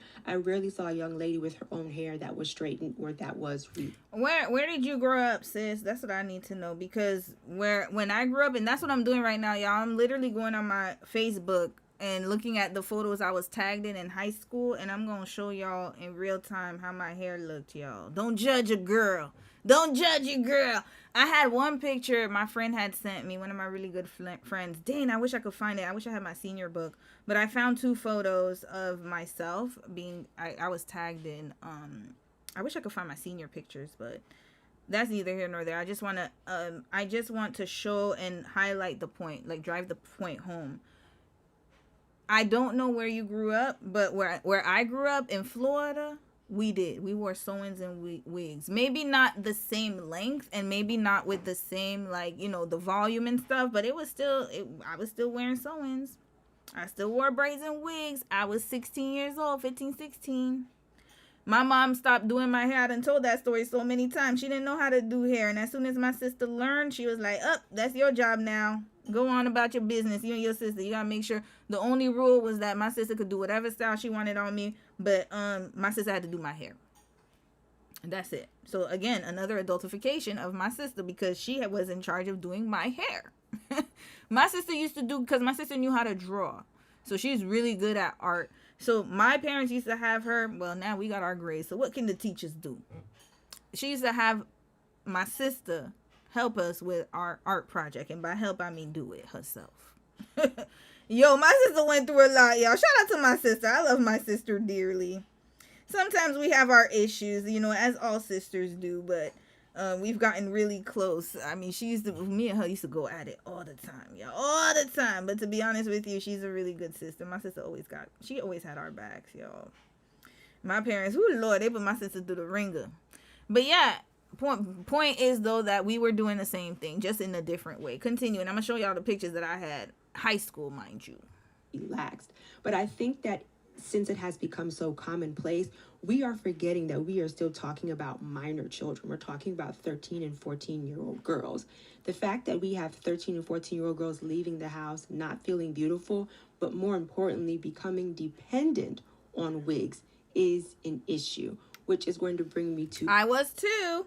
I'll give you guys another story really quickly. I know because of time, I'm cognizant of time as well, so I'm not going to take too long on that. But when I was 16 years old, there was a girl who was supposed to do my hair, and she lived on my block. Jessica, shout out to Jessica. She was supposed to do my hair like the Alicia Keys cornrows. That's what I had asked for. I just wanted like a quick braid style to do in between the time where I had to get my relaxer, because I used to get my relaxers at that time. I was working, so I used to pay for my own relaxers and pay for my hair to get done. And what she ended up doing was that she didn't end up doing something. She asked me if I want to get my hair done. I said, yeah. She's like, oh, I know how to do those braids. And I knew two girls who could do it. It was her and my other friend, Christy. So what ended up happening was that someone had passed away. A guy I went to middle school with. I didn't really know him that well, but she did. And she couldn't do my hair that day. And mind you, and I got to be honest, y'all, I got to take accountability for this. I went to the house. I saw them crying. And you want to hear how desensitized I was? This is how bad I was, y'all. 16 years old, mind you. And she's my age, so we're both 16 years old. She had just lost a friend of hers. And the first thing I said was, can you still do my hair? Red flag to Romy at 16, self-centered. Because I was upset that day. I cried that she couldn't do my hair. Mind you, she's mourning the loss of her friend and somebody I actually went to school with. I just didn't know him that well. And instead of me understanding that and empathizing that with her, I was like, I can't go to work with my real hair. What are people going to think? My hair's not done. This was in 2002.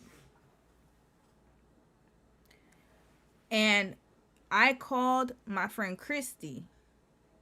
And then she's like, yeah, I could do your hair. Because she knew how to do hair. One of my best friends, Rachel, knew how to do hair. And Jessica knew how to do hair. But Rachel wasn't there at the time. She was living in Missouri. So then I only had her and Christy. And so I called Christy. I said, hey, can you do my hair? She said, yeah, no problem. She came to my house. She did my hair. I paid her. And then I went to work. And then all was well. And that was the craziest thing. I didn't even call Jessica afterwards to say, hey, I'm so sorry about earlier. I'm sorry about your friend. She called me. And she said, I'm sorry I missed the hair appointment. I can do your hair right now. I was just going through a lot. And then I apologized to her in that phone call. But mind you, I didn't even call her. Accountability. Right here. I was very self-centered, y'all. If I couldn't get my hair done and my nails done, oh, we was going to have it. And that's why I ended up getting a job, because I got tired of waiting for my parents to tell me, like, oh, like, you know how parents are, right? So I got tired of my parents, like, me waiting for my parents. I done told y'all that. I got tired of them. Whenever I wanted something, I wanted it right now, right now, right now, right now, right now. I was very self-centered, y'all. Extremely self-centered. I'm no longer like that, but I was like that. I can admit it. And this was in 2002, and that was for some damn sew-ins and braids. Imagine now, same problem is the behavior. Why did I think I was ugly with my natural hair? That's the question that I had to ask myself. And thank God we had the first wave of the natural movement. because that was when I decided enough is enough. I was in my 20s, early 20s at the time. I big chopped, never looked back. But the old Romy I could never show up on camera like this, y'all. I would have to get my hair done, nails done, everything. But do you want to know where that pattern came from? My mama cannot go till this day. She would not go to the grocery store without putting a full face of makeup on, getting her hair done. She does not want. She cannot be regular, y'all. She can't be regular outside. Never, ever. I never caught my mom slipping outside, y'all. Matter of fact, we used to live in the same city. Remember, she lived here for a few years. I don't know. If you watch the vlogs, you know. I saw her, because we used to live close to each other. I was walking down the street. I saw her down the street. Hey! Hair done, everything. My mom always dressed up, glammed up. Even to go to the corner store, y'all. And there's nothing wrong with that. Take pride in your appearance. But my point is that there was a level of perfectionism. It was overkill. Am I going to walk outside with a bonnet? No. But I shouldn't feel ashamed to walk because I had to go to work that day. That's why I was so pressed to get my hair done. To impress that raggedy ass guy I was dating. Damn it. Oh, Lord. But I didn't want him to see me in my real hair. Because I used to lie and tell people that my glued tracks were my real hair. Y'all got a whole lot of lore. If y'all want to hear Romy's lore, we going to have to talk about it one day. But anyways, I'm just sharing a little bit here and there. People used to walk up to me and say, is that your hair? Yes. Tracks and all. So if he saw my real hair, he would have been like, oh, what's up? You lied. So then I was like, okay, I gotta get my hair braided. Because at least if you keep it in braids, you could just be like, oh, it's just extensions, y'all. I was crazy, y'all. Just to keep up the image. Imagine. Continuing, y'all. We're going to keep going. To my next point. And I'm going to show y'all my pictures in high school of when I used to get sew-ins, y'all. The actual health of her hair. She said that she is relaxed, and she also said that when it was at the peak, when she was an adult, she was the one that was wearing the weaves, wigs, and extensions. But she noticed that her hairline was receding. She noticed that she didn't have any edges.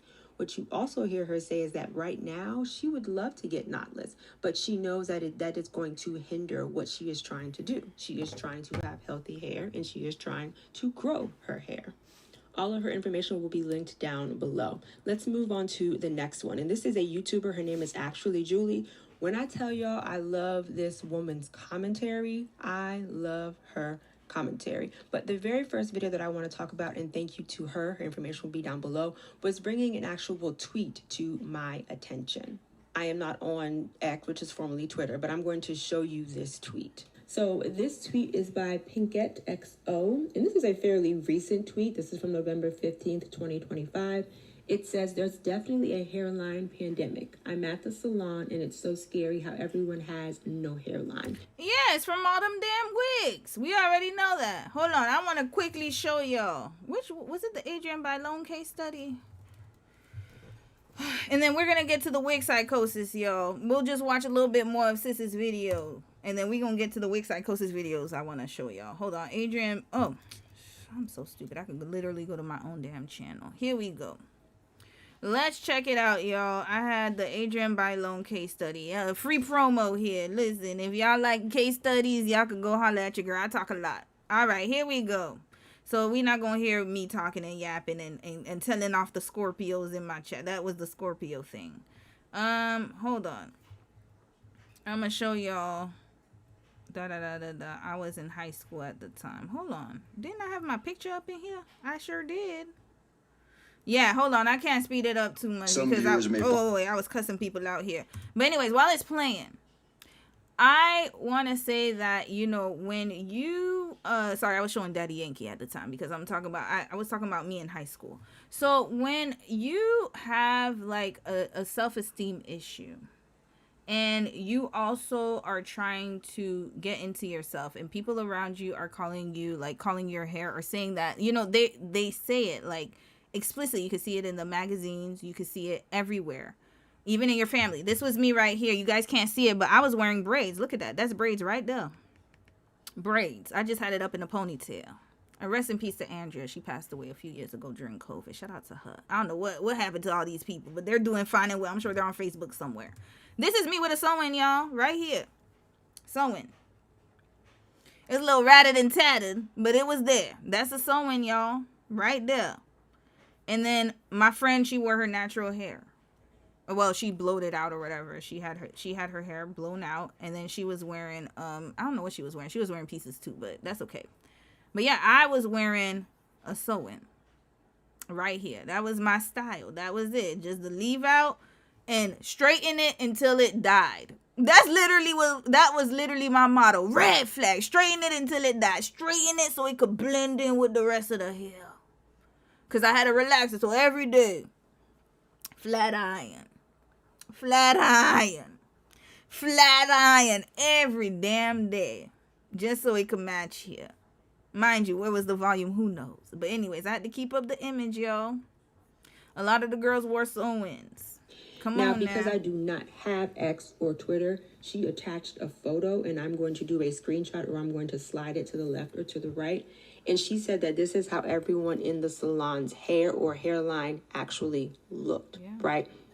We've already talked about how we've gotten here. We've already talked about the things that cause it. The knotless braids, the excessive pulling, the wigs, the glueless wigs, the frontals, and all of that. And and I'll see if I can find it, but if you keep going, there's someone who responded to her and actually named frontals twice. Okay, but I wanted to talk about these two because these are people who are seeing it in real time. I will give you another example. I was in the line to pick up London from school.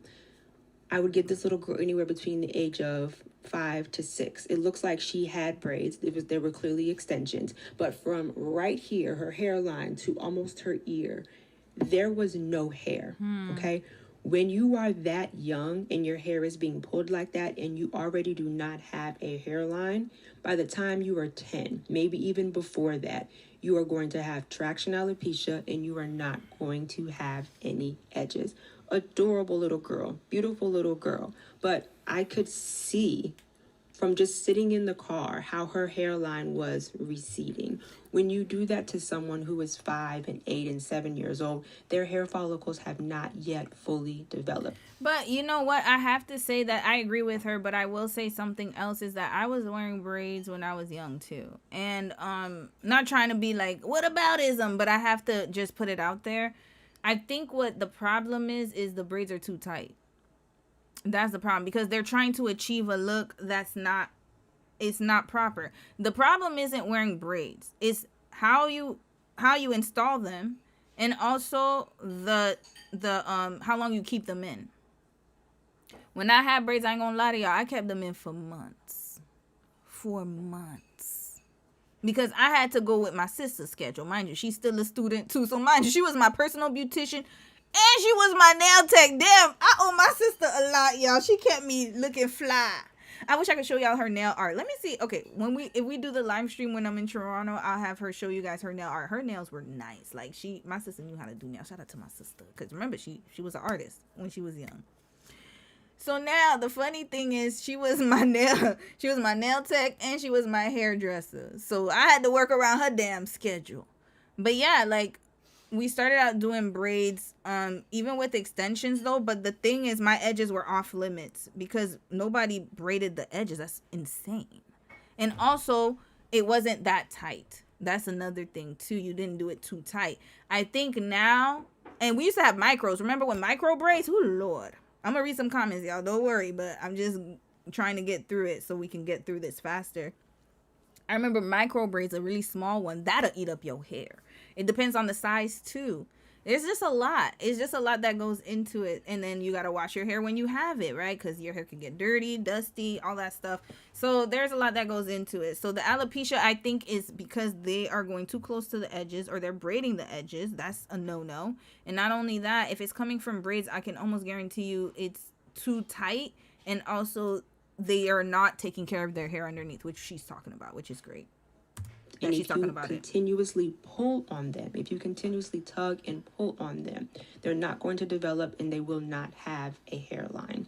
And also, just to show you, or just to tell you how crazy this is, and I need to start I thought I put this 1.5. My bad, sis. But there was a comment, because I did a video talking about a generation of bald women, and I did a video talking about Princess Cover-Up, and I also did a video talking about slickbacks and knotless. I will link all of them down below. But in the video talking about the slickbacks and the knotless, there was a woman who went over to her sister-in-law's house, and they started talking about just hair in general. And she said that her sister-in-law actually looked at her hairline and said, wow, you have edges? No one has edges anymore in 2024. I know many women who still have their edges intact, but I'm telling that story, or I'm giving that anecdote, because of how warped our thoughts have become when it comes to what is actual healthy hair. We need to stop normalizing damaged hair. This hairstyle is called 1 million braids, in case you didn't know. It is the micro type of braiding that exists. They keep you see? This is what it is. I was just saying that too. This is what's gonna get you caught up. Why do you have it that small? That's the problem. I had micro braids one time. I did it once, one and done. Finished. It was one, it took too long to take out. And two, it was just my scalp was in pain. It was in pain. It was too small. You would never get it with these braids. Remember, Brandy wore braids a lot. Does she? What's wrong with Brandy's hair, actually? I never saw Brandy's natural hair. Let's see. Because Brandy wore a lot of braids, y'all. I remember when Moesha had the braids, everybody got the Moesha braids. Brandy's natural hair. Let's see. Does she show it? Yeah, that's her hair, y'all. That's what her hair looks like. She has nice natural hair. It's beautiful, beautiful natural hair. Brandy used to get braids all the time, y'all. Braids all the time. All the time. She had really nice braids, too. Beyonce, too. They all did. They used to have the braids, remember when they used to burn? Oh my God, y'all remember when they used to burn the ends of hair? Yo, that was a time to be alive. The Jada Pinkett Bob. Hold on. 90s braids. I'm gonna show y'all. Remember that hair magazine? I used to get it. Oh my God, there was a hair magazine. I forgot the name of it. Maybe I could find it here. But they used to have the hair magazine, and that's how me and my sister, remember, we didn't have social media. So we got inspiration by the hair magazines, and we used to buy them, and then we used to flip through them, and then we used to see what styles we wanted to do, y'all, or see people on TV. Yeah, that was afterwards, where people put beads at the end. But I remember they had the Poetic Justice braids, y'all. These are the braids we used to get. And the lighters. They used to burn the ends, y'all. I remember that. Yeah, we used to burn the ends of our hair, y'all. It was a time, y'all. It was a time. So yeah, that's the braids we used to get. And then, or you could put it in hot water. You could boil it in hot water to get the curls, and then that's how you would get it. But these braids, when they came out, I remember I did it once. I couldn't do it again. It was just way too small. Braiding strings of your imagination together until they are done. I think this is the tiniest I've ever seen. The other day, I saw this TikTok of somebody saying that they craved 1 million braids. I was in disbelief. Crave? You can crave pizza. You can crave junk. You can crave late night texts from your ex. But how do you crave this hairstyle? Look at this. They picked every ounce of baby hairs and even the unborn children. Some of these braids are merely spermatozoa. They have not even made the eggs yet to form the babies, and they're being braided into extinction. Tell me this is not self-endangering. Sis is going through it. Sis is going through it. Look at that. When you got your eyes closed, your scalp is going. Y'all ever put tea tree in your scalp? That's the feeling, but worse. Put peppermint in your scalp, like the peppermint. Dr. Bronner's is good for that. He always got the peppermint, so you put it in your scalp. You can feel it. They're still trying to put the fresh braids up into a ponytail. What type of tomfoolery are you guys participating in at your hairstylist shop? Combing through it with a rat tail comb, Chimo. And if you're asking how to undo braids this tiny, you don't. You simply shave your head when you're done with the experience, and you thank the Lord for surviving such an ordeal. Jail. They have to go to jail. All right, so you just saw that video, and like I said, actually do. Shout out to sis, man. Oh no, that's way too much. I'm gonna read a few comments, and then we're gonna get to the good hair part. But I also want to show Wig Psychosis, because I did put that on the thumbnail very quickly, and then we gonna wrap things up with this. We're gonna get to Coachella. Wig Psychosis. Is that how you spell it? Who Lord, Wig Psychosis. Why we got all these? Hold on, did I spell it right? Okay, you know what? Let's do a wig install. We're going to see a wig installation in real time, y'all. Let's see it. Let's see. I want to see a stylist do it. I want to see an actual stylist do it. Go into a hairdresser to do it. Okay, here we go. This is a good one. Why they got all this music, y'all? Okay, we gonna see. Wait, I want to see the step-by-step process. Why they got music? Okay. I want to see somebody do it without music, like a tutorial. Okay, you know what? I'm just gonna put. Let's go on YouTube because I'm tired of people putting that music here. Wig. Oh, sorry, y'all. Sorry, y'all. Wig installation tutorial. Here we go. All right, so here, how to install. I want to do a nice install. Okay, frontal. No, not 2 years ago. We need some. Dang, I want TikTok though. Okay, hold on a second. Oh, no. Don't skip on me. Oh, Lord. Okay. Y'all, I'm sorry. I got a lot of tabs. Don't mind me, y'all. Don't mind me. This is how I get down, okay? If this is your first time, this is how Romy gets down. I know I need to do tabs, okay? Oh, I'm so sorry, sir. Much blessings to you. And, I hope you heal from that. Wig installation. Praying for you. All right. No, oh, they put wigs on too. Yeah, but we not looking at y'all right now. I want to see a. Okay, here she's doing a tutorial. Okay, we gonna watch this right here. The wig cap okay, here we go. 2026. It's okay. I'm not judging you. I'm here to help. First of all, you need a HD wig cap. HD. And then you're gonna swoop your edges back with any edge control of your choice. See, this is what gets it right here. Hold on. We gotta go back, y'all. You still don't know how to properly install a wig cap in 2026. It's okay. I'm not judging you. I'm here to help. First of all, you need a HD wig cap. HD. And then you're gonna swoop your edges back with any edge control of your First of all, when you put the wig cap, that's already the dryness. Because it's whatever material, that thing is itchy as hell. That's why I don't use it. I only use mesh. That right there is going to cost you. Because all that friction, the sweat, the grime, everything, you will go outside, it's going to be stuck in there. It's an incubator. So, depending on how long you leave this wig cap on, good luck. And then second, you putting all that edge control. There you go. That's going to take, already right there, the first 2 steps, that's going to take your hair out of here. You packing your hair right up out with them edges. Pack it right up. Pack it up and send it away.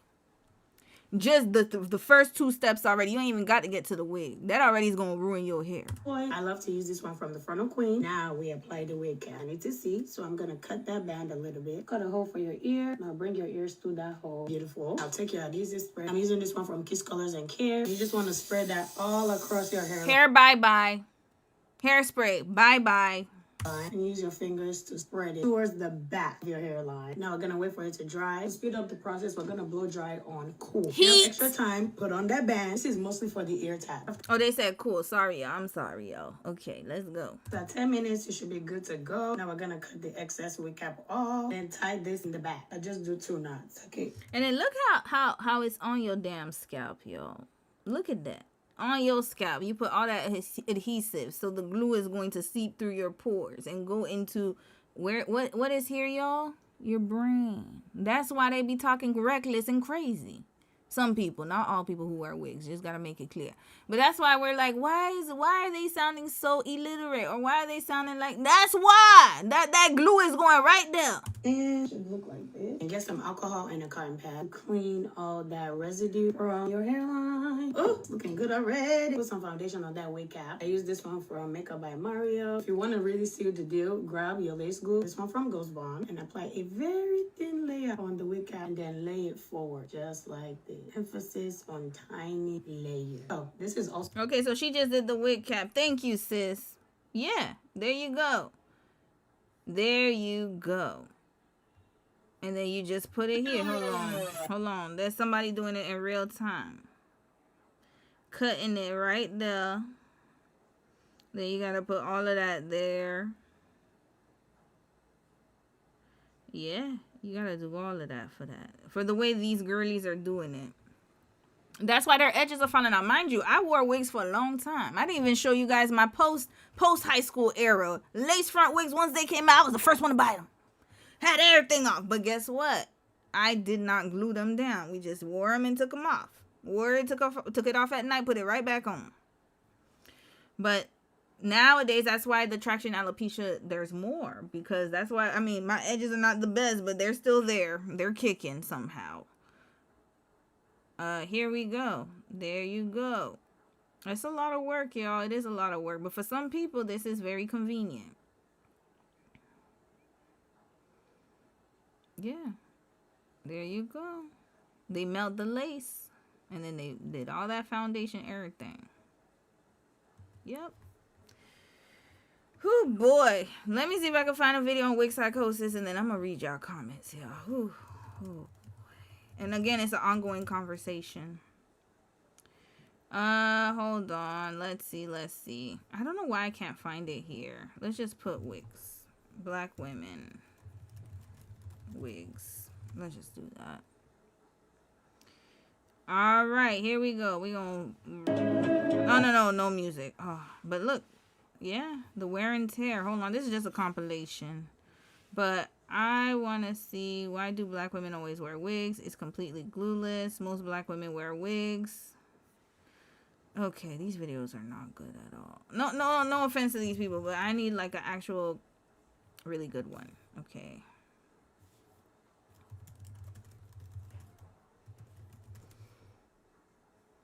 No. Let's put Wig Psychosis here. And I'm gonna read your comments before we watch the video. Well, I see my damn live stream here. You see now? Look how hard it is to find stuff for us. I always gotta put black women. That's crazy. Okay. Wigs and weaves are a luxury. Okay, I want to watch this one. Let me read a few comments. We're gonna watch it really quickly. All right. Jadison. Hey, sis. Mocha. Oh, my God. So many people joined. My bad, yo. Miri. Star Sky. Hey, sis. Miri, I already saw you already. I already said hi. Oh, whoa. The star that fell. L, how are you, sis? You said, I wear a wig cap underneath my half wigs that matches my texture, but as soon as I get home, that thing is off like a bra. Lace fronts are too much for a teen to be dealing with. It is. And that's the thing, though, like, I don't know, the wig caps, y'all, that thing be itching. I can't do it.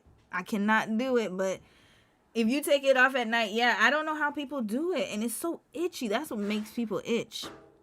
We had a drawstring pony. Yes, we did. We did the drawstring ponytail. I wore that, too. And I wore my hair in spiral curls. Facebook in college was not today's Facebook. Wow. Yes, Habibi. I always say that. I was one of the pioneers of Facebook, even though it's turned into crap right now. So I remember when Facebook first came out, I had to get an invitation through my college. I used my you could only join Facebook if you were a college student because it was to connect with other college students. So I had to use my college email. And then eventually they made it open to the public. But like MySpace, before MySpace was it. MySpace was it, y'all. Everybody was on MySpace, and then we hopped onto Facebook, and the rest is history. You said, yep, the black beauty industry beyond that cum wash and blow dried and extra charge for long hair. That is so strange to me that people make you do that like now, because when I was younger, they did all of that. It was part of the service. I never had that issue. Like, it's so crazy now how they make you come, like, and you do your own hair. I've never had that before. That was so crazy. And I didn't even add to the point where I used to do Dominican blowouts. That's another story, y'all. I used to go to the Dominicans to get blowouts. You said when you were in the 5th grade, you had grown adults tell me my hair was fake because I had long hair, and my mom didn't know how to do my hair. My babysitter, and my babysitter used to flat iron your hair. Yep, that happened a lot too, sis. I'm not surprised. A lot of people thought that because again, there were so many of us wearing extensions, so then they thought that everyone had extensions. When that's not true. I knew a lot of girls with long hair too. But it's just that again, at that time, everybody was getting sew-ins and tape-ins and whatever. I keep saying tape-ins, tracks.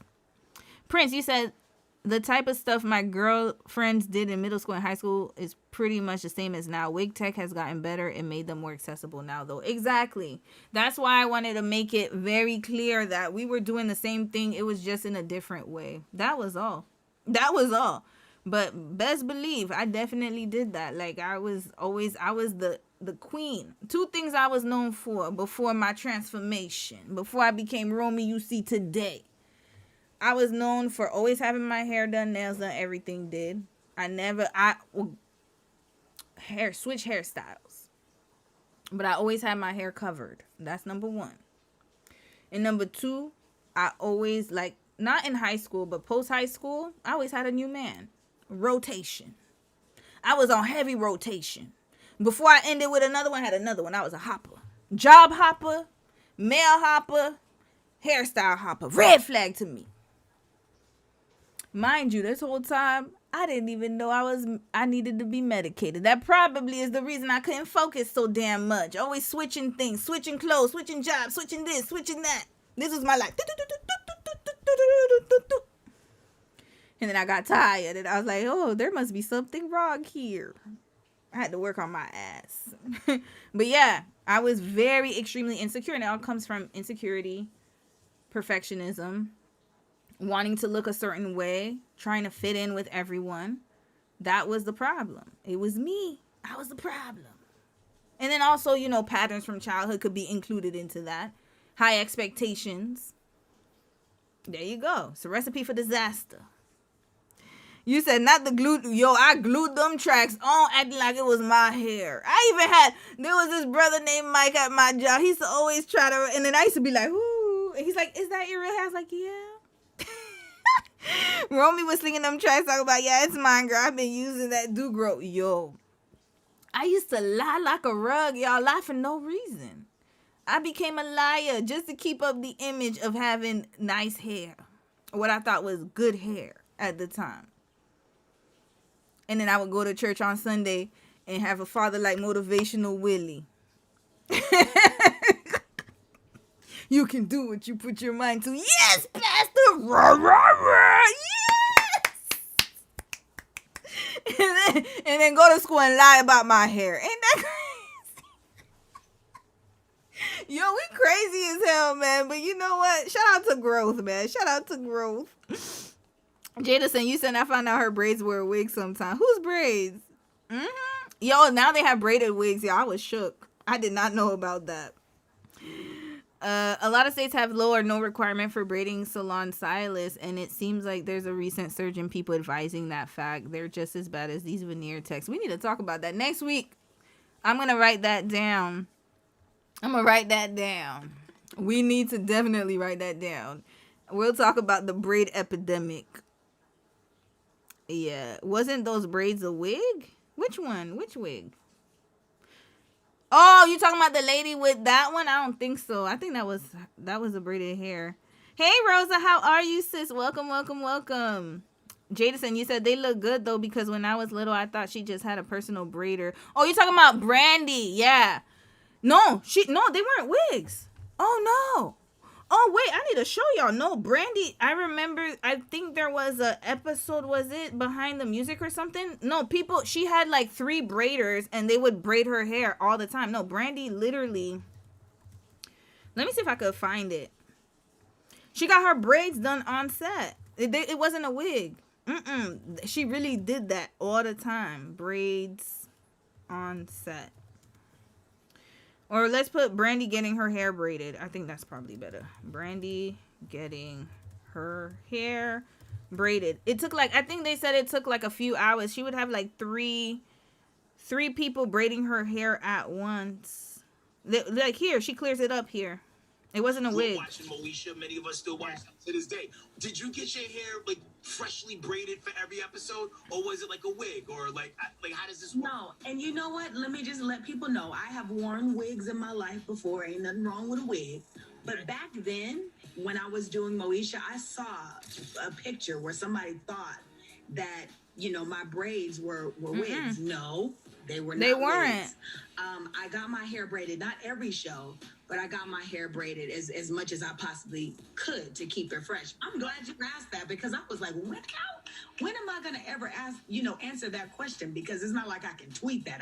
Brandy is so beautiful, by the way. Because remember, at the time, because people don't realize Moesha was in 1996, I think. Yeah, 1996. We didn't have wig braids.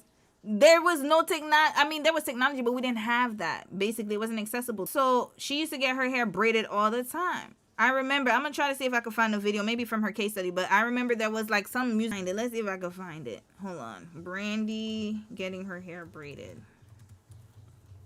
Oh, I don't know what just happened. Brandy getting her hair braided. Let's see. Live braid session. No, I want to see in the 90s. She was in one of those documentaries, like Behind the Music or something. I forgot. Yeah, it wasn't. It was like, I remember I saw it. It was like, wait, you know what? Let's do behind the scenes Moesha. Let's find it. Maybe I could find it that way. If I can't find it, I'll do it for her case study. I'll find it for then. Moesha, behind the scenes.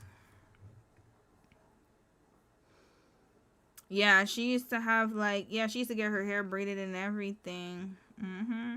Maybe it's here. Let's see, fast forward.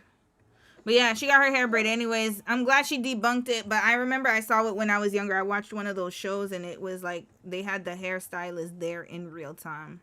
And it was multiple, it was like 3 of them. Like 3 or 4 people in Brandy's head at the same time.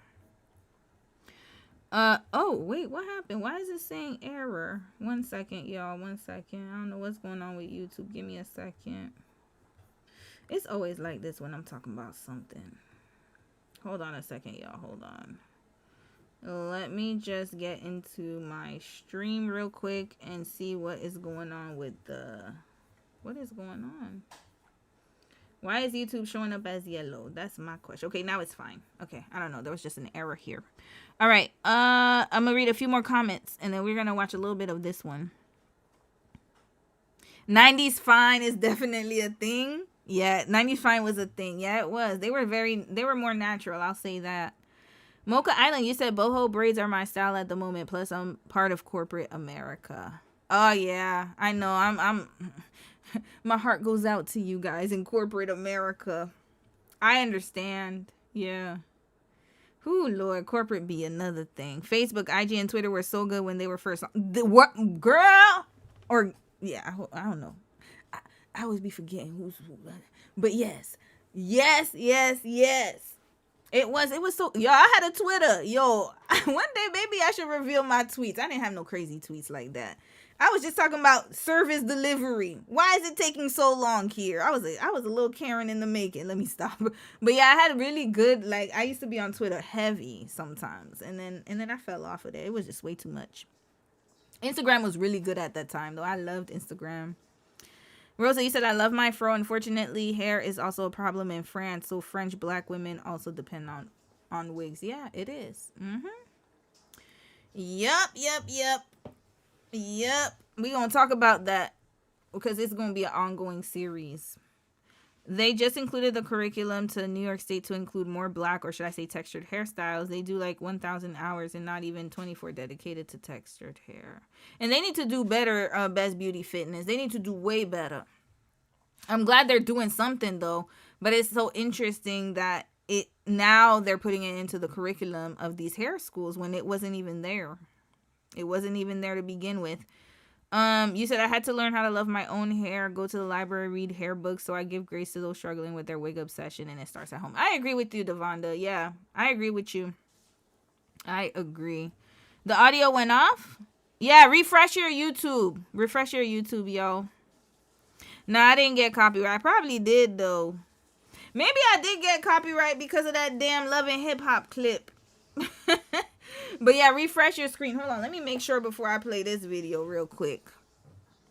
Give me a second. I still got a little bit of time with y'all, and then I got to rush through every other story. But I'm glad we got to talk about some important topics today because they were just as equally important. Hold on. Where's part? Hold on. I got to go to my live stream right now. Give me a second, y'all. Give me a second. But yeah, refresh your screen. Okay, I can hear it. I can hear my voice perfectly fine. Yeah, refresh your screen. All right. Let's talk about weaves and wigs are a luxury status symbol now and why classist black women and stylists love it. All right. Shout out to Jack Newer Weaves. Okay, here we go. We're going to watch your channel, sis. Weaves and wigs, a status symbol.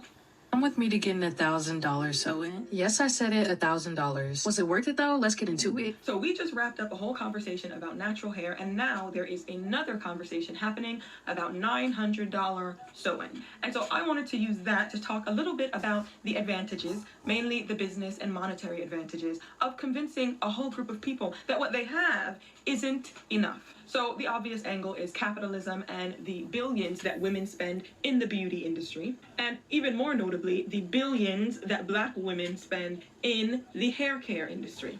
I really want to talk about the economic factor of this natural hair conversation. Oh, yeah, we saw that video. I remember that. So, but I'll play it in case you didn't watch it. My name is Jax, and I just wrote a Substack article called "Protective Styles Aren't Protecting You. They're Protecting a $10 billion industry built on Black women's self-hatred."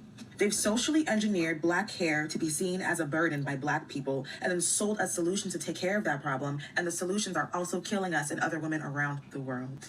Black women spend, on average, an estimated $7.5 billion on hair care products every single year. This is 9 times more than any other ethnic group. We represent 11% of the beauty spending market, despite only being around 14% of the population. This means we are outpacing our demographic and how much we spend on hair care and beauty products. What somebody with zero context would infer from that statistic is that Black hair is inherently more difficult and more tough to deal with than anybody else's hair and requires a significant amount of money to deal with, which is not true. You and I know that's not true. So where's the gap coming from? Why do we spend so much? And when it comes to specifically hair extensions, we make up over 70% of global sales. 70% of global sales, 70% of the hair extensions sold in the world is being bought by Black women. And where are we getting this hair from, might I ask? Because everybody wants raw human hair bundles. They're sourcing this hair from women in Cambodia and China and India, unethically paying them pennies, and then selling it to us for upwards of $2,000, and we're purchasing it. There are forced labor hair camps in China, making women shave their hair, process hair, and sell it to us. So those TikTok live videos, those people selling hair too, and you're in the comments like, oh, how much? There's a 12-year-old girl whose head is being shaved and paid 25 cents for her hair so we can come here and do baddie on Saturday in the club. It is an illicit trade market where federal enforcement agents are seizing hair at customs checkpoints because it's that bad. There is a lot of harm going on in the world right now where Black people are not the main perpetuators and involved. But because of these statistics, over 70% of hair extensions in the world are purchased by Black women. We are complicit. We are complicit in slavery because we hate ourselves. So why? Why do we spend 7 times more than other women on beauty and hair care? Why do we need 70% of the human hair sold? The answer is that we don't, okay? And I do not believe, now you can argue with your bald-headed uncle, okay? I do not believe that our hair is 7 times harder to take care of than other women. Now, we've already beat self-hate and mental conditioning over the head a lot, okay? So I decided that I wanted to tackle it from a different angle in this video, because it's time that we talk about how just having weaves and wigs isn't enough for a lot of people. It's about having expensive weaves and wigs. That is what really counts. And so this shifts us out of the realm of assimilation or conditioning or conforming and shifts us into the realm of socioeconomic status signaling. For some people, their weave is just as important as their Chanel bag. I love her braids, by the way. Shout out to you, sis. Oh, this booming Chanel. It is just as important as their Prada boots. Okay. At first, I was like, I'm not even gonna go in depth about this, but actually I am, because I have time today. I feel like this is what's wrong with our community. Why do we feel like a wig is a status symbol? Quickly. Actually, I know why. We feel like wigs and weaves are status symbols because people on Instagram wear them, and that's what we think success is. And I'm here to tell you that's not the pinnacle of success. That is not the only form of success. The issue is that us, if you get what I'm trying to catch, we associate money with being flashy. We associate money with being on the internet. Well, sis, you got a whole wig on your head, though. Listen, that doesn't take away from the message, but yeah, I mean, okay, but we gonna keep listening to you, sis. We gonna keep listening. Let's keep listening. Money can come in different forms. There's businesswomen that have money. There's lawyers. There's doctors. And it's not tied to a wig, pumpkin. It isn't. And beyond that, you think that a wig costs money? Girl, go get your real hair maintenance. Go get your real hair colored. Go get your real hair done on a regular basis. That's money. So yeah, we need to be freed from the shackles of believing that if we show up in our natural self, that means that we're poor. But if we can afford all of these extensions and all these extra things, that means you have money. That's a no. Because let's be real, for a lot of these people, those $1,000 plus installs are not about looks. Okay, it's not about the look. And hold on, let me explain why. Now let's sit back and really think about it. Let's deep it, as the folks across the pond would say, innit? This $1,000 is not going towards convincing anyone that that is their hair. That $1,000 is not going towards making it, the weave itself, or the install look natural.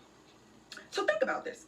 Have you ever seen one of those deep side parts, okay? Or the baby hairs gelled down all on the side, or the 32-inch silky weaves and thought, yep, that looks real. That's definitely hers.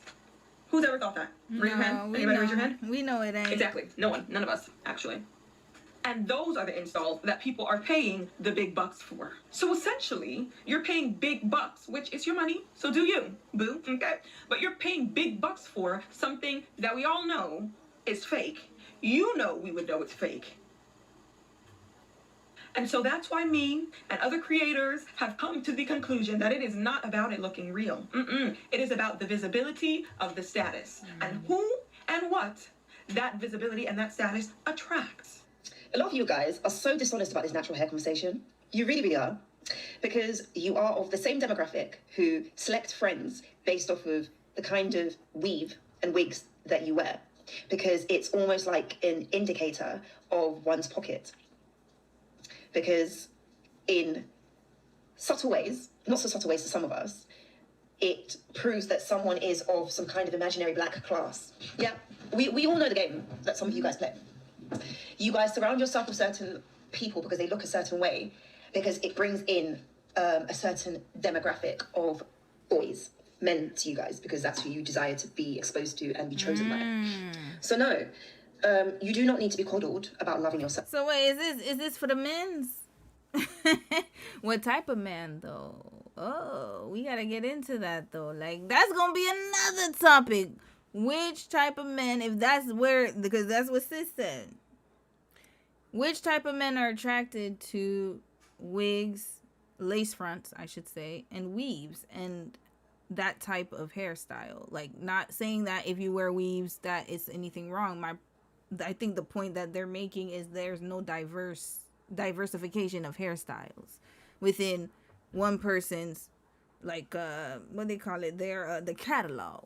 It's always lace fronts, weaves, like that. And by the way, there are some very wealthy women out there who are natural.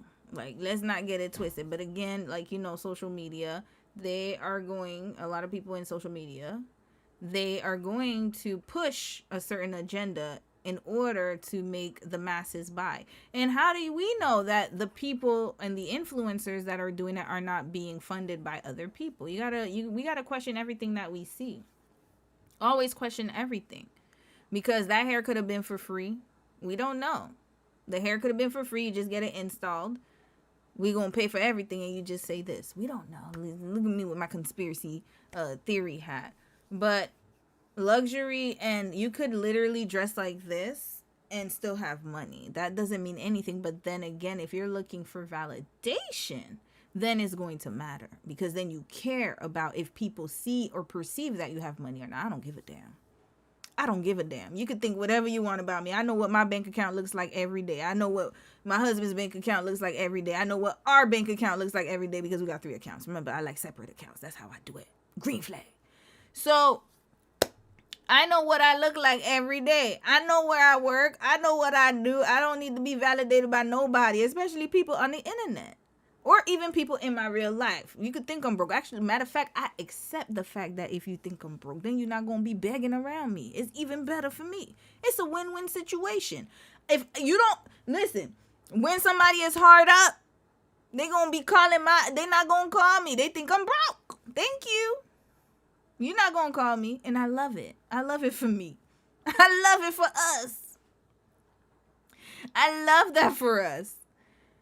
Like, I don't need people digging into my pockets trying to get more. To go out to what? Call me, oh, you want to go to Happy? Let's go to a trip. No. Oh, she look like Romy look like she ain't making money. She's always online, on live stream. Yeah, that means she ain't got no. Yeah. Keep it that way. Yeah, don't call my ass. Please do not call me. Because at a certain age and stage in life, you need to grow up and get over it. You look like what you look like in the mirror. Your genealogy is just what it is. Fight God and not other people. Because you guys have in the past, just like the boys who had been insulting you guys online over a period of time, have also inflicted pain on other people who were going through the process and journey of having their hair out. For a demographic that's so, concerned about what they look like, you tone police other people in the ways that they express themselves, because this is what this demographic is like. Let's not pretend and try and, coddle them or shelter them. No. This is a very classist group of black people. We all know that. So whilst they have been inflicting violence on people more ways than one, now they've in some way become an underclass in the conversation about hair. We should maintain the order because of what? Why? And if you think about it, people use many things. Watches for the men, bags, jewelry for the men and the women to signal to and attract the partners and the friends that they want in a similar tax bracket, okay? So is it so far-fetched that a weave could also be in that bucket? Because people feel good about paying $900 for a sew-in, and stylists feel even better being able to charge $900 for a sew-in. And I have seen nothing but smiles, okay, in those videos with the clients in the chairs, and heard nothing but justifications for the prices for those that really, really are willing to spend that money. So y'all, I came across this video that somebody was saying, $950 is insane to pay for a hairstyle, which it is, but it isn't really, because you could go to a steakhouse and you could order the same steak, but it's two different prices just depending on the environment, right? One price will be $350, the other price will be $100. So when I was looking through the video of the lady who was charging $950 for a service, she provided so much out of that service. She did scalp treatments, she did the massages, she did the clean, neat sew-in. It's like she did all of the things. Not only that, there was no hey boo text. There was no wash your hair before you come. There was none of that. It was like a seamless, clean service. Nobody waiting. She took her time.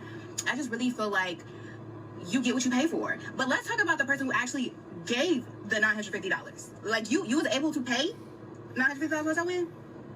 You go, girl. So, hold on. Let's go back to sis right here. Do I think that it's I think that people should be able to set their price. Their price is their price. At the end of the day, that's the requirement that they have set forth, and whoever pays for it, that's their business.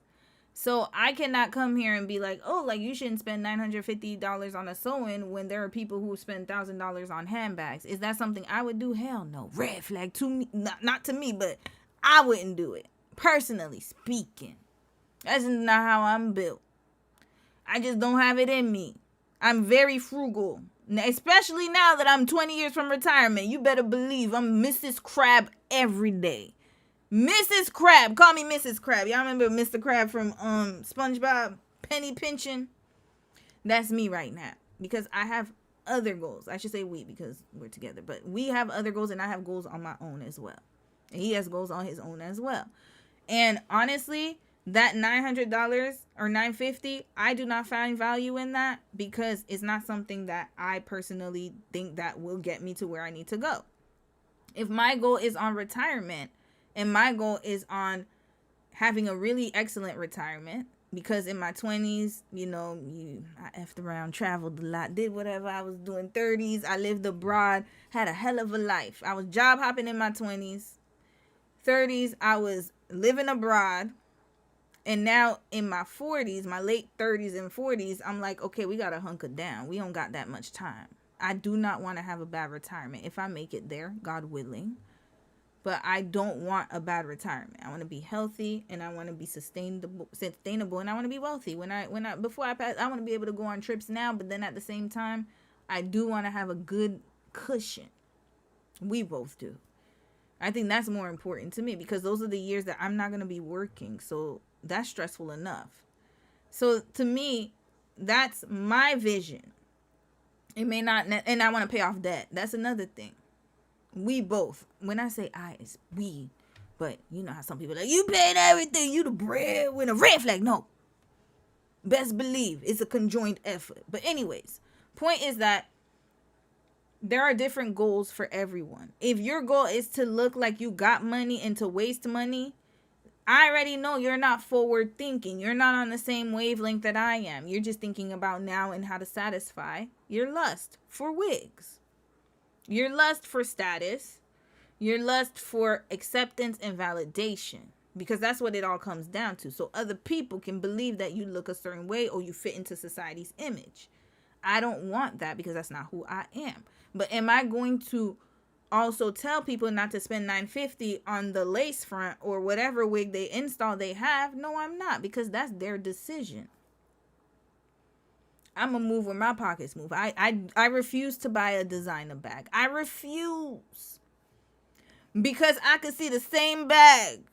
I know people gonna call me cheap all you want to, but guess what? Them dupes what was it called again? What was that website? The yellow one, them yellow boys. What was they used to call it? Yo, they used to be on TikTok heavy. What was it called again? Excuse me. That little Chinese website. Oh my God, I forgot what it was called. But anyways, they have just good enough. If I want to buy something from Lululemon, I'll go get my Lululemon if I really want to support the brand. But guess what? I can go to Costco and buy the same damn leggings. Hello. Just doesn't have the brand name, but that's okay. It does what it does the work it needs to do. If I want to buy Skims and I want to support Kim K, I will do that. But guess what? I'm going to go to Amazon and find a Skims dupe. I'm sure they have them. If I'm that motivated. Because if the quality is similar and it looks the same to me, and it can get me to my retirement goal, because remember, that was the goal. And I still want to have it because I think it looks good, but I'm just not going to pay the price tag for it. Then I'm going to go, if I want to get an install, I'm going to go to Susie down the street. Make sure she's, make sure she does hair nice or whatever. But I'm going to go to the hair salon down the street and get me my little sewing if I wanted to do it. I just don't want to do that. This is, for me, no. But yeah, like, you're going to spend money on what you want. So I will say that I don't think it's a problem to pay $950 for a sewing if you want to spend the money for a sewing. But then again, do not come 20 years later and say you ain't got no money for retirement. You done lost your job. You lost everything. I'm living on this. I'm living on that. Okay, but you were spending $950 on sewings. Don't come to me asking me for nobody. I was doing what I told you to go to them. What was that? DH Gate. I told you to go to DH Gate, and you wanted to sit here, want to be fronting for them people around you, buying happy hours and whatnot, living in a fancy ass house. You couldn't even afford the mortgage. Meanwhile, I'm gonna be in my retirement with my DH Gate bag. So long, suckers. I'm gone. That's me right there. You get what you pay for. But let's talk about the person who actually gave the $950. Like, you was able to pay $950 I win? You go, girl. The fire truck. This is Brooklyn. Anyway.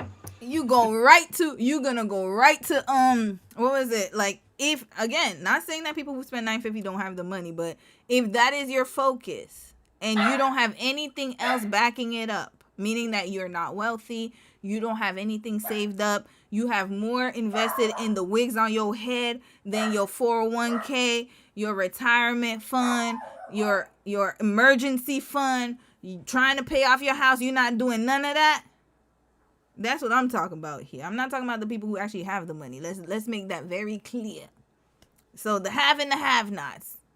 So then, if you're going to spend the $950 and say, you go, girl, you go, girl, right into social assistance as a senior. You're welcome. Getting that minimal-ass pension. And see what's going to happen 20 years. Them lace fronts ain't going to save you. The wigs are not going to save you. The purses are not going to save you. Them clothes, you're going to have to put them on a fire sale. That's the reality of life. When you try to keep up with people, try to keep up with the system, try to keep up with whatever's going on with other folks to look a certain way, if you cannot afford it, And even if you can afford it today, that doesn't mean you're going to afford it tomorrow. How many celebrities do we know, or how many athletes do we know were millionaires one day, and then as soon as they retire, leave the league, broke within 5 years? Why? Because you tried to overdo it. I remember Chad Ochocinco, Mr. Headbutt himself, red flag. I remember, though, that he said that he wore fake jewelry, and people were, like, clowning him, like, oh, how you wear fake jewelry? But he's like, look, I got fake jewelry, but I got money, many millions in my bank account. Yes. Exactly. Priorities all wrong. To me. So while you sitting here buying your kids the best Jordans, and I buy my kids the best shoes that I could find wherever, I mean, as long as they're comfortable and they're quality, I don't mind spending money. I'm not spending all that. Especially not for a kid. These kids, they outgrow their clothes, but excuse me. But that's what, that's what it is. And then now, years later, you want to cry and say you broke. Your kid's not helping you pay your mortgage. You about to go into foreclosure. You always got a story and a tale. And then when I say, oh, but what was you doing when you was buying? Oh, that was then.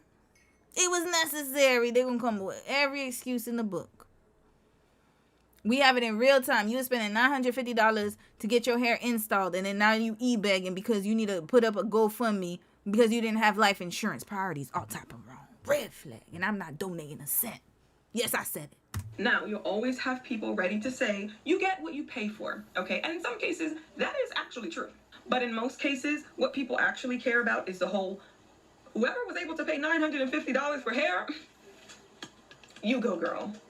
That's the part people are interested in. Count it out loud. 2, 3, 4, 5, 6, 7, 8, 9, 10. 1, 2, 3, 4, 5.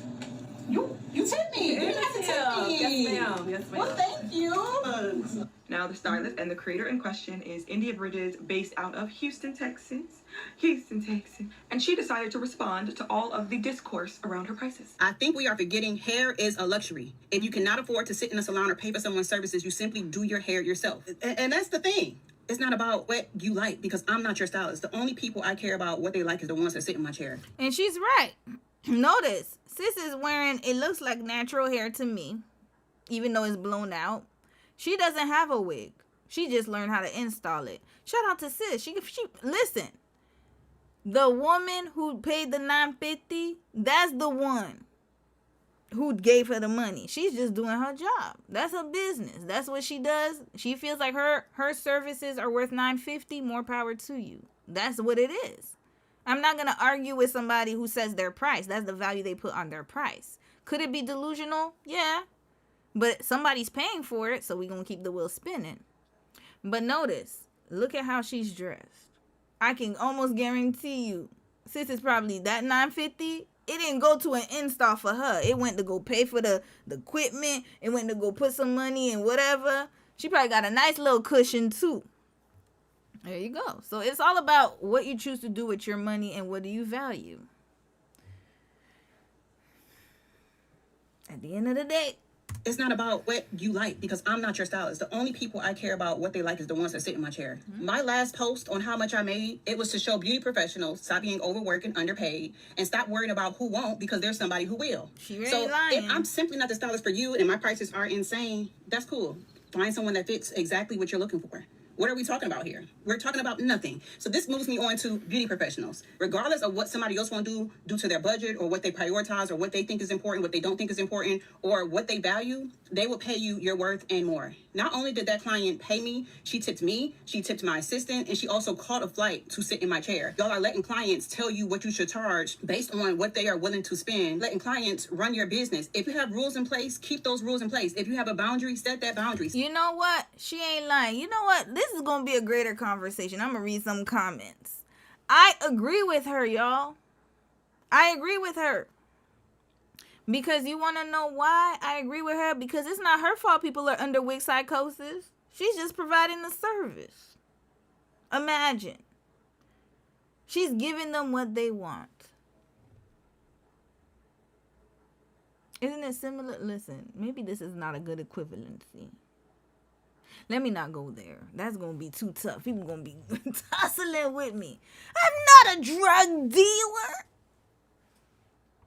If we know that it has negative effects and negative impacts on your body, your health, and you say, okay, maybe not, let's not talk about hard drugs. How about the weed man? We talking about the weed man, okay? Weed. The Mary Jane. Is it the supplier's fault that his clientele, they're addicted to it? He's just giving them a service. I done found a loophole. Okay, you fiending for the MJ. You fiending. I'm gonna give it to you. You fiending for the Molly. I'm gonna give it to you. Probably not a good example because I know it's not legal. Let's use Mary Jane because Mary Jane is legal in Canada. I don't know about y'all. In some states, okay, Mary Jane. But the other stuff, no. That's illegal. So we're not going to talk about that. But we're talking about legal stuff here. Yeah. Oh, alcohol. You know what? We don't even have to talk about Mary Jane. Alcohol is the best example. Alcohol. Let's use alcohol and cigarettes. Best example. They're legal. So let's say that you have somebody, you know, people go to the liquor store every day. We all know the detrimental effects of alcohol, even fast food. We didn't even have to go to alcohol. We could even talk about fast food. Matter of fact, sorry, y'all know my meds they done been ran out. But let's keep the conversation going. Let's talk about fast food. That's an easier example. That way it can click a little bit. Let's say that somebody, we all know the detriments of eating fast food every day. We're not gonna hit McDonald's. McDonald's always gets the bad rap. Let's talk about Wendy's. We're gonna put Wendy's on the list today.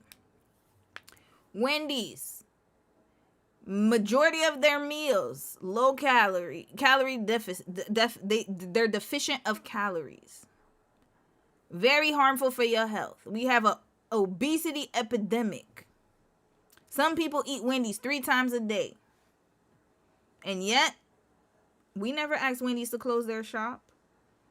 People will line up to go pay for that damn Happy Meal or whatever. They keep raising their prices, y'all. I was $2. Yo, them fast food prices are way too high to me. But somebody's paying them Starbucks. Somebody's paying for that sugary ass coffee. They increase their price every day. Or not every day, but they increase their price all the time. And somebody's still gonna get that macchiato, caramel macchiato with two sugar-free spritz or whatever the hell they be ordering. Got a whole damn list of what they could put in the damn coffee. And they'll pay for it. Same thing for, what's the other one people be paying for that I think is egregious? I got a long list of things I think are egregious that people pay for. But they'll pay for it. Spotify, look at me. People complain about Spotify all the time. If they increase the prices, I'm not going to pay for Spotify monthly. I'm gonna get rid of my subscription and go to Apple Music, whatever. I'm on Spotify. I pay the $20 a month. I sure do. Oh, I do. Oh, I will pay the $20 a month. To some people, it's crazy. But to me, it's worth it because I actually listen to music. I actually do that. So to me, I don't mind paying the $20 a month. Netflix. How many times people say, oh, I'm going to take up a Netflix subscription. It's getting too hot. And yeah, you still got people who still got a Netflix subscription. Disney Plus, Apple Music, Apple Plus, whatever the hell the thing is. Apple Streaming, whatever they got. Amazon. People will pay for what they want. So it's not her fault. I got to agree with her. It's not her fault. Because she's providing a service and it's legal. She's a licensed cosmetologist.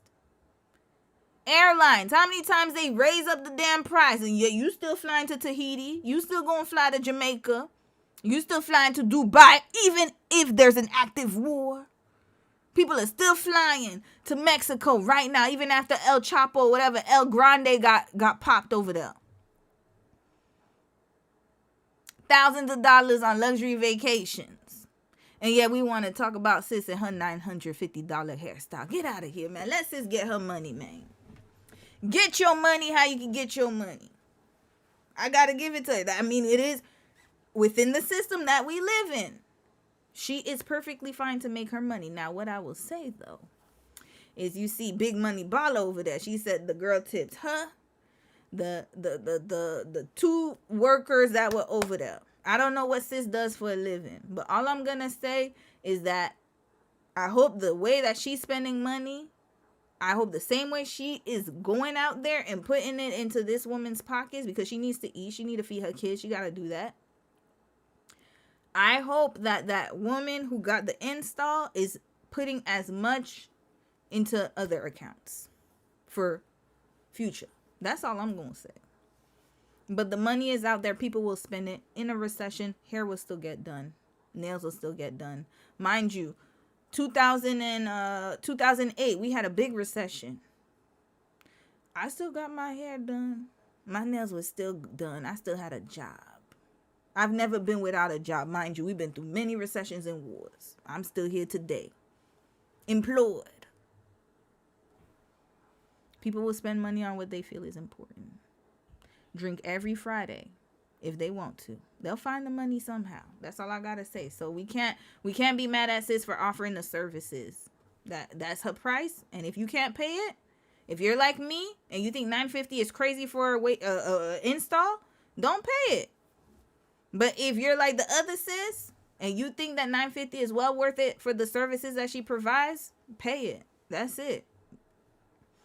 But then at the end of the day, all I'm going to say is make sure that the same energy that you spend on the $950 whatever, you have other things that you are saving up for and you're thinking about the future. That's it. Set that tone for your business. Keep in mind that some people enjoy motels, some people enjoy hotels. There's a bed in both. You can rest in both. Some people like economy, some people like first class. We're all getting to the same destination, but different experience. Yeah. I don't think I have to break this down. Now, as she said, weaves, sew-ins are a luxury, okay? And so there are people that are willing to pay luxury prices. Motels versus hotels, okay? Now, I do believe that weaves and wigs are a luxury, okay? Now, hold on. Let me tell you something. Let me actually read the definition of a luxury that I am going off of.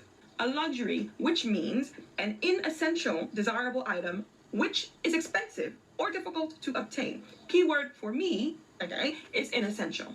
Now, all of this discourse between women going back and forth about these prices make it very clear to me that there's a lot of women that do not see wigs, weaves as something that is luxury and only for those that can afford it. Many see it as something that is essential and they need affordable access to.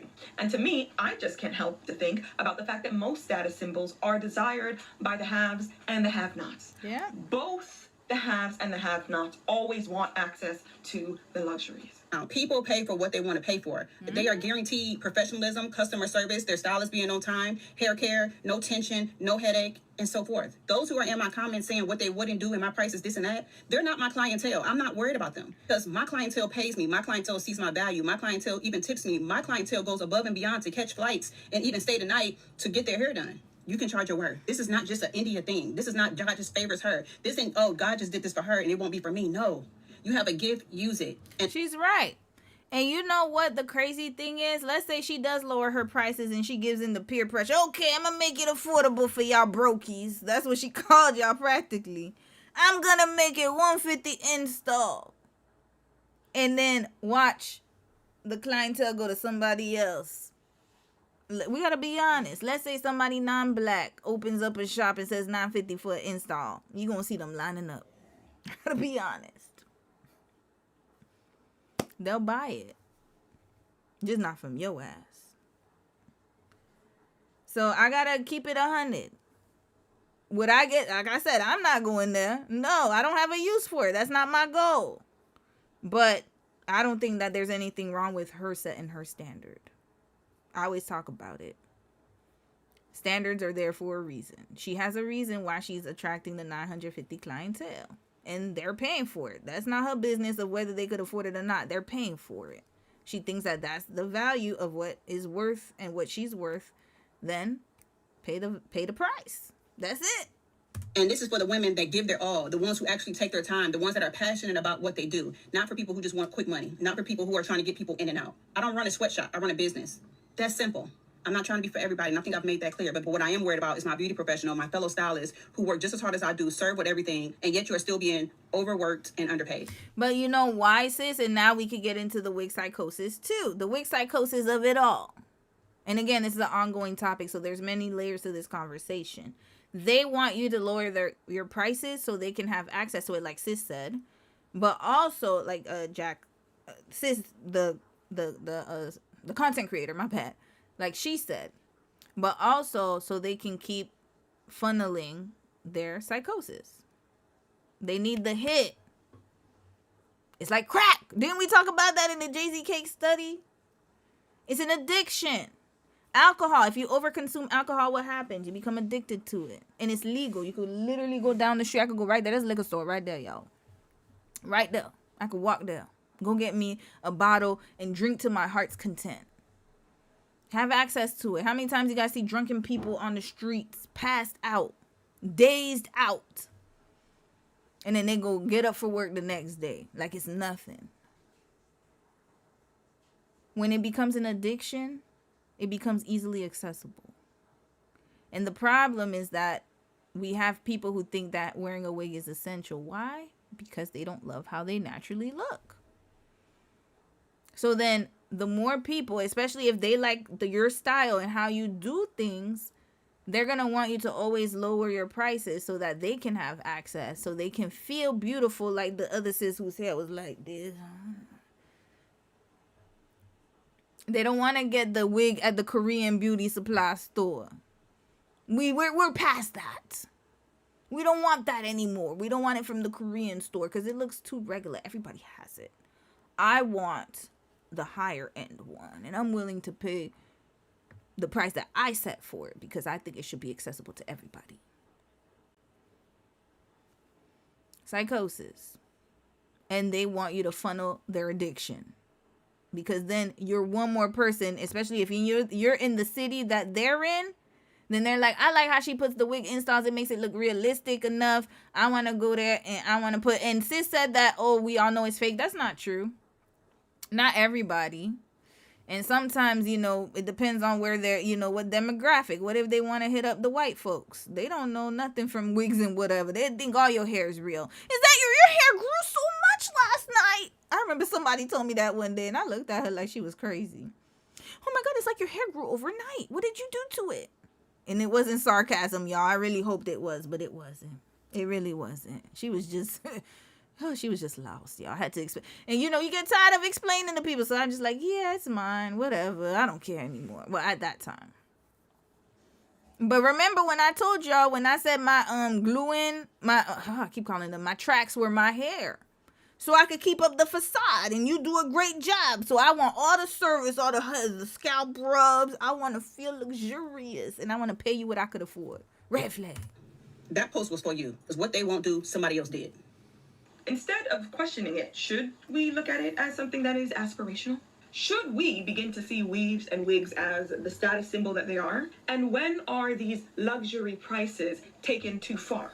Can they ever be? Still wondering why our wigs are so expensive? Let me take you behind the scene of how we make our wigs. Our wigs are not coming from the same factory as the ones that cost $500. You know why? Because we are the factory. And if you're new here, I'm Shani, the founder of Shani Wigs, and I'm a wig maker. We have been featured in Vogue and made wigs for celebrities like Naomi Campbell. So what makes our wigs so different? After carefully selecting the hair, we create what we call wefting, which is going to be rows of hair that will be sewn into the cap of your wig. This allows to control the density and the amount of hair we want in the wig, making it so much more lightweight and have more movement than a regular wig you could find in the market. But we don't stop here. We only carry virgin hair wigs, which are non-processed or chemically treated hair. And the best part, and what will make your wig look so different than the ones that are $500, is the customization. Because let's be real, from the back, every wig could look the same. But from the front, you could see if you have a bulky and wiggy hairline, or if people have no idea you're wearing a wig because it looks like it's growing out from your scalp. There is more than 50 hours that goes into each piece, and everything is made in-house by the team that I trained personally. Because I wear wigs myself, I'm aware of all the things that need to be complete in order for the wig to look super natural. If you had to wear a wig today, would you spend $7,000 to $10,000 on it? I sure wouldn't. Personally speaking, my goals are different. But then that's another layer to the conversation I was talking about, is that she, and shout out to Sis, I mean, she doing her thing. Now, she's giving the real. It does take a long time to make a wig and to create one, especially the ones that she wants to create. So what it is that they want you, again, it goes back to the conversation of the psychosis. You are in a mental state where you have to have it. You must have it. It's an addiction at this point. We can call it for what it is. So then you're going to make sure that you can keep that going. And not only that, but she said that they spent 50 hours. And If people know that you have an addiction, you got to be honest. Let's be honest here. We always keep it a stack here. The more people are addicted to it and the more that they see that you're addicted to it, they're going to raise the prices because they know you're going to pay for it anyways. You could complain all you want to about Spotify, Netflix. I bought those examples for a reason. I complain about, I get coupons every month because, you know, they always send us the mailing coupons of like, 2 can dine for whatever. We always get coupons from Subway. Subway I like. Subway's coupons are good because I actually want to go there. But Wendy's, McDonald's, I was looking at it. I was like, who pays $2? It was 2 can dine for almost $20, $18.99 for 2 Big Mac meals at McDonald's. Red flag. $18.99 for 2 Big Mac meals, y'all. Y'all know them in Canada, ours are smaller. Come in a little small ass container with a drink and some raggedy ass medium fries. $18.99. I could literally buy a steak for that same price here. Maybe a smaller steak, but it'll still fill me as Whole Foods. And yet I was saying, hell no, I'm not buying it. Throw it in the trash. And then I bet you somebody's ass is driving in the drive-thru. There's always a line wrapped right up around McDonald's in the drive-thru. I get the 2 can die for $18.99. They'll do it because they know you're addicted. You can literally make the burger at your house. You can make 5 McDonald's burgers. You just got to get the Big Mac sauce. You'll figure it out. I'm sure there's recipes, dupe recipes. You could do it yourself. But nope, they want the feeling and the hit of that damn sucralose that they got in that damn Diet Coke. And the sugar, whatever the hell that's in there. And I was addicted to it too. Don't get it fooled. I used to call Domino's every Friday. When I was in Montreal, they knew my name. I put in the same order every Friday. Get me a large pizza so I could eat it through the weekend. And binge watch my TV shows. Because I was in the depression. But I didn't even know it. I just needed that addiction to make me feel good. So I wouldn't think about the life that I led. I was working all the time in a bad relationship, but Domino's made me happy. Watching my TV shows made me happy, so I put the money towards that. Couldn't even afford toilet paper, but yeah, I'm buying Domino's pizza. Exactly. But then you got this one right here. She's right. She's going to increase the price, and guess what? Somebody is going to sell their foot to go put that damn wig on their head. Now this video Psychosis. I wanted to play because the comment section. An addiction. My goodness. Okay, my God. Today. The comments are filled with black women trying to question this creator's $7,000 luxury wigs. They hear her using words like new technology like wefting to justify her prices. I wonder if creators that were justifying the $900 sew-ins or the stylist herself would look at that video and say, yeah, you're taking it too far. Or would it be, I mean, you know what? She is giving you new and improved wefting technology. These wigs look realistic because they have lace. $7,000. Or would they begin to see how you can take something that, yes, might be very good technology, that might make things look a tad bit more upscale and still run way too far? Can still use justifications that... But celebrities are wearing those wigs, sis. That's the thing. Celebrities spend thousands of dollars on their hair and wigs. We don't talk about that enough. They're going to buy it. We don't know who her clientele is. She's just advertising on TikTok. But her clientele could be these corporate women or women in high income earners. They don't want to be around the riffraff. They don't want to go to the Korean beauty shop and fight with y'all for the damn the lace wigs that's on the mannequin. They want to seem like they have a shelf service, just like Louis Vuitton. You go into the Louis store, you want to feel like you're fancy. You want to go in the back where the big ballers go. You're not going to go in the front end where all the riffraff go. That's for the rappers. It's for the rappers and the singers. I want to go where the owners are, the team owners and those, everybody wants to be on that ladder. So yes, people are buying it. Just don't be fooled because it's on TikTok. A lot of companies... Matter of fact, I think a lot of luxury companies advertise on TikTok, if I'm not mistaken. Social media has made it so accessible. But now they're tapping into the market that is the regular folks. They getting their money both ways. They're like, okay, we're going to make something for y'all broke asses. And we're also going to keep our normal clientele happy by keeping them separated from y'all asses. The more that you try to reach up, the more they're going to keep the divide there.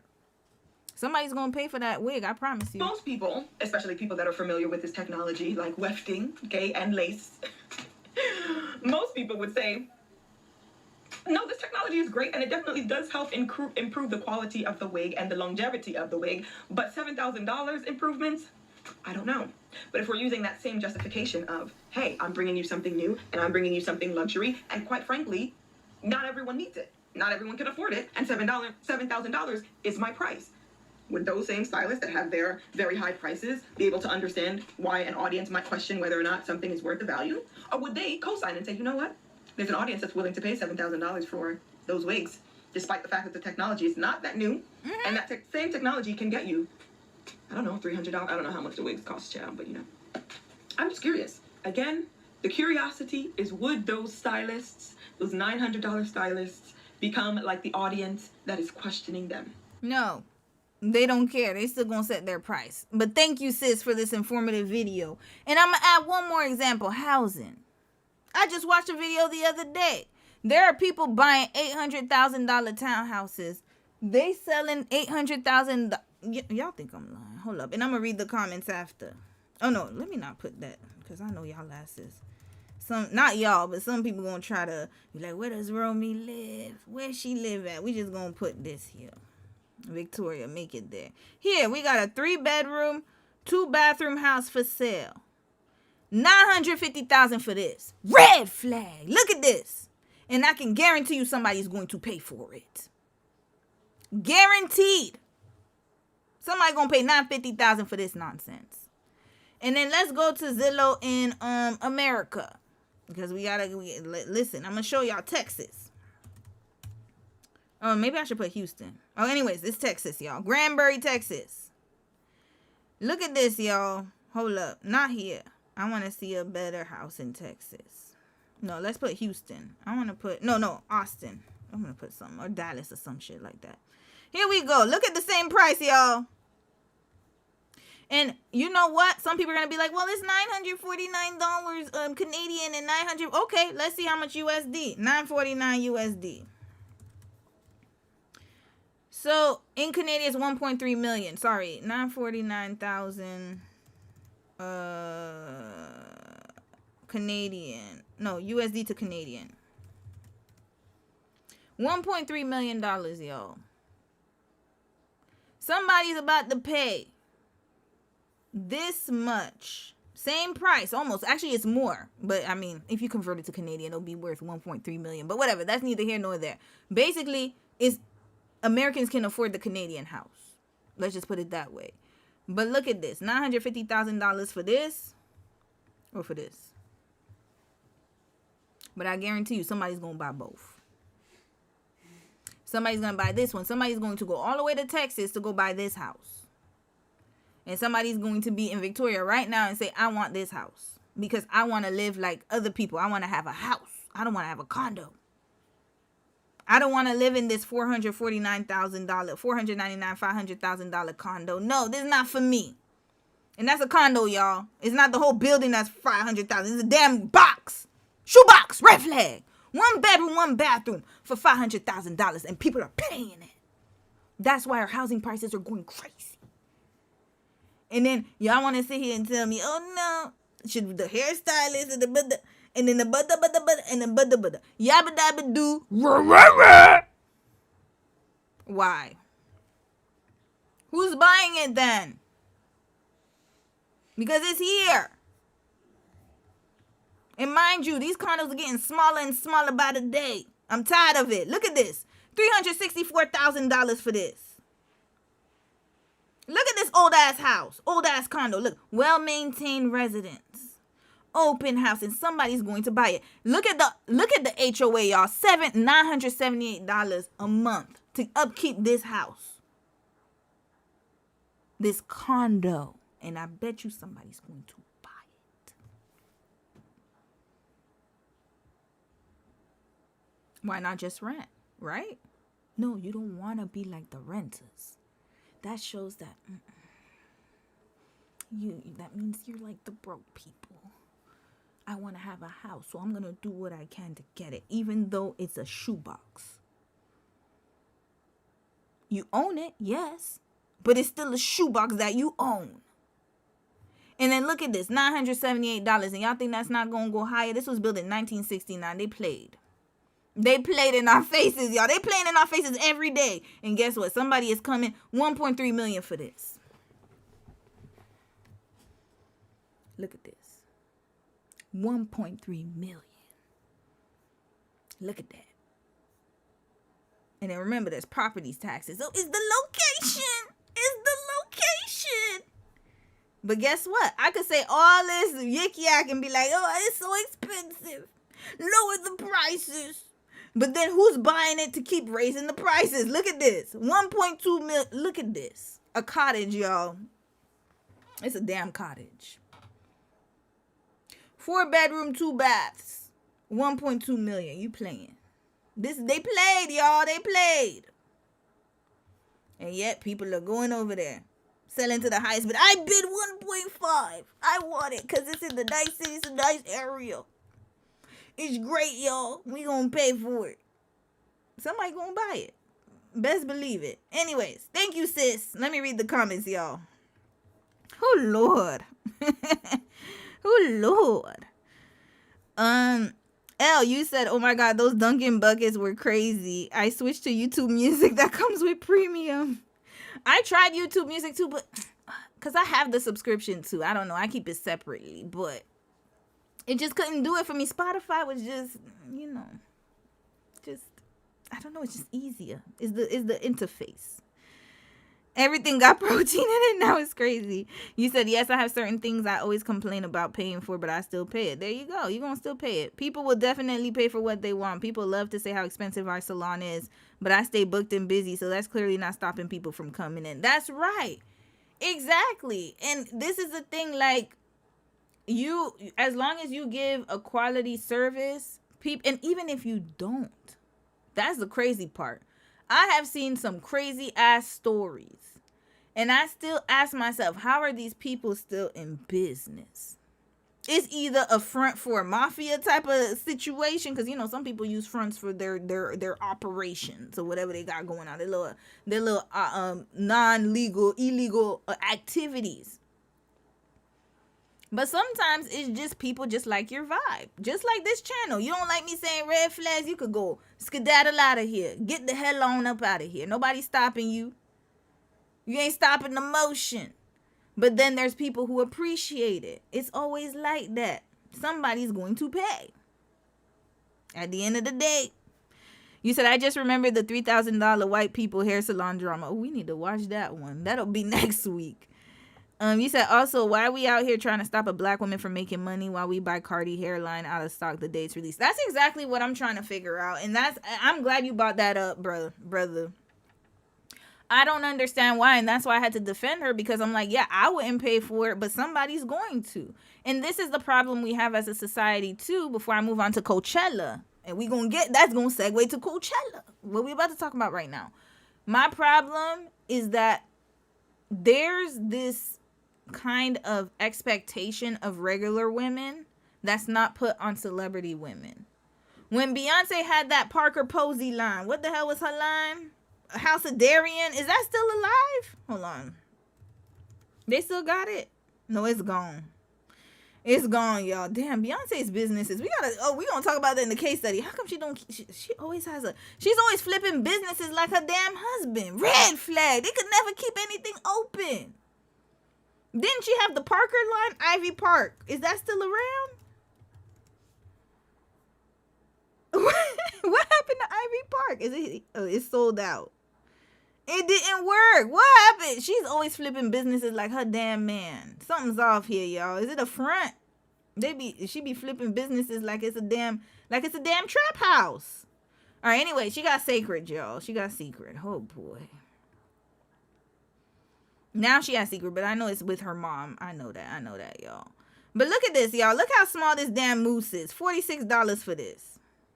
Personally speaking, no, I'm not going to pay $46, but if it's worth it, I will. But look, on the outset, I know many people who would not pay $46 for that, but I know many people who would. She's always sold out. People, when it's a celebrity doing it, and I'm glad you brought up that point. Whenever it's a celebrity, nobody thinks twice. They might complain about it a little bit, little rumbles here and there, but they'll buy it. They'll support it. But then when it's a regular woman down the street or a hairstylist, oh, she charging too much. She doing too much. She thinks she all that. There you go. Some girl, you said, I don't see anything wrong with paying for a good hairstylist. I'm too scared to allow anyone in my hair. However, if I did, I'd be looking for someone experienced who charges a certain amount. There you go. And that's your preference. Yep. Devonda, you said, same with Alandra on the Sports Illustrated, and how would people perceive her if she wore her natural hair? Or wouldn't she get the same treatment as Coco Jones? That's a good point, sis. They would decimate her because she already has people who target her all the time. They target her all the time. So they'd be like, oh, she thinks she... When somebody doesn't like you, they're going to find any excuse in the book to still keep... Like, they'll find something to still not like about you. It's so crazy to me. So crazy to me. But, yep, they would give her the Coco Gauff treatment. Off rip. Anybody out there. Scammers, Mocha Island said, is that house made of gold? Thank you, Mocha Island. We trying to figure that out, too. Imagine trying to enter the housing market and this is what you see. I'm not buying it. But then you see, this is why I said, and we're going to talk about it next week because I know we're running out of time here, but I'm going to keep going with the Coachella thing.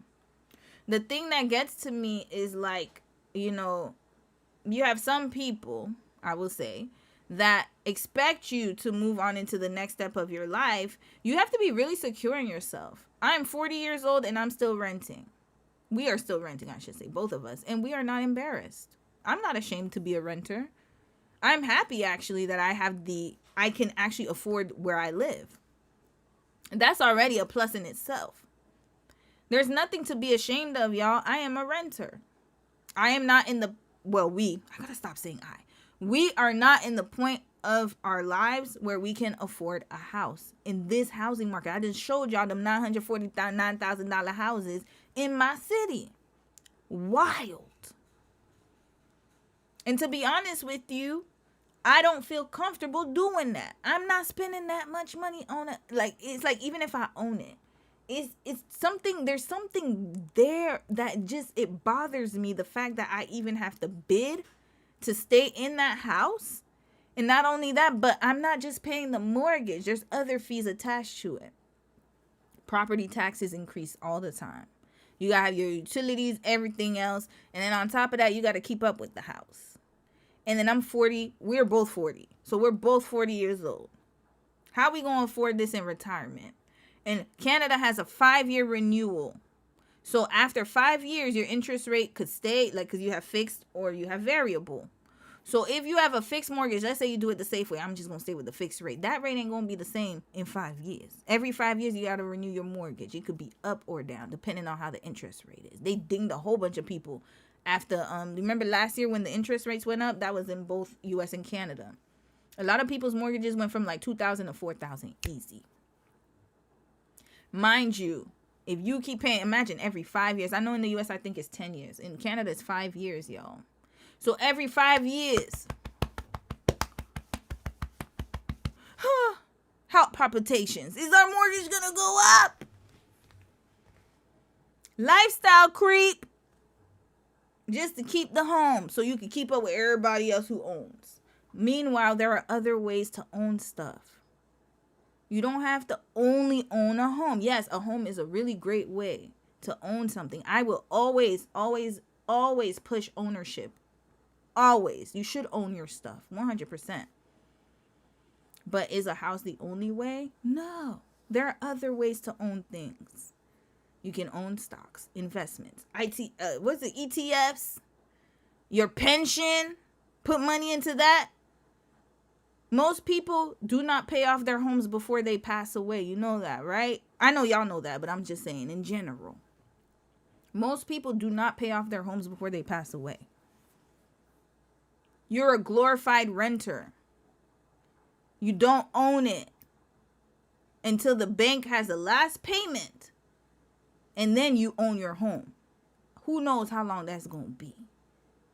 And how can you afford it afterwards? Who knows?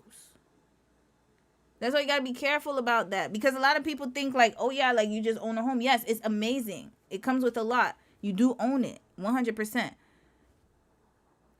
you own it, or you have the, how can I say, you're on the track to own it. It's like a car. You can't afford it outright. You're going to put payments on it. But guess what? Right now, you paying payments on your car. They could repo your car if you miss 1 or 2 payments. Good luck. Good luck. It's not yours. Even though you signed the paperwork saying, I own this. I own that car. I own no.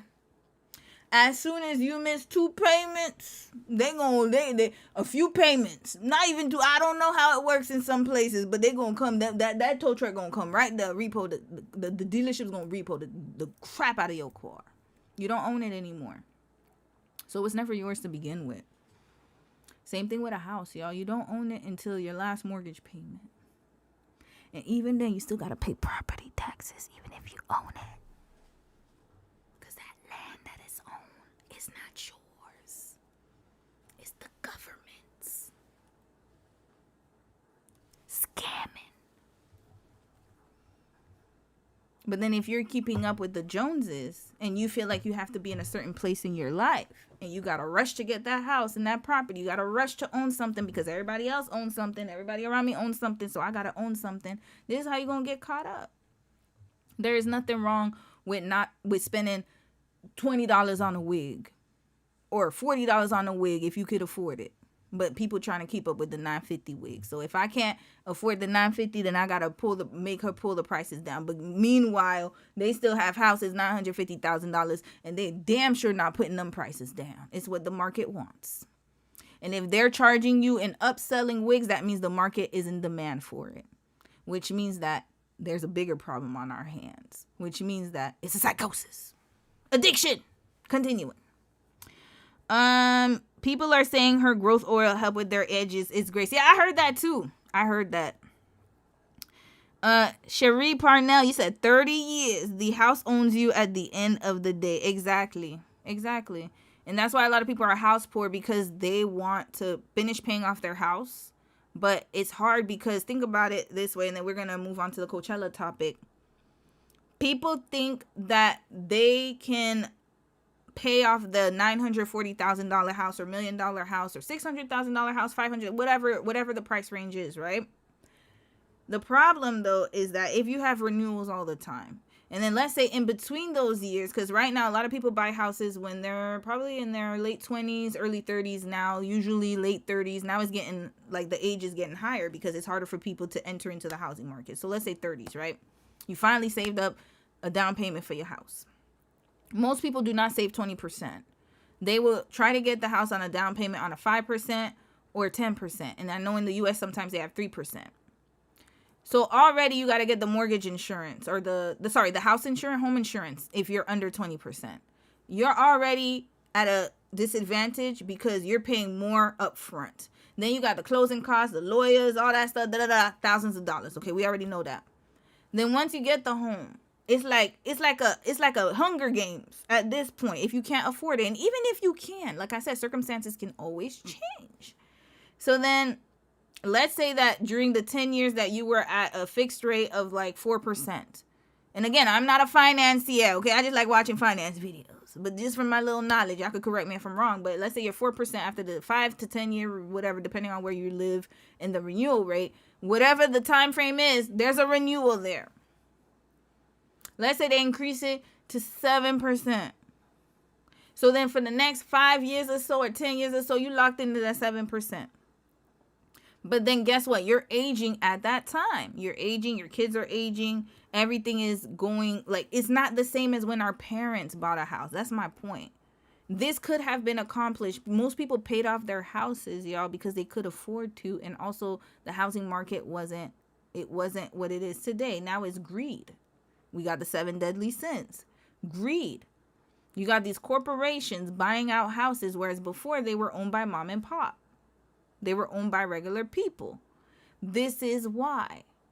And then you could have, that's why a lot of grandparents paid off their houses. A lot of people are living in their grandparents' paid off homes. That was an accomplishment back then. But now it's a whole different ballgame. Most people cannot afford to finish paying off their mortgages. We know that. But yet people are still buying houses. Why? It could all end today if there wasn't such a big demand for it. But again, like I said, people are trying to keep up with the status. And so the more people are trying to keep up with looking a certain way and the validation, then they're going to pay the price, even if it's at the detriment of everyone else. You cannot afford that house. There's no way you can pay off $1.3 million in 20, 30 years. It is almost impossible. You'd have to work a lot, have a business, and even then, anything could happen between that time. One person dead, gone. You're not going to have half of that income. It's not going to be anybody's situation changes, gone. Kids not going to help you. They can't even afford life. But yet you buying a $1.3 million house and you just paying for it. And then at the end of the day, you kick the bucket. Somebody kicks the bucket. Everybody kicks the bucket. I don't know. Whoever was the signed the deed, you kick the bucket.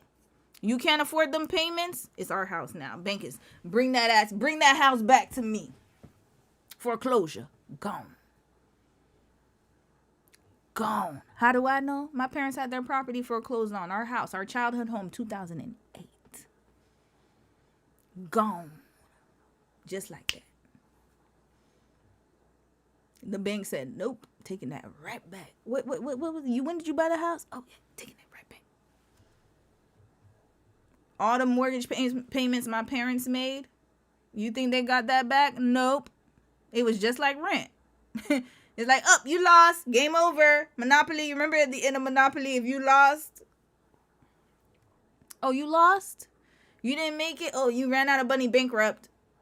Monopoly game. Okay, we're going to take all your properties. I remember me and my siblings. Imagine, we was playing Monopoly, stealing houses from people. Not stealing, but, I remember one time, when you play the Monopoly board game, and then, I remember Park Place was expensive, y'all. Park Place, anything on the blue on the board, oh, Lord.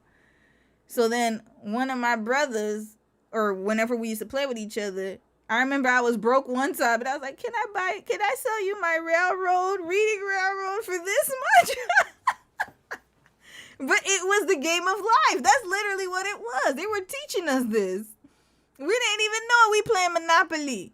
And then you got one of my siblings, my sister never really played with us, so it'd be my brothers and my friends. Somebody accumulated all the wealth of the neighborhood. And then you had that little Baltic place. And then that was it. They give you $8 for rent. I don't remember the rent. $30, something like that. If you could put a house on it, it was even better. You bought the land first, then remember Monopoly, you bought the car. You bought the land first, and then you bought the house. You could afford the house then. Land first, then house. We got it all twisted. We don't even own the land. And then we buying a house on top of it. It's not yours till the day it's signed. Again, till the last day you pay a mortgage payment, even then that land ain't yours. You don't own it. You don't own the land. That's why they make it hard for people to buy land and to put houses on it. Well, that's another topic for another day. I went off on a tangent, y'all, but it's the truth. One more. CFT, hey sis, how are you? Say hi, Romy. Hope you are well. HOA, aka Homeowners Association, makes no one real owners. Even if your home is fully paid and you do not pay your monthly HOA fees, they will put a lien on it. It never ends. Bingo. Exactly. So and this is the thing. Some people say, well, you have equity and you can borrow against your house. That's a loan. That comes with another interest rate. You're basically putting yourself in even more debt. So even if you have 10 properties, some people are like, oh, I flipped this property, I flipped that. You don't own it. And even if you have renters paying off your property, anything can happen. That's why I said, like, it's a mind blow. Like, when you really think about it and you analyze everything, we're all just glorified. Like I said, you have some people who own, quote unquote, they're on their path to home ownership, but you don't actually own, unfortunately. You don't own it. It's not yours. It's like the streaming services, y'all. We don't own none of that. We're paying monthly. It's literally the same thing. We have music in our Spotify play. I have music. Let's use Spotify, for example. I have my whole playlist there. I don't own it. It's not like I bought the CD. The CD I owned. Remember when you used to buy CDs? We owned it. We bought it. Put it in. Record player. Remember when they used to have the vinyls? That's ownership. Streaming is not ownership. We're renting. The platform could kick you off at any time. I'm renting space on YouTube right now. This is like a hair salon. I'm renting my little space, right? My little corner. They don't charge me, but I gotta keep, you know what I'm paying in? Videos, live streams. You gotta stay on the platform. After 6 months, if you're monetized, by the way, if you didn't know this, if you have inactivity for 6 months, membership gone. I mean, not membership. Monetization gone. That happened to me. I took a little hiatus, you know, when I was in the middle of I gotta figure this out. I was trying to, when I was doing my vlogs, I had gotten monetized within a year. I was so happy. I was like, oh, I need to take a break 6 months. I don't know. I was going through a lot of stuff. You know me. I was inconsistent as hell back then. I was still trying to figure out my direction. Y'all, I got that email from YouTube that's like, oh, due to infrequent activity, your monetization has gone. Like, they took it away. Not only that, they said I had to re-earn my monetization. So I had to get the hours and I had to get the everything. And thank goodness, you know, people was watching, people was supporting me. So I got it back within a short amount of time. But I was like, oh, shoot. Damn, they could take it away. I thought it was mine. I worked hard for it. People were still watching my videos. Like, nope, all them videos running through your ad YouTube. We own it now. All that money is supposed to go to you is going to us. It's like the bank. Anyways. Oh, Lord. That game started fights. Go straight to jail. Do not pass go. Yo. That game was crazy. When you really think about it. And then you always had somebody who was greedy in that damn game. Remember? Yo, I hated it. We used to fight so much for the railroads. I'm telling you, the railroads and park the blues every time. We used to always fight. Woo, Park Place, I'm gonna buy it. Boardwalk, I'm gonna buy it. And then charge people like, oh, and then when you hit it, oh man, it was a time, man. Monopoly needs to be taught again. Like, that was a fun game, but yeah, it's a reality. Bankrupt, took all my money. One time I was left with, I was so high, I used to cry, man. I was left with $1. I was so mad. That art girl, you said, sad at this point, we are just gonna start rent oxygen to survive. Girl, they already starting that. Didn't they say to us, don't own anything and be happy? Yeah, because they're making it so expensive. You can't own. They done took all the ownership away from us. We don't own anything. As far as like books, even books. That's why I'm an advocate, a strong advocate of owning physical books. Because if you have a Kindle, if you get your books online, you don't own them. Amazon could decide right now, oh, we gonna get rid of the Bible. Let's say you downloaded the Bible app or something like that. On your Kindle or something like that, and you do it through Amazon Kindle, they gonna delete it right there. Up, gone, doom, black screen. I mean, that's what it is. So anyways, point is that, you know, keeping up with the lifestyle, and that's back to the Wig Psychosis conversation. We're moving on to Coachella right now. Seriously, I really am though. But back to the conversation at hand, and we're gonna continue the conversation next week, is that when you are trying to keep up with everyone, and you know, right now it sounds egregious to pay $9.50 for a wig or for an install, but it's going to be headed there. Why? Because people are desperate enough for it to keep up with the image. That's it. So we can't get mad at the hairstylist for giving the people what they want. She's going according to market value, y'all, and that's where it's going to head. And I promise you, people are going to pay for it. You will give up your daughter's formula for that install so you could go and shake your ass for that man at the club. And you can have another baby for him. F the kids. I want my install so I could go impress my next baby daddy or my next husband or my next whoever. That's what it is. I want to look good in front of her because, you know, that hoe don't got the same hair I got. I got the Burmese bundle with the virgin hair. She bald headed. She got the Korean wig. I got the good wig, the blah blah blah. So we can go fight online. And meanwhile, you're paying for it. Monopoly is dystopian as hell. Capitalism in real time. Yup. It was. I know. We was playing it like we were fighting and everything for them damn cards. Unless you're Corey Kenshin, the dude be gone for a whole year and come back to millions of views. That's crazy, y'all. Yeah, but for smaller, they cut my monetization quick. They were like, oh, inactivity gone. I've been active ever since. I was like, oh no, I don't want to lose it again. But then again, you see, you paid the price. Y'all said still waiting for Corey. I remember him. Shout out to him. I hope he comes back, y'all. I really hope he comes back. I remember him. I don't remember. Why did he take a break? The game called Life and was Candy Lane Battleship. Yup. Monopoly is based on JP Morgan. I'm not surprised. At this point, I'm used to him. How funny for Corey. Corey's just going through some things, y'all. He'll be back. He'll be back eventually. Sometimes, one time I was watching a YouTuber. She was gone for like 10 years, yo. And then she said, I'm back. And I did watch that. I sure did watch that video. And then she left again. All right, let's continue, y'all. Coachella. We getting on to Coachella, y'all. Coachella. Okay, so I got, we were supposed to do good hair, but it's a little too long. Okay, we'll save this for next week, y'all. This is a very, very good conversation. I'm going to save it for next week. I'll remove Tyra from the thumbnail. This is an ongoing conversation anyway, so y'all stay tuned for next Saturday. We'll go over the Tyra Banks episodes. Let's get to Coachella, y'all. Oh boy. Y'all know every year they have the musical festival called Coachella. And before we continue on, let's do a Kateseye update, because they were set to perform, or they did perform at Coachella.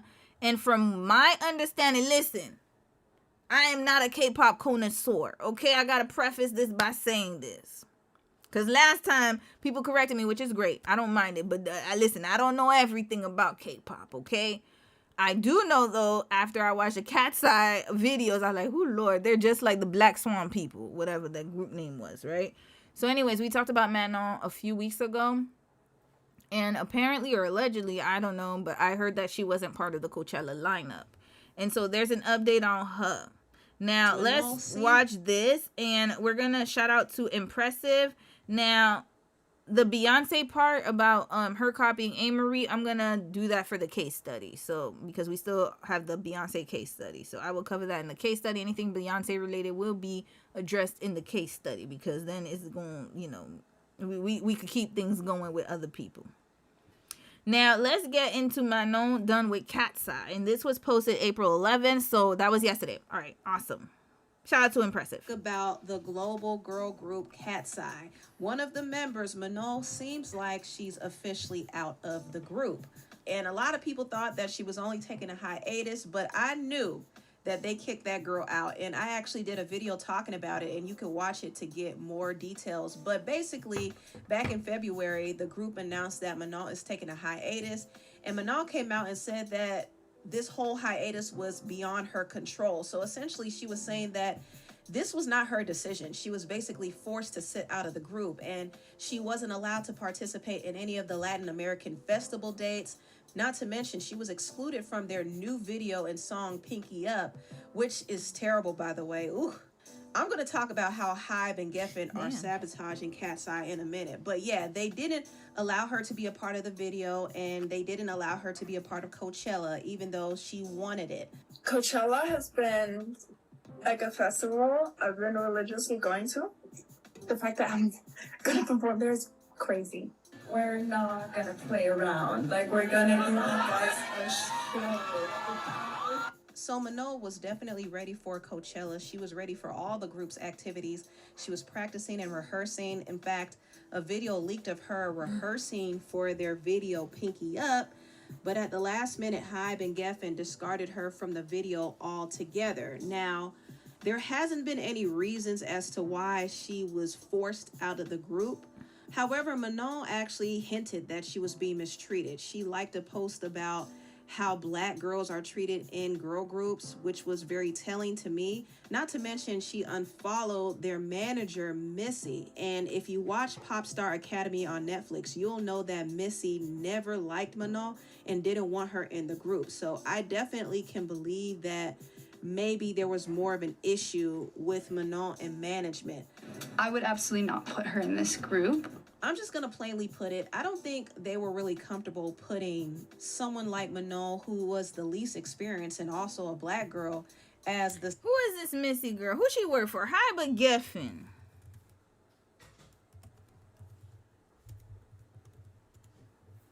Missy Paramo. Is that her? Paramo. Yeah, that looks like her. Okay, so she looks for artists for Hype America. Oh, she privated her account, y'all. Or did she? Yeah. Oh, she got tired of the messages. Oh, they was dragging her ass. Okay, that's her website, y'all. I need to know more about her. Okay. Hey, I already know where this is going, y'all. But let me reserve my judgment first of all. Y'all, I'll be quick, but I was like, no, I gotta really see things out. I'll be too impatient, y'all. Too impatient. I get too impatient. That's her. So she got the nameplate check, the gold hoop earrings check, curly hair check. Let's look at Manon. Listen, this is a masterclass, yo.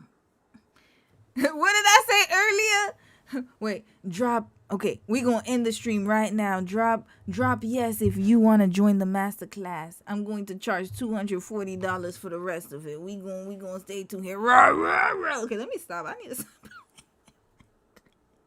Y'all know my mess is done. Yabba dabba doo. I'm about to be yabba dabba doing. Okay, all seriousness though, I had to joke about that. Yo, I need to get like those people that be selling back. 240. Join now so you can hear the rest of this live stream. I'm gonna cut it right now. Doom. Let me stop. So look at here. Look at Manon. Look at her. Manon. Her. What's the difference, y'all? Y'all gonna let me know. Manon. Her. Where the 7 deadly sins at?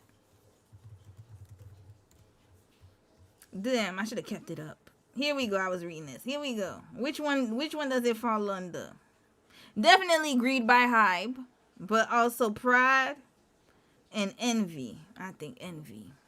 Envy is definitely here right here now. So they look very familiar, very similar. That's all I'm going to say. And leave it at that. I'm not surprised she didn't want Mano in the group. I'm not surprised at all. Okay.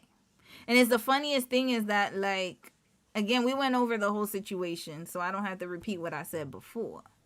But it's not like they chose her. Who scouted Manon? Because she's not the one she didn't even apply to the group. They scouted her. And then you have the manager talking about, oh no, she shouldn't be in the group. She shouldn't be in the group. Meanwhile, somehow they all look similar to her. Very interesting.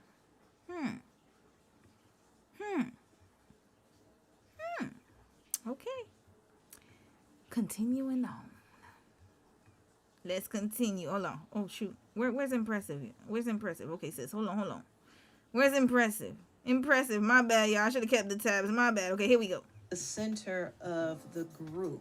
But even though she didn't have much experience performing as her bandmates who've been performing since they were young, she was able to catch up. She worked hard and she didn't miss a beat. And she got a lot of attention. She was the center. And maybe that made some people uncomfortable. Maybe the manager felt a way about it. She sure did. And I can almost guarantee you she dates the brothers. Listen, I ain't even got to look up her profile. The hoop earrings and the nameplate told me all that I needed to know. All that I needed to know. The curly hair, the cap, that aesthetic, the fit is giving I date brothers. That's what it's giving to me, y'all. Listen, I got to be honest. I got to keep it a stack. We keep it 100 here. It's giving that. The nameplate told me all I needed to know, y'all. But anyways. Either way, why is it that everybody looks like her? I'm trying to figure that out. Everybody's transformed into her. Look at Mano with her curly hair. Look at here. Why? I don't understand that. But, I mean, I do understand. I'm just being. Y'all already know I understand it. But continuing. So I can imagine that's probably why she got booted in the first place. But as of right now, Manon is not returning to Kateseye. She actually removed Kateseye from her bio, but she did say she's having positive conversations with the label. That was clearly a damage control statement. She definitely is leaving the group. Like, there's no way she's returning, not after all of this. And it's possible that she might be trying to break contract. And who knows, she may try to go solo, which I hope it goes well for her. I hope she doesn't face any sabotage. Manon, listen. I usually don't give advice about evasion, but where does she live? Switzerland? Girl, go back to Switzerland. Get yourself a good lawyer. You ain't got to deal with them Korean folks. Don't worry about their asses. But definitely, I don't know what your market is. If you're trying to be in the American market, then yes, you got to deal with Geffen and them. I got to be honest. But if you're not in Korea, go about your business. You just probably not going to be able to go back. But that's okay. You don't need it. Yeah. You ain't got to worry about that. You ain't got to worry about none of that. Blackballing behind the scenes. But yeah, I think overall Manon never wanted to leave the group. Not like this. I wouldn't want any other girl better than Kateseye. Yeah. The girls did end up breaking their silence about her hiatus, and this is what they said. You know, Manon has been on hiatus, and we love her so much, and we know that she's doing well. We also want to say, like, she's our sister forever. Oh, yeah. You know what I mean? Like, we love her so much, and, like, we built this together. So we just want to give her all the space. That's Yeah. And in that statement, they said she needed her space as if she wanted to be on hiatus, but that's not true. We know that she was forced on hiatus. But yeah, I think the label is just sabotaging Kateseye. They're sabotaging terrible music. Pinky Up is a terrible song.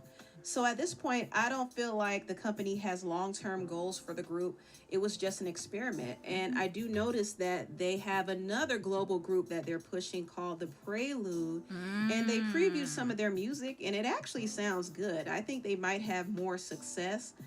But to be honest, I don't even have high hopes that they will last either. Because... So, you know what the funny thing is? Look at this. They always...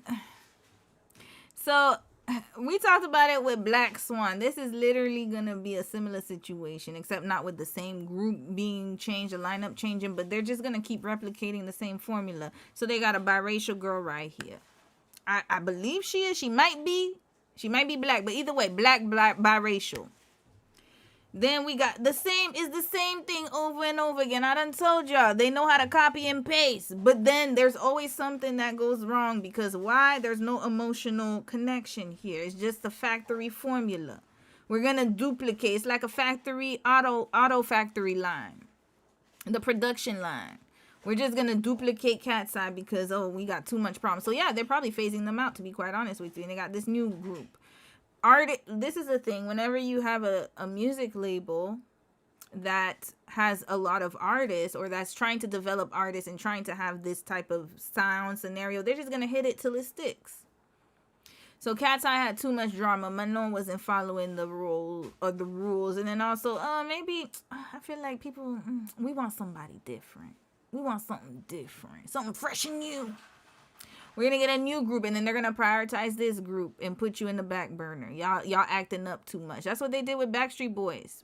Mind you, I didn't even know until I watched the Lou Pearlman documentary. I stuck a few clips in there in the Beyonce case study, but I watched the whole thing in its entirety. It was crazy. Lou Pearlman. He discovered the Backstreet Boys, or he got into arrangement. I don't know. He made them up, right?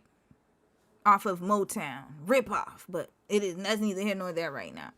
So what he ended up doing was that Backstreet Boys were starting to question his activities because they felt like they weren't getting paid enough. Things weren't good. So he decided that he's going to find another group to replace the Backstreet Boys. NSYNC. Boom. They enter the chat. So then what happened was that you got two fandoms being like, oh my God, Backstreet Boys, NSYNC, remember we used to fight while we was fighting and tussling over which group is better. Lou Pearlman was basically in the back of the scene. Okay, you see, I could replace y'all asses, so y'all better get in line. Then he ended up producing way more boy bands, and then boom. This man was fraudulent as all hell. Stealing money, not giving people their money, got sued up the wazoo. Now he's gone. He done went to the afterlife. He met his maker. So I feel like the same thing is happening here. Again, copy paste. They done seen what happened in the US. They done seen what happened in other groups, even in K-pop itself. You're easily replaceable. Kateseye, y'all, too much going on here. Without my known, we know people writing from my known. We know without my known, the group's gonna tank, and we don't care anyways. We got another group right here. Here's your new in sync. There we go. But to be honest, I don't even have high hopes that they will last either, because Hybe doesn't make groups to last. They basically pump out groups to see what sticks, make some money from them, and move on to the next thing. I mean, they pump out these artists like it's a factory. It is like Lou Pearlman's group. I'm telling you, that documentary is very eye-opening. You should watch it. Motown did the same thing too. With what's his face? Was it Gladys Knight and the Pips? I think they found another group that to replace them or something. I don't remember. Motown, we might have to go and do a deep dive into Motown. Motown had similar thing where they were like replacing artists, replacing this. Blah, blah, blah, blah, blah. Same thing. All record labels do it. Look at the rappers. Look at what's going on with Gucci trying to replace all of them. Always signing a new person next. Signing a new person next. Signing a new person next. That's how it goes. But it's unfortunate what's happening to Kateseye right now, and them kicking out Manon is not a good look, because if they treat her as disposable, then the other girls ain't safe either. Nope. They're just not. They never were. And I did read a blind item that said another member of the group has quit, which I don't believe to be true, but I can foresee another member leaving in the future. And I have my bets on Laura, because Laura does give solo artists teas. And a few of them actually seem like they're hungry to be the breakout star. But I kind of think that Hybe has plans for Yoonchae to be a solo K-pop star. Yoonchae from Kateseye is allegedly not allowed to date anyone or be seen with anyone. The label owner has quote-unquote plans for her. And again, this is allegedly Yoonchae from Kateseye.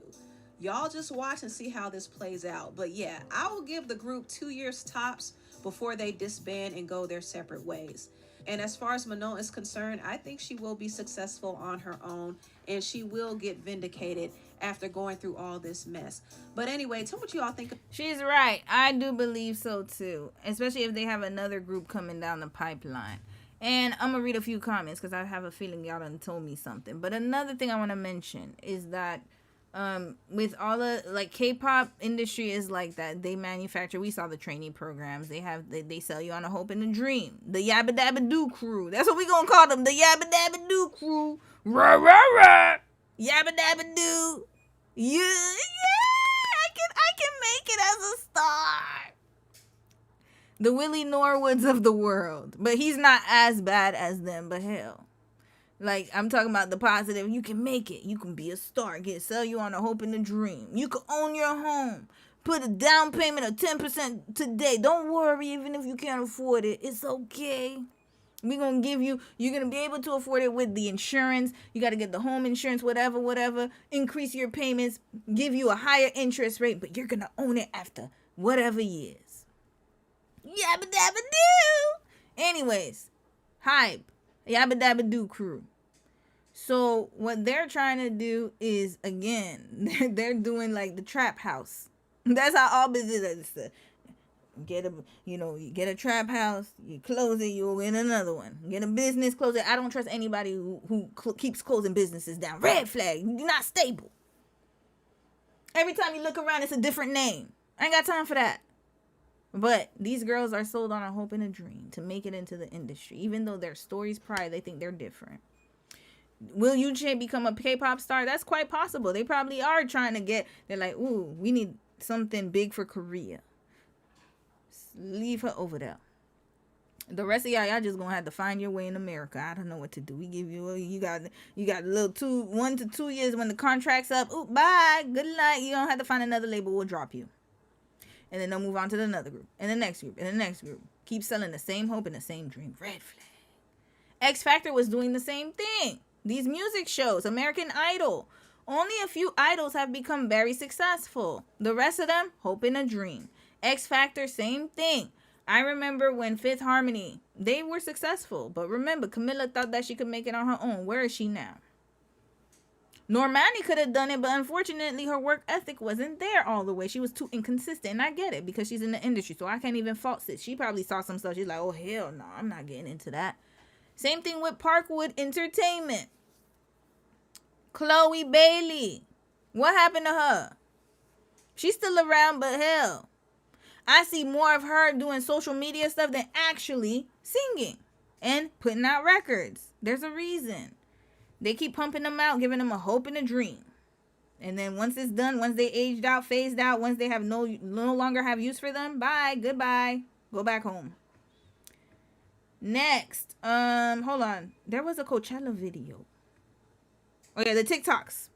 Now let's get to the TikTok and the performance of Coachella. And we're going to talk about industry couples at Coachella and stuff like that. Okay, let's look at the comments, y'all. Whoo, Lord. We got to run through this. I got to speed through this, y'all. Time is elapsing. Some girl, you said they are even calling... Wait, what? Hold up. They are even calling Lara black girl representation. She's Indian. It's not like she's mixed Caribbean or African descent. It's weird. Her family are straight from India. These people are delusional. Anything to make anything stick, yo. That's wild. That's K-pop for you. They do that with their groups, replace them with a new group. That art girl. Yep. Now they're just tapping into the American market. They're like, oh, we could just get more money. Greed, greed, greed. Prince, you said they've been trying hard to make Lara the catch-all representation for brown skin. Yeah, because to them, brown means, it could mean black. You're a person of color, group us all together. Hell, if they had I'm telling you, they'll group us all together if they could. I promise you. To them, we're all one and the same. One and the same. Kateseye is basically their American... What is Lasapharim? They probably didn't expect them to be this popular, especially Manon. I think they were just like, oh, shit. And then, okay, still disband. It doesn't matter to them because it's all about money. Briab, you said it's clear this group was to prop up the other girls at Manon's expense. I agree. It's very sad, John. She seemed like she was super excited. And mind you, they scouted her. Ain't that crazy? She didn't even try it out for it. They found her. They looked for her. They were searching, looking all over just to mistreat her. This is craziness. But then again, I mean, that happens with certain personalities. Grace, you said you don't even remember most of the American Idol winners. Yeah! Mind you, the most popular ones I can remember, Kelly Clarkson, the first one. And she's talented. She's super talented. Jennifer Hudson, she didn't even win. Fantasia won. But both of them, icons within our community. Well, to me anyways. Then you have Carrie Underwood. Ruben Studdard, I don't know what happened to him. He said we left him in 2004. Remember Flying Without Wings? And then he did I'm Sorry 2004. I think the world wasn't prepared for a thick R&B star. We had Gerald Levert, but he wasn't that big. Ruben was way too big. I think that was the issue. To be quite honest with you, I'm being honest. He had the voice, but they was like, no, you're not. Gerald was, even though Gerald was big, women loved him, y'all. They threw their panties at Gerald Levert. But Ruben didn't have that sex. He was more like a big brother. The friend. He's the type of friend you tell all your secrets to because he ain't gonna get no play from you. He's like a friend. He looks like a friend zone type of friend. He like where my hug at type of dude. Nobody's gonna take him seriously, so he couldn't do what Gerald Levert could do, y'all. Gerald Levert was a thick hold on, where's my body? Yo, we was too young to be singing that damn song. Red flag to her ass too. Bye. I'm just gonna show it really quickly. My Body LSG. Remember when he had a group with Keith Sweat and them? Oh no, we can't play it. All right. Keith Sweat, Johnny. Look at this song. Hold up. Where Gerald Levert at? I love his fart. Look at this. Look at that. That's that sex appeal, y'all. Rest in peace, Gerald Levert, man. He passed away so young. Hold up. Where he at? Where Gerald Levert at? Mind you, look at him. Look at doing all that stuff, right? We could see it, but then look at Ruben Studdard, yo. No shade to Ruben. I loved him, but he couldn't make it. Where's the Sorry 2004? Here, this is what I remember him. Sorry. Look at that. Yeah, he looked like a teddy bear, like a golden velvet teddy bear. Ain't that what they called them? Oh, was that what's her name? I know her as Zaria, but I forgot her name. Reagan Preston Gomez. Yeah, that was her. This would not happen in real life. He would not be able to get with a woman like her unless he was like a what's his name? Vincent Herbert. He does get Vincent Herbert here. You see, Gerald was just a little different. I think that they couldn't market him. They couldn't market him as the sensual R&B singer. But anyways, yes, American Idol. I don't remember Clay Aiken. He ran. I don't know what happened to him. I know he came out and then that was it. I never saw him again. Daughtry. Chris Daughtry was famous. Yeah, he was popular. He came out. And then that was it. David Archuleta. I don't know what happened to all of them. I don't remember, y'all. They went missing. Nah. Oh, La Sephirim. Who's La Sephirim? Is that a K-pop group? Was set up for success from the beginning. They even squashed a group to help them succeed. Kateseye gets none of that. Okay, maybe because I'm I don't know about none of these groups. Lorena Reyes. Hey, shout out to Australia. Welcome. Dominique, off topic, but these new outfits are so horrible. Y'all talking about Kateseye? We're gonna watch a Coachella performance. Adam Lambert, yeah, I remember him. What do you want from me? What do you want from me? Yo, what happened to him? He was good. Him and his black nail polish. I liked him actually. What happened to Adam Lambert? Yo, there was a lot of them. I don't know. He just disappeared, y'all. He disappeared with Ruben in 2004. No, Adam Lambert was a little later.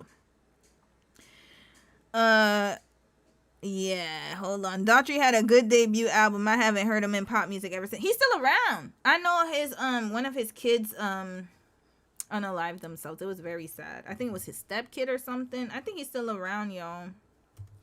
Daughtry. Let's see. I believe he's still, yeah, Chris Daughtry is still around. Is he? I guess they had an album in 2003. Or sorry, 2023. Yeah, but they were pretty popular in the in that circle, in their genre. Now let's watch Coachella the 10th. Hold on, let's see Kateseye performance. Let me see if I can find it. We're gonna save this for next week. Kateseye performance. Kateseye performance. I gotta speed this up, y'all, because I want to finish talking about Coachella and then we wrapping it up tonight. Everything else will be for next week. Oh, not Kateseye. Oops. I was supposed to put Coachella. Okay, I cannot play the music, but let's see why they think Lara is the black representation. They got a 10 and like she a damn, like, this is craziness. I mean, not saying that that's not her skin color. I know Indians come in different shades and stuff, but I wouldn't have known her style and aesthetic. If I look at the fog, I would have thought that she was biracial. I can't twerk. I know I can't. That's why I don't try to. I gotta stay in my lane. I leave the twerking for the sisters who could do it. But no crew. All right. Let's read the comments. I'm curious. They slayed that. Clocked it. Wait, what's the Gen Z? Well, it's not even that, but that's AAVE. I didn't expect how good this track is. Live party performance. And then Sung Hoon Jae. This track isn't built for streams. It's made to shake festival stages. Absolute chaos, and every second was unreal. 121. Her star power is insane. Who's star power? Oh, Yoonchae. Yup. Oh, they wasn't lying. They already trying to get her. Look at that. Her star power is insane. Oh, snap. I didn't even pay attention. Did they put her at the front? Hold on. Let's rewatch. All right. Is Yoonchae at the front? Because they said her star power is insane. Let's see. Stop it. Please stop it. Yup. They put her right there. Yup. Okay. Okay. Hold on. Let's do like what I did with Destiny's Child. Sorry, y'all. Okay. Yoonchae right here. Let's go. Yoonchae still in the middle, right here. And then they put her right there. Okay, yeah, I agree. I think she will be the solo star. The energy is crazy. This song makes more sense. Let's see the Korean comments. Kateseye performance is good. Okay. This was really good. Was it good? Y'all let me know. Are these people capping? I don't be trusting none of these damn comments. Fans be, they will say anything is good. Oh, excuse me. Danny. Who's Danny? Oh, child. All right, y'all. Let's get to Coachella. Oh, Lord. Star Sky, you said they're shaking extra fabric. Y'all look. I was trying to be nice, y'all. I was really trying my best to be nice. I was trying my best. Dominique, hey, you said, yeah, the Kateseye outfits in the music video were crazy in a bad way. I gotta watch a music video after. Too bad they gonna copyright strike me. Who said Bobisha? Bobisha? Who said... But she looks really good with a bob, though. The only thing that looks better on her is the orange hair she did a few months ago. I don't know what y'all talking about, but Bobisha is sending me. That art girl, you said Manon was supposedly there watching the performance. Yeah, because she had to get paid. Like, listen, she contractual obligation. It's a humiliation tactic. That's like you know when you're a basketball player or a sports an athlete or whatever, and you have to sit on timeout. You're in suspension. That's literally what it is. But they're getting ready to fire her ass. Or when you're okay, it's the equivalent of if you're at work, if you work, and they don't give you any assignments. You're just there. And they're not giving you no projects. They're taking work away from you, reassigning it to other people. You just sitting there twiddling your thumbs. That's what they doing to her, making her waste her damn time. Yep, making sure you stay right there, you half negroid, and watch what happens when you don't listen to us. Because we're daddy. That's what it is. We're the ones who made you famous. Even though we looked out for you. We scouted you. The thing is that people are celebrating this song is the reason why Kateseye can't grow as a group. Yeah, because people are being fake. They're not giving them the real. That's why I love when y'all disagree with me. I'm like, oh, shoot. Yes, we got controversy right here. I love free thinkers. I don't agree with you, Romy. No, you guys don't say it like that. Y'all say it respectfully. But y'all be telling me some real stuff. That's why I leave comments up on my videos. I know not everyone's going to agree, and that's okay. It's okay. You don't have to think every case study is the best. Sometimes I could do better. Matter of fact, because of some of the criticism or some of the constructive criticism, I should say, not everything is criticism, I have gotten better. I'm like, okay, you know what? You're right. Maybe it's too long in this part. Maybe I should shorten it a little bit, and then I'll lengthen the ones that really make sense. Maybe I could make it shorter. There you go. Sometimes it's good, but no, they want to be all fanned out. Oh, it was perfect. No, and they looked a damn mess. Bobisha's Chewan from Bobisha's Chewan from Le Seraphim. Wait, Le Seraphim. Romy, you gotta see that perfect Bob. Who's Chewan? Okay, I'm gonna find it. Yeah, I don't know who Bobisha is. Now I'm curious. Hold on, I don't know what I did, y'all. Chewan. I'm pretty sure I'm gonna find her. From where? Oh, what? Why is their name like this? Sarah. Is it a French name? Y'all, I'm so lost. Is that her Bob? Wait. I need to see. You know what? Let me put Bob. Oh.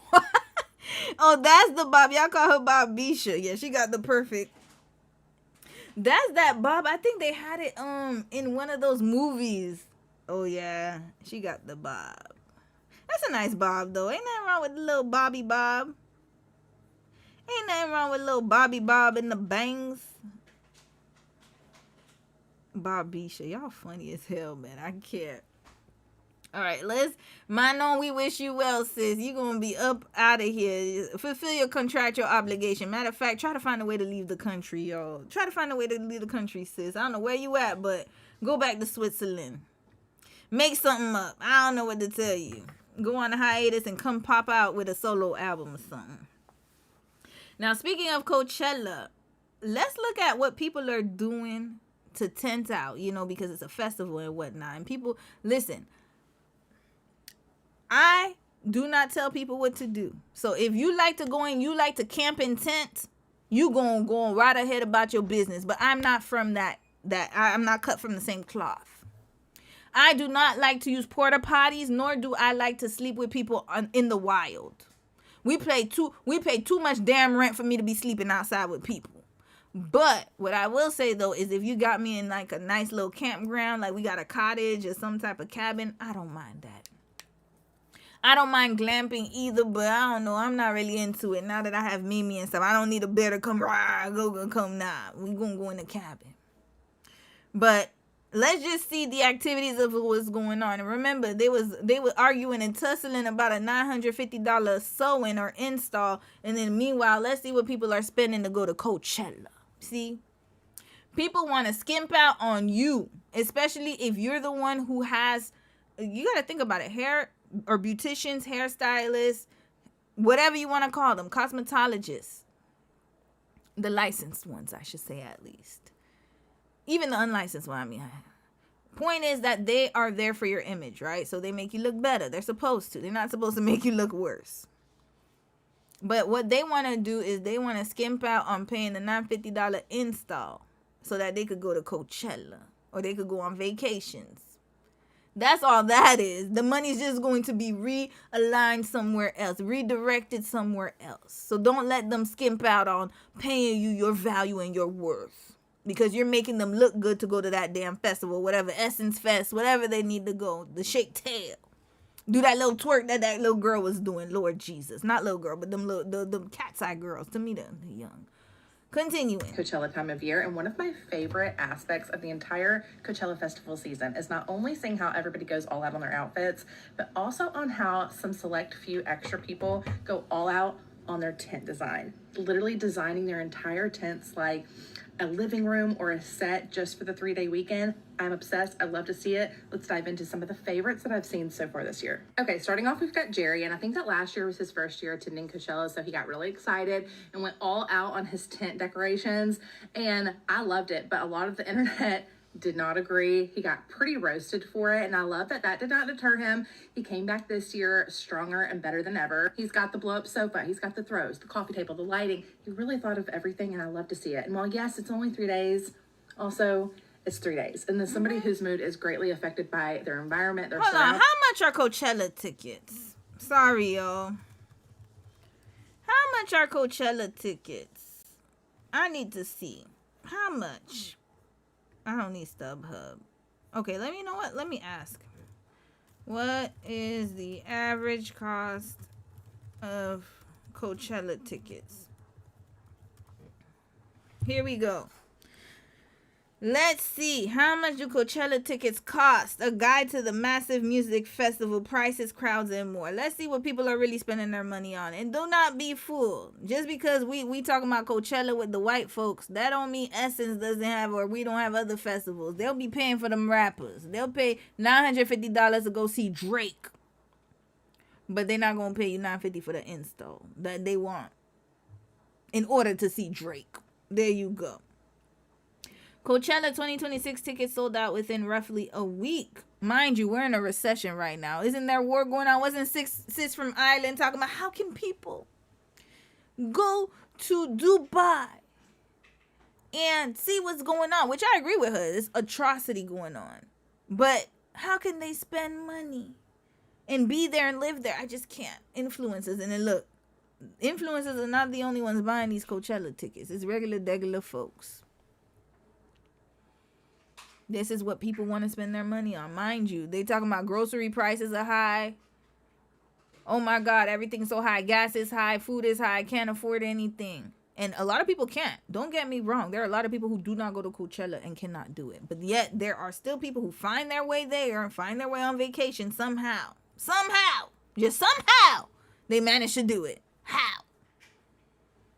This is why the corporations keep saying, well, they keep crying out broke, but last time we had the little tumblers, what was it called? The little the Stanley cups, the mugs.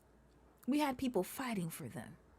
People were even fighting for some damn Trader Joe bags. Red flag. This is ridiculous. Ridiculous.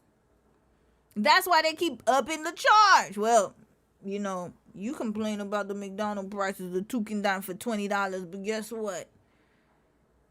Mary Sue and her damn kids and her husband, they come every day to McDonald's. Somehow we're still operating. We're exceeding operations. That's why they keep bringing up. You guys complain about the housing prices, houses being 1 million plus. How can we afford it? But yet everybody's outbidding one seller. There's always one person selling. There's like so many bids for this house. How? We're just gonna keep buying them. Y'all gonna pay it anyways. I promise you. If the businesses, if they didn't have no more, they were like, nope, we're out of it. no more. We're not buying it. Everybody collectively said, we're not doing this anymore. We're not going to pay for this service. We're not going to Coachella. We're really going to hunker down, really save. I promise you, things would start changing. But no, there's always somebody out there just so they could look the part. Continuing. Coachella has sold out almost every year since when? 2010. My goodness. Coachella Festival. Let's see how much. How much? I need to know how much. Okay, so a full Coachella experience can range from roughly $800, $150 less than what sis was selling with the hair, to more than $2,000 per person, depending on the ticket type and extras. General admission. So even at the base price, it's at least $549 and $649. Do not ever let somebody tell you that they are broke and they go to Coachella and they find money to go to trips and stuff like that. Set your prices. Set your prices, y'all. Do not be afraid to set your prices. VIP passes $11.99 to $13.99. Mind you, Chris Brown was charging people $1,000 to take pictures with him, and they paid. They will pay. Shuttle passes $130 to $180 just for a shuttle. On-site camping $150 to $400 plus. So that's on top of the ticket you paid for. Service fees $50 to $100. So that's just them being services. Festival food and meals $30 to $60 per day. These people are spending a bag to go to Coachella. So now let's look at the tents, y'all. Sorry. Just had to show it. I totally get you, Jerry. He brought his own rug, his own director chair for seating, his vintage luggage that he carried all of his clothes in. And here's his little car bed setup, which looks super cozy. And here's kind of the overview of his setup. Super cute, super cozy, perfect for a long festival weekend. And of course, this would not be a Coachella tent design video without mentioning Marco Zamora. I just feel like he comes back year after year better than last. This year he bought 2 different camping spots. He's got a really big space, and I just love it when extra people extra, especially in an environment like this. You can just really see their creativity, and it's just so fun for me. The blow-up furniture is obviously it's ideal. It's for this situation. The couch folds out into a bed. Perfect. He brought his own rug. We would expect no less. He also hung his own paper lantern. Yeah, I love it. There's like a little dining area, get ready station, whatever you call it. He brought his own table. He's got these really cool. Do people rob tents? I need to know this. Sorry, I'm just curious. Looks like chrome and maybe lucite folding chairs, along with a folding green topped table over here, which is again is very, very cool. All of this to sleep outside, y'all. I hope it's not lost on you. Purposefully. This is not any situation of them being like in destitute and dire situations. They willingly did all this and paid $600 plus. And all that furniture. How much is the blow up? Hold up. How much is that? Let's go on Amazon. What was it called now? The blow up sofa bed. Here we go. How much is it? Blow up sofa bed. Hold up. It's this one. It's similar to this one. 118 inflatable sofa. Okay. He got it all lined up. They got it all figured out. Another paper lantern, a floor light, little battery or maybe solar table lamps. This is ugly setup, y'all. I'm so sorry. Okay, we gonna look for another Coachella tents. I think I had another one. Hold on. Okay, my bad. Okay, let's find another one. Just one more, y'all, and then we gonna be out of here. I want a nicer one, because I don't know. It looks very basic to me. I need to see what people are spending in Coachella. Here, Coachella camping tour. Here we go. Hold on. Who got a lot of views? We're gonna see the ones who got a lot of views. Safari tent tour. Who got? Okay, this person got a lot of views. Guys, I just want to show you the gazebo Frank bought. I have no idea how we're gonna build this. Well, I guarantee you we're building it. But it's gonna take us like 4 hours. Spread this shit out. Alright. I'm not watching it. Hold on. Let's get to the end. They still building it? The alfombra.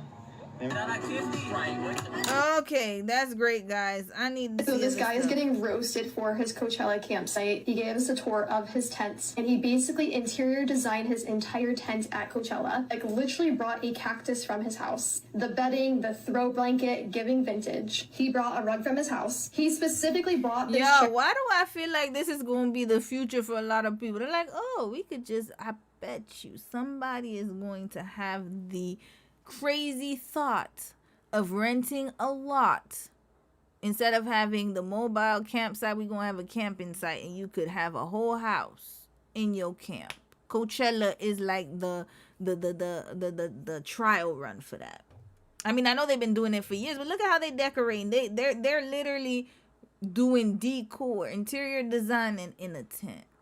Is this how far we've come, y'all? Because they already remodeling cars and vans, y'all. So is the tents are next. We got to hit them up. This director's chair for his Coachella campsite. He also specifically bought this suitcase for his Coachella campsite because it's giving vintage. This is exactly how I imagine that he would pack his clothes in this suitcase. But this is where the internet is literally in shambles right now over this motorcycle. So he brought some decor to style, his campsite, his tents. We have the vintage camera. Honestly, I don't understand why the internet is ripping this apart, because I've been seeing some of the campsites that you all are at, the cleanliness of it, and I will take his campsite, his tent any day. Also, I want to give kudos to him because it is smart. It is so strategic, what he's doing. The entire internet is losing it. Everybody's going to his page. And honestly, I've never seen somebody camp like this. And so why not bring this to TikTok? So this guy is getting roasted for... Okay. All right. One more of these camp videos, and then we're going to get to the influencer video. We out of here.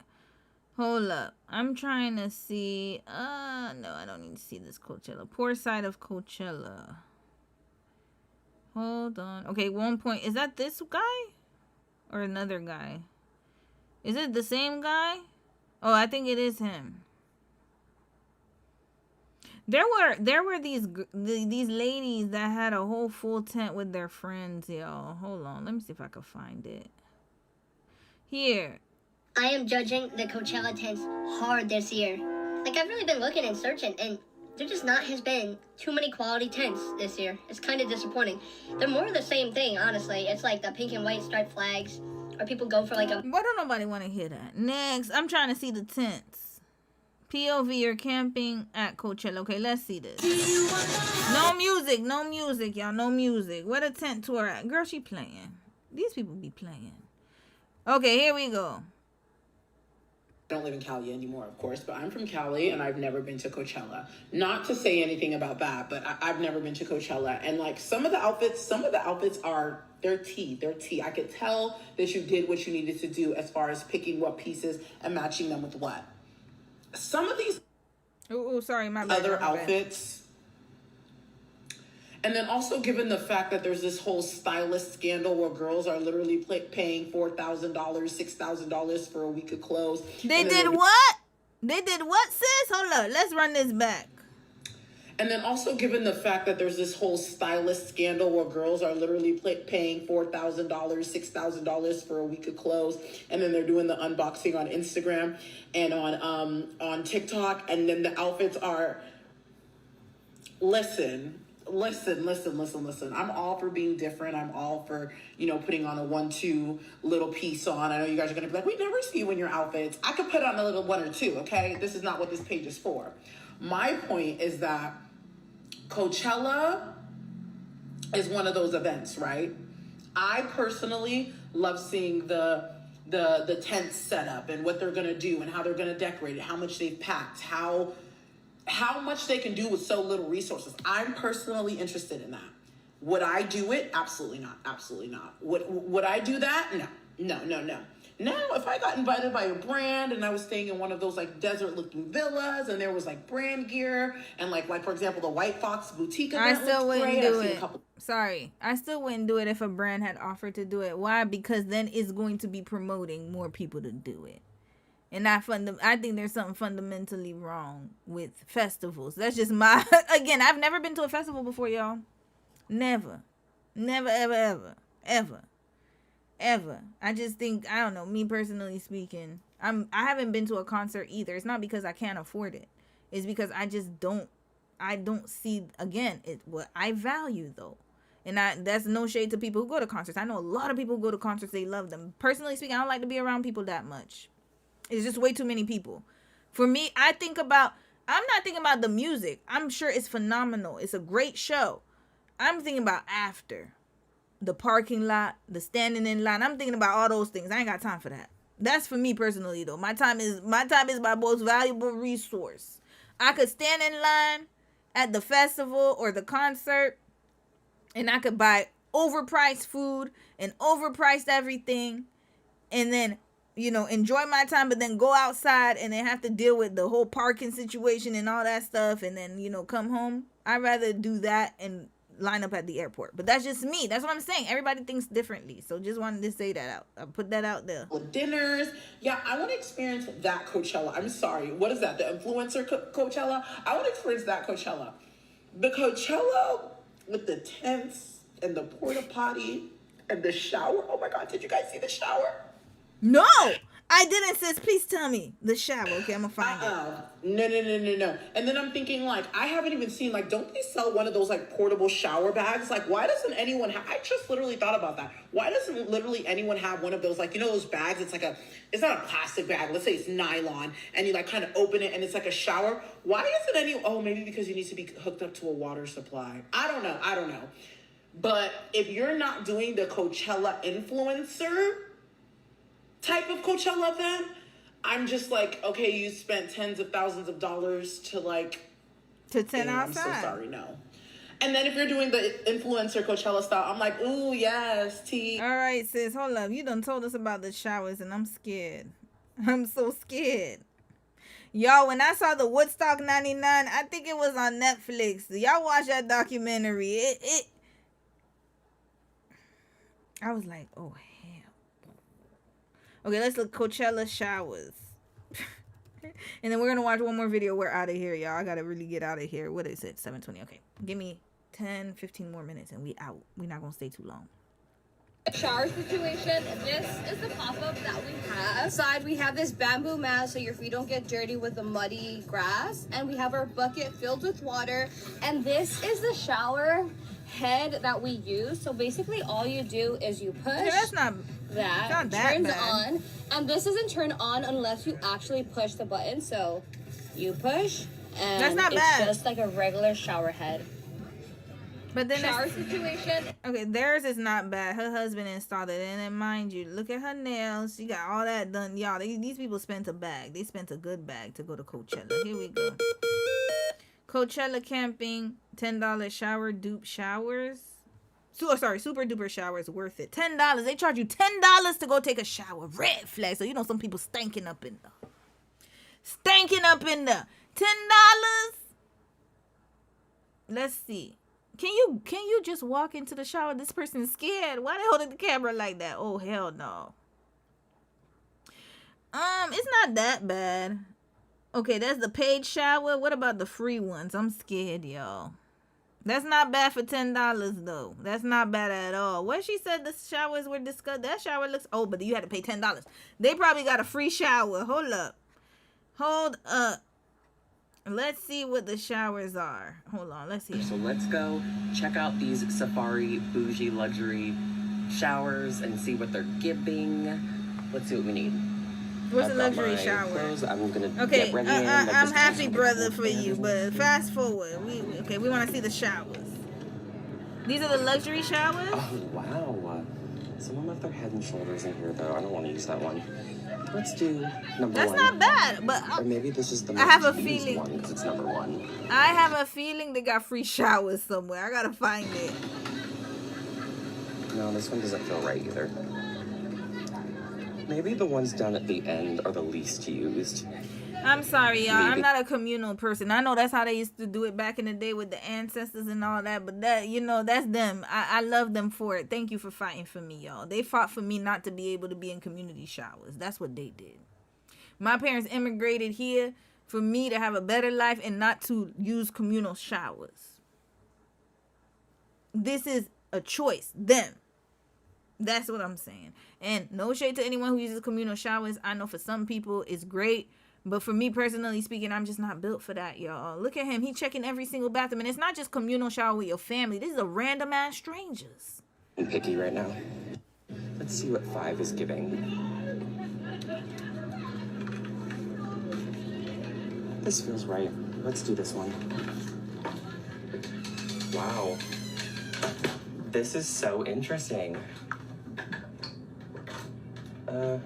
Yes, Grandma, yes! Okay, nothing's happening.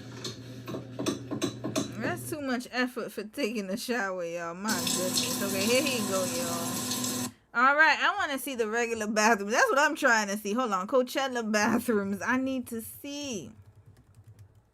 Let's put free showers because I got to see right here. Because they was, I know. Oh, the free ones. Okay, we going to do the free ones.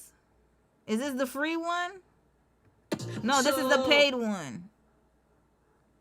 Okay, here we go.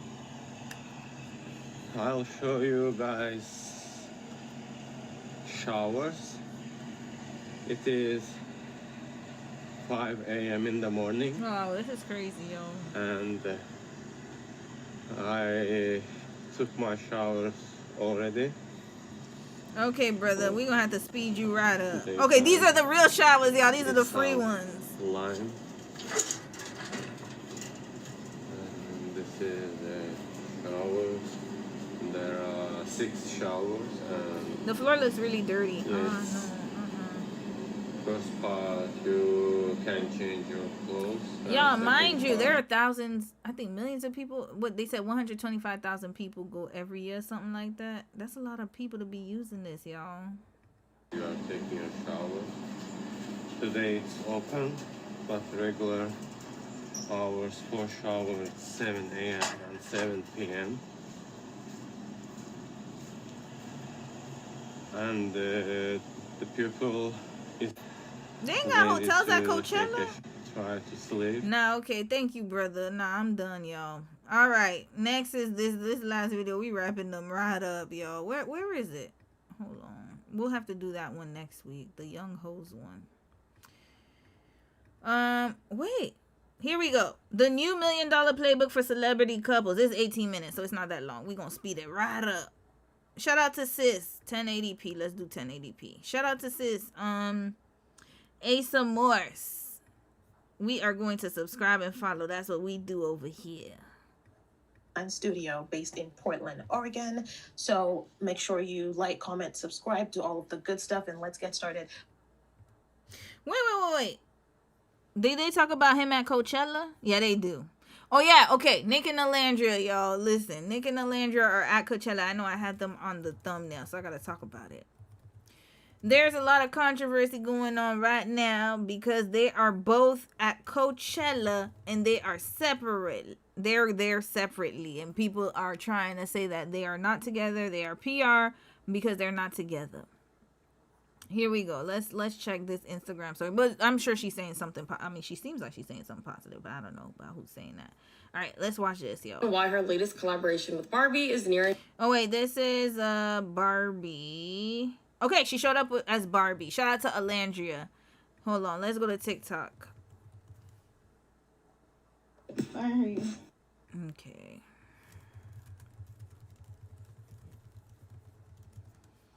Okay, they went to Coachella separately. Okay, no, they didn't. They're here. Why did people say they were there? Child, people just be making anything up. That's all I'm going to say. Because I thought that he was there with his sister. Alandria is there with her friends. And people expected them to be all up under each other all the damn time. Red flag. That's not how real couples work, y'all. The ones who are all up under each other all the time is not normal. That is not healthy, in my opinion, to be all up under each other all the damn time. So now people were making up stories or saying things, or there were rumors going around that they are no longer together. Okay, so that's what spurred the video that we're going to watch right now about influencer couples who, I guess, I'm assuming, I haven't watched the video yet, but shout out to Queen for sending it to me, who do things separately and how that's healthy. All right, so here they are together. So actually people was saying all that yik-yak, and then here we go. They was yabba-dabba doing, but look at what's going on here. Are they not together? Here they go, y'all. Here they go. Here they go. Okay. All right. They're together, y'all. Until otherwise. Now, let's watch this. We have Elandria and we have Nicolandria. Those are three within the brand ecosystem. With branding, it's all about the story. And with marketing, it's about the storytelling. So branding is how you craft the story, and marketing is how you tell that story to your target audience, right? Are you with me? Okay. With influencer couples, they're very much aware of the branding and the marketing of the couple or of the relationship. So let's say with Issa Rae and her husband, who are incredibly private, having the element of privacy creates such an air of luxury and like premium vibes. Okay, people are even more curious, obviously, because of the mystery that's part of it, right? So privacy is very powerful in that sense for certain influencer couples. However, exposure can be its own kind of power as well, but you just have to use it wisely. You have to use each wisely. And I think these couples are really successful because how they craft their brand and couple story actually matches who they are. Yeah, sure. So whether an influencer or a celebrity couple is private or public, whether they are like putting out content consistently and a ton of content, or whether they're not, I don't think all of that stuff matters too much. What matters is that each person in the couple is able to be independent, meaning they have their own brand. Okay, I'm gonna use this example. I don't think it matters what we think about them, but Beyonce and her husband, okay? Sis. I'm glad you laughed. Oh, I got a lot to say about this one. Am I being shady? A little bit. But Beyonce and her husband, because I'm all for Queen Bee. All right. Each individual have their musical empires. Yeah, sure. And then as a couple, they also have an empire. Like they've got so many things going on. And they also have a family and all things. But the point is though that individually, obviously, they can stand on their own. Individually, they have long, extensive careers, right? Like remove each of them from the couple and they are completely fine. Whether they're super private or not, what matters more is that each person in the couple can stand on their own. That is very true. So I'm going to speak a little bit about this, and I'll reserve a little bit for the case study because I'm trying to move this right along and fast forward through this. Jay-Z and Beyonce. Yes, Beyonce 100%, because she was headed to be a star before she even met Jay-Z. She has very high work ethic, strong work ethic.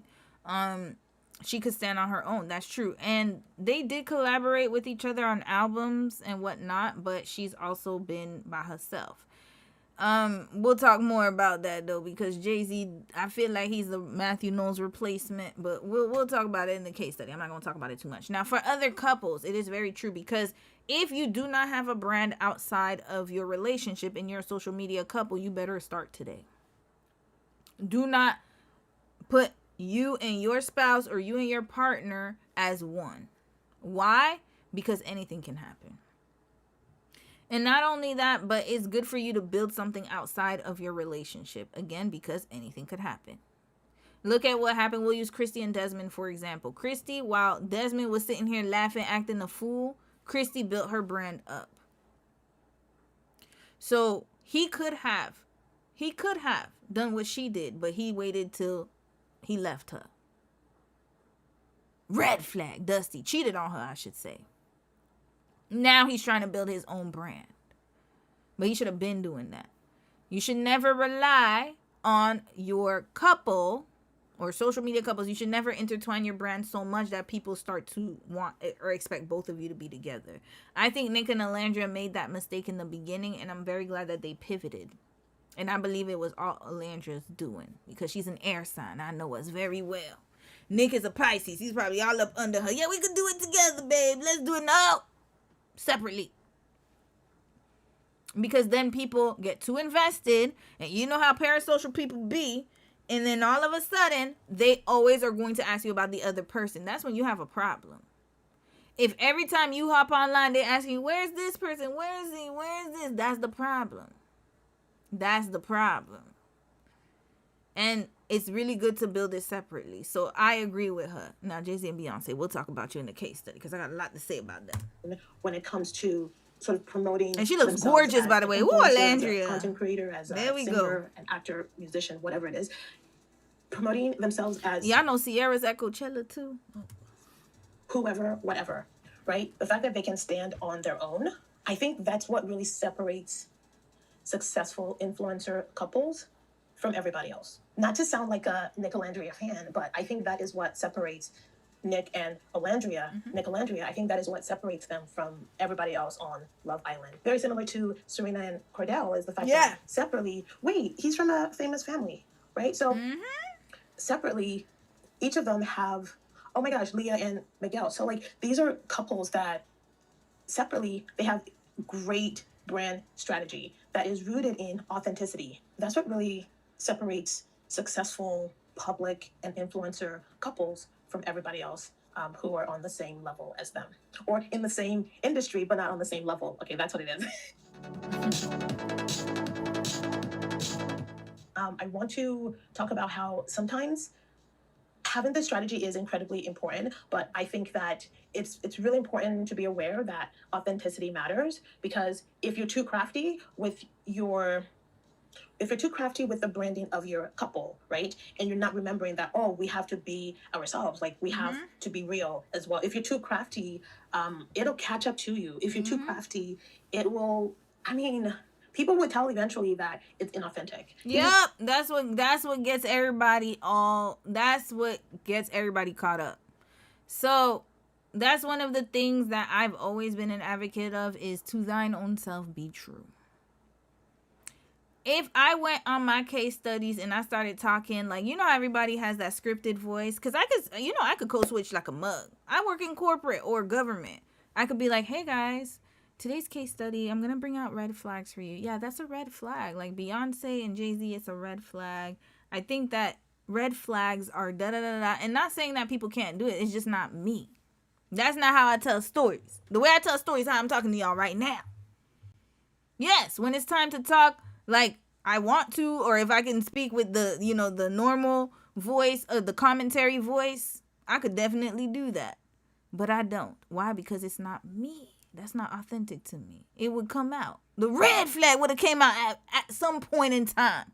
And then imagine, I'm amassing an audience who do not know me authentically because I'm trying to get validation from the wider audience, because that's what it is. If you are a black musician, black influencer, black creative, period, at some point or another, people are going to tell you to switch up your style because you're too urban, you're too black, you gotta be palatable to everybody. That's what would have happened to me. If I'm thinking about dollar signs and numbers, and I'm so focused on getting, oh my God, I need a lot to amass a big audience because I need the money, I want to do this, I want to be famous. Yes, I would sound way different. The red flags would be red flags. That's a red flag. And then people be like, oh my God, Romy, I understand your content. I love it. I love it. None of these black issues. Nope, nothing. No, gotta be palatable. We need to be diverse. And of course I'm diverse. But at the same time, to thine own self be true. I am a woman who was a child, who grew up in an immigrant household, Haitian household. On top of that, in America. I live in Canada now. There is no way that I could be true to myself, who I am, without the accent coming out at some point in time, without the blackety black accent, without the blackness. When Don met me, he met me like this. Exactly like this. That's why it didn't surprise him. When you're red flags and I be doing all that crazy stuff, he's in the house. He knows who he married. And there's no secret, no surprise. I think that people need to be realistic and honest with themselves and be true to yourself. That's it. And those who get it. Because I'm not trying to appeal to nobody. So my point in saying this is that, yes, there are a lot of influencers who will try to be one way because that's what they think will get them to where they need to go. When in actuality, if they had just been themselves all along, the switch up wouldn't be necessary. That's why you hear people say, oh, she switched up. Oh, that's a switch up. No, that's probably who they always were, but they were trying to appeal to you. That's it. That's all. Even if you stay together as a couple, like the brand power of the couple will eventually decline. Like people will see through the bullshit eventually. Yep. Right? Or you might just break up and folks will be like, well, we kind of saw that coming anyway. Yep. And also, speaking of which, when I have my couple channel, it's gonna be there. It's in the members only now, but it'll be on Rumble, whatever I decide. I might do Patreon. I don't know. Sis said I could do it for free, whatever. I figured out. But I told you I got a lot of comments because some people love that we were so real, but some people are like, oh, Romy, da-da-da-da-da-da. Listen, I don't cook. I do when I want to, but I'm not a cooker. I'm not gonna be slaving over that. That's not me. Half of the time I barely clean. That's Dom that be doing all the cleaning. I just, I tidy up. I clean what I need to clean. I never hid that. You don't want to look good for you, man. Put a little makeup on. If I do it, I'll do it when I damn well please. He see me with makeup, without makeup. I go through my phases. And sometimes because of the skin. I need to get the skin tint. That's exactly what I'm looking for now. But the point of the matter is that, yes, you cannot sell something that you're not. If you act like you're a perfect couple, again, let's use Desmond and Christy only because that's who comes up in my head. But I'm sure y'all could list a whole bunch of influencer couples. You cannot act like everything's all good when it's not. LaToya and Adam, I actually respect them. We might do a case study on them because LaToya never acted like something she wasn't. So when that divorce came out, no one was surprised. Nobody was surprised. LaToya crazy as hell, my fellow Aquarian. Nobody was surprised. We all knew what it was. It was just, we just watched it. LaToya never acted like she was something she wasn't. I'll be honest. LaToya Forever was one of the rare YouTubers where it's like you what you see is what you get. she was that. But then there are other YouTubers. Again, I gotta use Christy and Desmond as an example. We didn't see it coming. The couples, when they break up and you saw it coming. Because they was all the way 100 with it. Cardi B and Stephen Diggs, that's another example. We saw it coming. There's no way you didn't see it coming with the gaggle of baby mamas he got. Where she said, well, I was stupid, but hell, I had a baby. What you want me to do? Go back in time? There you go. We know what to expect with a Sexy Red. We know what to expect with a LaToya. They were authentic. Even Dom and I. Hell, half of the people who watch it be like, oh yeah, Romy was a little crazy. Yeah, she never cooked and cleaned. Yeah, that's probably why she couldn't keep her man. That's what they would have said. But at least I kept it all the way 100. It's not, oh my God, she was so perfect. She cooked for him, cleaned for him. She washed his laundry. She did everything for him. Hell no, that ain't my damn story. Red flag. I'd rather be the negative wife. I didn't cook, I didn't clean, I didn't do nothing. He ran away from me, scattered away like a roach. I love that story. Thank you. Because at least I didn't devalue myself. In my expectations. I'm not sitting over here slaving over a damn man. That's never going to happen in this lifetime or the next one. Never. So I'd rather have that story. Yes, let's keep that story up. Yes, I didn't do nothing. I didn't do my best as a wife. I didn't dress up, didn't keep up. Yes, thank you. I'd rather that than she did everything for him. She cooked, she cleaned, she labored, and he still left her. Good luck. Right? And I'm not speaking of any couple in particular, but I think it's interesting when folks think that they can sort of deceive the public as if we don't have eyes, as if we're stupid. I just wanted to make that quick little point. Again, I'm not speaking on any couple in particular, whether they're influencers or full-on celebrities. I'm just saying that we as the audience, as fans, as stans, we can see through the bullshit because we're humans, like these famous people. Another couple that I want to talk about very briefly is Alex Cooper and her husband, who I believe is a film producer. So the interesting thing with this couple, I want to say, is that they sort of have a blend. They're not private, so they're not using the privacy as power thing. They are both very public. Alex is a lot more public than her partner. So they have a little bit of privacy. In terms of relationship content, they don't really produce that because Alex is more of an influencer who started off as an influencer who's now a full-on celebrity, right? So they have the exposure without making sort of relationship content, right? But they still brand their relationship. Don't get it twisted, right? So I think the interesting thing with them, so you can have a blend, okay? You can have sort of a balance in your brand ecosystem, whether you are using privacy as power to sort of create this like luxury vibe with your relationship, or whether you are a lot more public with your relationship and use the exposure as power, or whether you have a blend of the two. Successful couples have a blend of these strategies in their brand ecosystem. The other thing is, though, I just have to, I keep stressing this. The couples have to exist independently. They cannot rely on each other, because if the relationship eventually ends, and as someone who has been happily married for 11 years, I'm always like, stay married, right? But life happens, okay? Sis, yes, thank you. Mind you, look at married woman, look at us. We understand. And she by the cherry blossoms. Very beautiful, might I add. So, all it comes down to is just maintain your independence, because, again, we're cognizant to know that nothing in life is guaranteed. We don't live in the clouds. Our heads are not up in the clouds somewhere. Dom could leave tomorrow, and guess what? Romy and Mimi will be just fine. Romy could leave tomorrow, and guess what? Dom will be just fine with Mimi. That's how it is. Like, at the end of the day, you don't know what can happen in life. You just got to prepare yourself. Get your safety belt on and get yourself in a situation where you can sustain yourself, because rainy days come in any shape or form. And those couples, they understand that. So next time people ask, how come Nick and Alandra are not together? They are used to, like I said, the unhealthy type of, and again, I'm not trying to say, I will be honest. It is okay to spend time with your spouse, and it is okay to build with your spouse or your partner.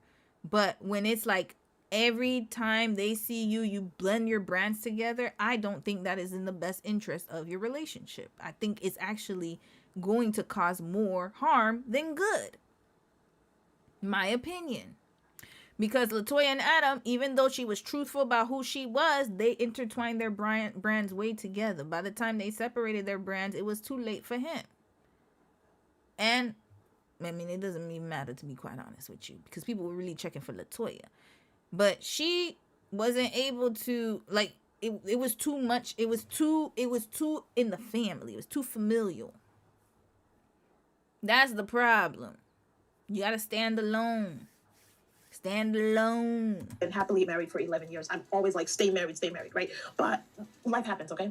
It is important that each person in the relationship can coexist independently within the relationship, because if the worst happens, you have to still continue in your lane. You have to still continue with your businesses. You have to still continue with your own branding. If you don't have your own branding, and your branding is just the relationship, it's so I would say it can put so much pressure and strain on your relationship unnecessarily. And you don't need that extra pressure. 100%. And when I started my vlogs, because I used to do couple content, but I started my vlogs not as a couple. I was by myself. I did KGSP advice. My channel was about advice, dating advice. I was giving advice about living in Korea.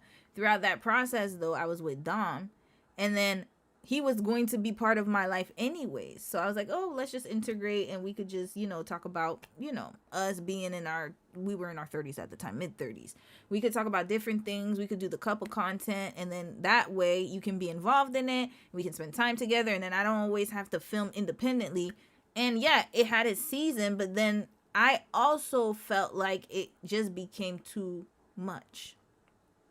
Imagine I'm spending time with him and I got to whip out the camera.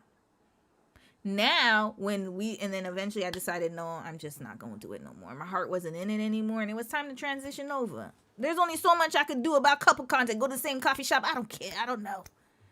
There's only so much you can do. But I have a lot more to offer. I'm not just a one-track person.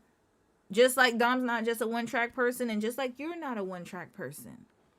There are a lot of things you can do independently on your own, whether you're single or in a relationship. Doesn't matter. I'm still me at the end of the day. He's still him at the end of the day. We just happen to be married. So at the end of the day, anything can happen.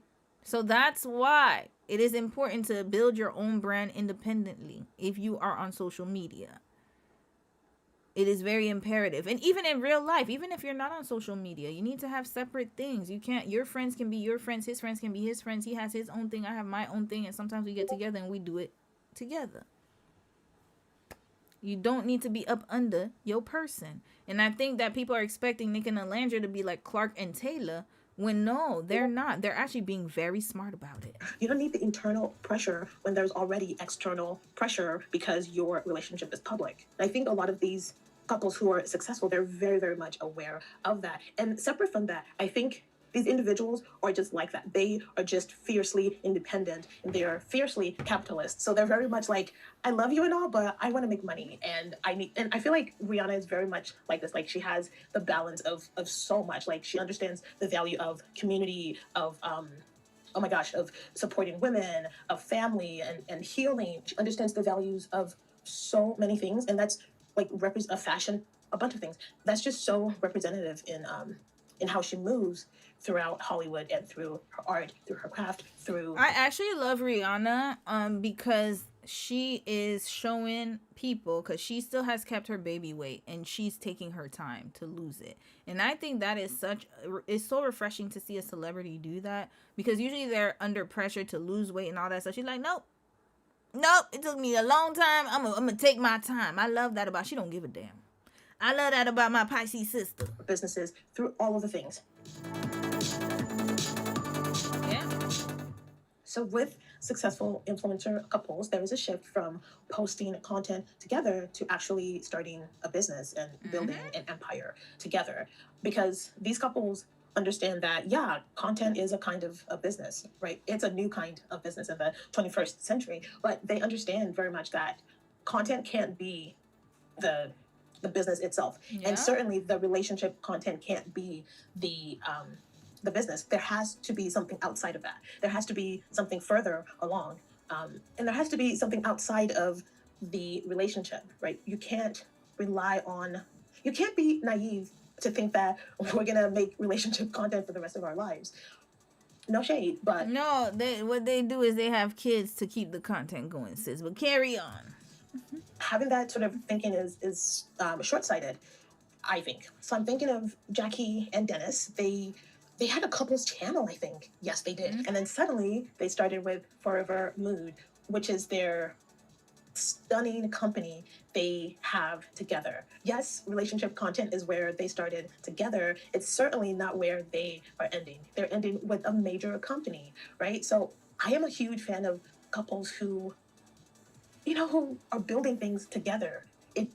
That is so much fun. Like starting Morris Creatives with my husband was so fun. Like we had many nights of beer and just chatting, you know what I mean? Like friends. Like that process is so fun because you're not just in a relationship with someone you like and love, but you're in a relationship with someone you can learn from, someone you actually respect. You see them grow. You work with your husband or you work with your wife. Like that's hella cool, right? And it's something a whole lot more serious than simply creating content. Although, obviously, yes, content is its own kind of work and it is a lot of work. But as an influencer couple, the relationship content cannot be the only sort of value that you bring. Now, I must say, this is almost done. I must add to the conversation. And shout out to Mary for sending me the palette cleanser. We're going to watch it and close this right up.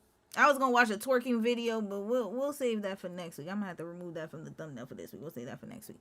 I will say this, that you got to be careful, though, because if your husband has a certain personality, then you might want to think twice about it. Can you work with your husband? Absolutely. But there has to be a boundary and parameters. So, for example, Dom and I, we can work together, but there's some times where his work ethic exceeds mine. And mind you, I told y'all I'm a perfectionist. He's worse than me.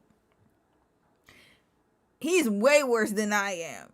So he will, if you're working together, he has expectations. High expectations and quality of service.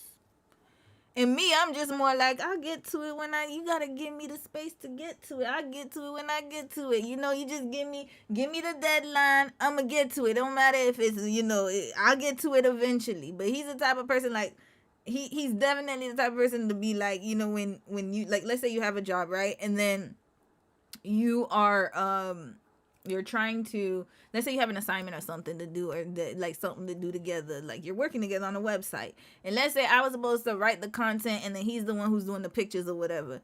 Even though the deadline, like let's say I say, hey, the deadline's in 2 months, like when's the deadline? Okay, let's try to achieve this in 2 months. All right, cool. So we're in April. Let's say we have a deadline of June 15 or something like that.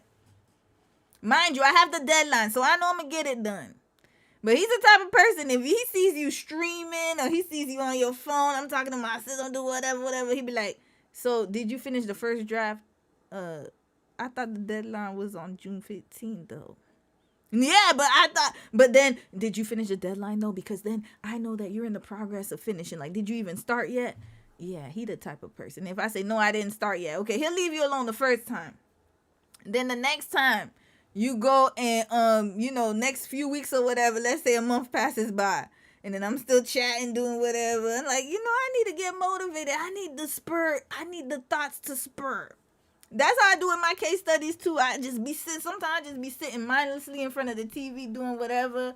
And then all of a sudden I get the idea, okay, it's going to go like this, like this, like this. And then all of a sudden, power through. 48 hours, I got a video right there for y'all. Fresh off the presses. But I need time. I need my creative juices to flow. But he the type of person, next month, he comes to you, and then I'll be like, I didn't start the first draft yet. We have a month deadline. What have you been doing? I saw you talking to your sister all day. I see you streaming all day. You're not working yet. And then we're going to start the arguing, start the whatever. That's the OCPD in him. And then all of a sudden, I'm like, man, he's too much. I can't stand it. I don't want to work together no more. You do your own thing. Okay, I'm going to do my own thing, and done. We split. Well, not split in real life, but we split our work and we said we can't work together no more. That's me and him. So you got to be careful, y'all. You got to be careful. I'm getting a little better. I remember when he had a meal plan for me, I had to weigh myself every day. But then he'd be like, it's almost the end of the day. You didn't send me your weight. I'd be like, yeah, but you told me I could send it you told me I could send it. Like, I just have to send it to you daily just so he could track the progress and if the meals are working or whatever. When I wanted to do the meal plan, y'all. It's not he forced me. I wanted to do it. But then the problem is whenever he would track and then, like, I would send it, like, in the day. Be like 4 o'clock. Oh, yeah, here's the meal plan. He like, you supposed to send it in the beginning. I was like, but you didn't say that. You just said I had to send it today. See, when you have 2 different work styles, it's not going to work if your husband is OCPD. It's just not going to do it. I mean, I'm, diagnosed ADHD. Y'all can see our video. We already have that up. So anyways, continuing. As individuals and be careful with that. These successful influencer couples understand that nuance. They understand that distinction, and they have that passion and that hunger for creating something more.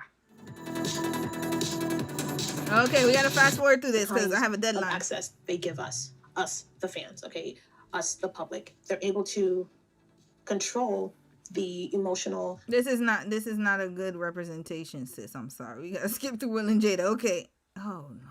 How private they should be. If not, things can get incredibly parasocial. Okay. Although, as influencers and celebrities, they don't have too much control over that because, unfortunately, some fans and some stans would just be crazy because they think they can, and that is the downside of fame. But I like them. It seems like there's a lot more upside to fame, but how you craft it as an individual and as a couple really determines whether you make it as an individual and as a couple in the industry of your choice. So anyway, with all of that yapping, I want to know, is there something that I missed in terms of brand? You didn't miss nothing, sis. Love you. We got 2 minutes. Let me read some comments. And then let me get Mary's video up. Hold up. You sent me something on the Discord. Give me a second because I really want to wrap this up by, what time is it? 7. Ooh, I got to go in 3 minutes, y'all. 3 minutes. We out of here. I have a deadline. Okay, we going to get this video prime and ready. And then I'm going to read some comments. Here we go. Okay.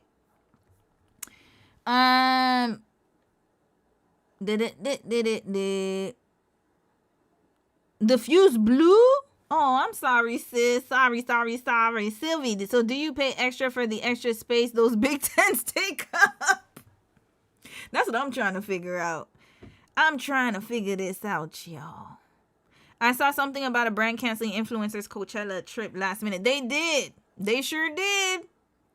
We'll do that next week. We'll do a follow-up. Because I have a feeling Coachella's going to be messy. Remember, it's 3 days. It's a 3-day festival. 3-day festival. Star L, you said, can we stop hearing about them, please? I'm tired. Everyone watched the show. It wasn't just about them. It was other couples, y'all. Other couples. I watched some of the show, but same tired. I know. We done, y'all. We done. The surprise was that LaToya got married in the first...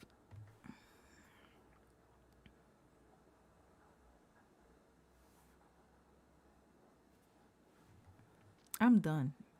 Some girl, you said this is why they say that man is embarrassing. Men are bad for the brand. I agree. I agree with y'all. I think it depends on the type of man too, right? That's why I say you got to be careful with who you entangle yourself with in business, whether it's friends or marriage, but especially with marriage, because you be thinking like, oh yeah, like we can work together. But if you have two different personalities, it's better to just stay solo, y'all. It's not going to be worth it. Fire Festival, I cannot. It's going to be. We'll do a follow-up. Let's do this. But yes, I know everybody's tired of Nicolandria. Damn, they stuffed them down. Y'all throws that much. I haven't done that much about them. A lot of people are tired of seeing them, but that means that their PR is working, y'all, because I see her everywhere. Alandria is everywhere, y'all. Probably if you scrolling on TikTok too. Yep. And you know what? The new season's coming out. But yeah. I thought it was a really good breakdown of these couples, y'all. All right, let's watch the palate cleanser and we out of here. What is this called? This bee killed a unicorn. What is this? What y'all be having me watch? Killed a unicorn. Now it's hard to make the sun come up. All day, bro, the sun been down like it's all winter. Cause she not a good listener. Told her not to touch them unicorns, she still did it. Now the ops around, they ran round lit, but bro, they ain't no bro. Whole purpose was to knock him down and take his horn and flee. Cause without the unicorns, the world got no light to see, huh? And we still trying to keep light shining. Cause when his teeth start showing and the sky start wilding and it keep snowing. If you see this movie, know you feel me? Keep going. See my dress, what movie is this? Said Merkham, so we sneak in, lurking, catch him live and in person. If you was confused, this is not J.R. Tolkien. Oh, isn't this? Wait. Is this Lord of the Rings? He trying to bash shorty, so he macking, but it should look like a dildo, so it isn't gonna happen. Probably should have grow a beard, maybe he get the vagina. Doing poetry, but homie ain't nobody snapping. He tried to back my chick with some designer, but he still ugly, look like he got an affliction. Who is this? My chick different, he ain't ready for the lineup. Then we save the unicorns. What y'all got me watching on a Sunday? What is this, Miri? I thought this parody was funny. You know what? I'm wrapping you right up tonight. What is this? Y'all got me watching this on a Sunday? What is this? Anyways, thank you, sis, for sending this to me. I don't know what was going on. Lord of the Rings, I saw a demon. I don't know what that is. I done told y'all I'm an auntie. I've never watched Lord of the Rings fully, yo, for real. So, I don't know. But anywho, Legend with Tom Cruise. I don't know that movie, but this was...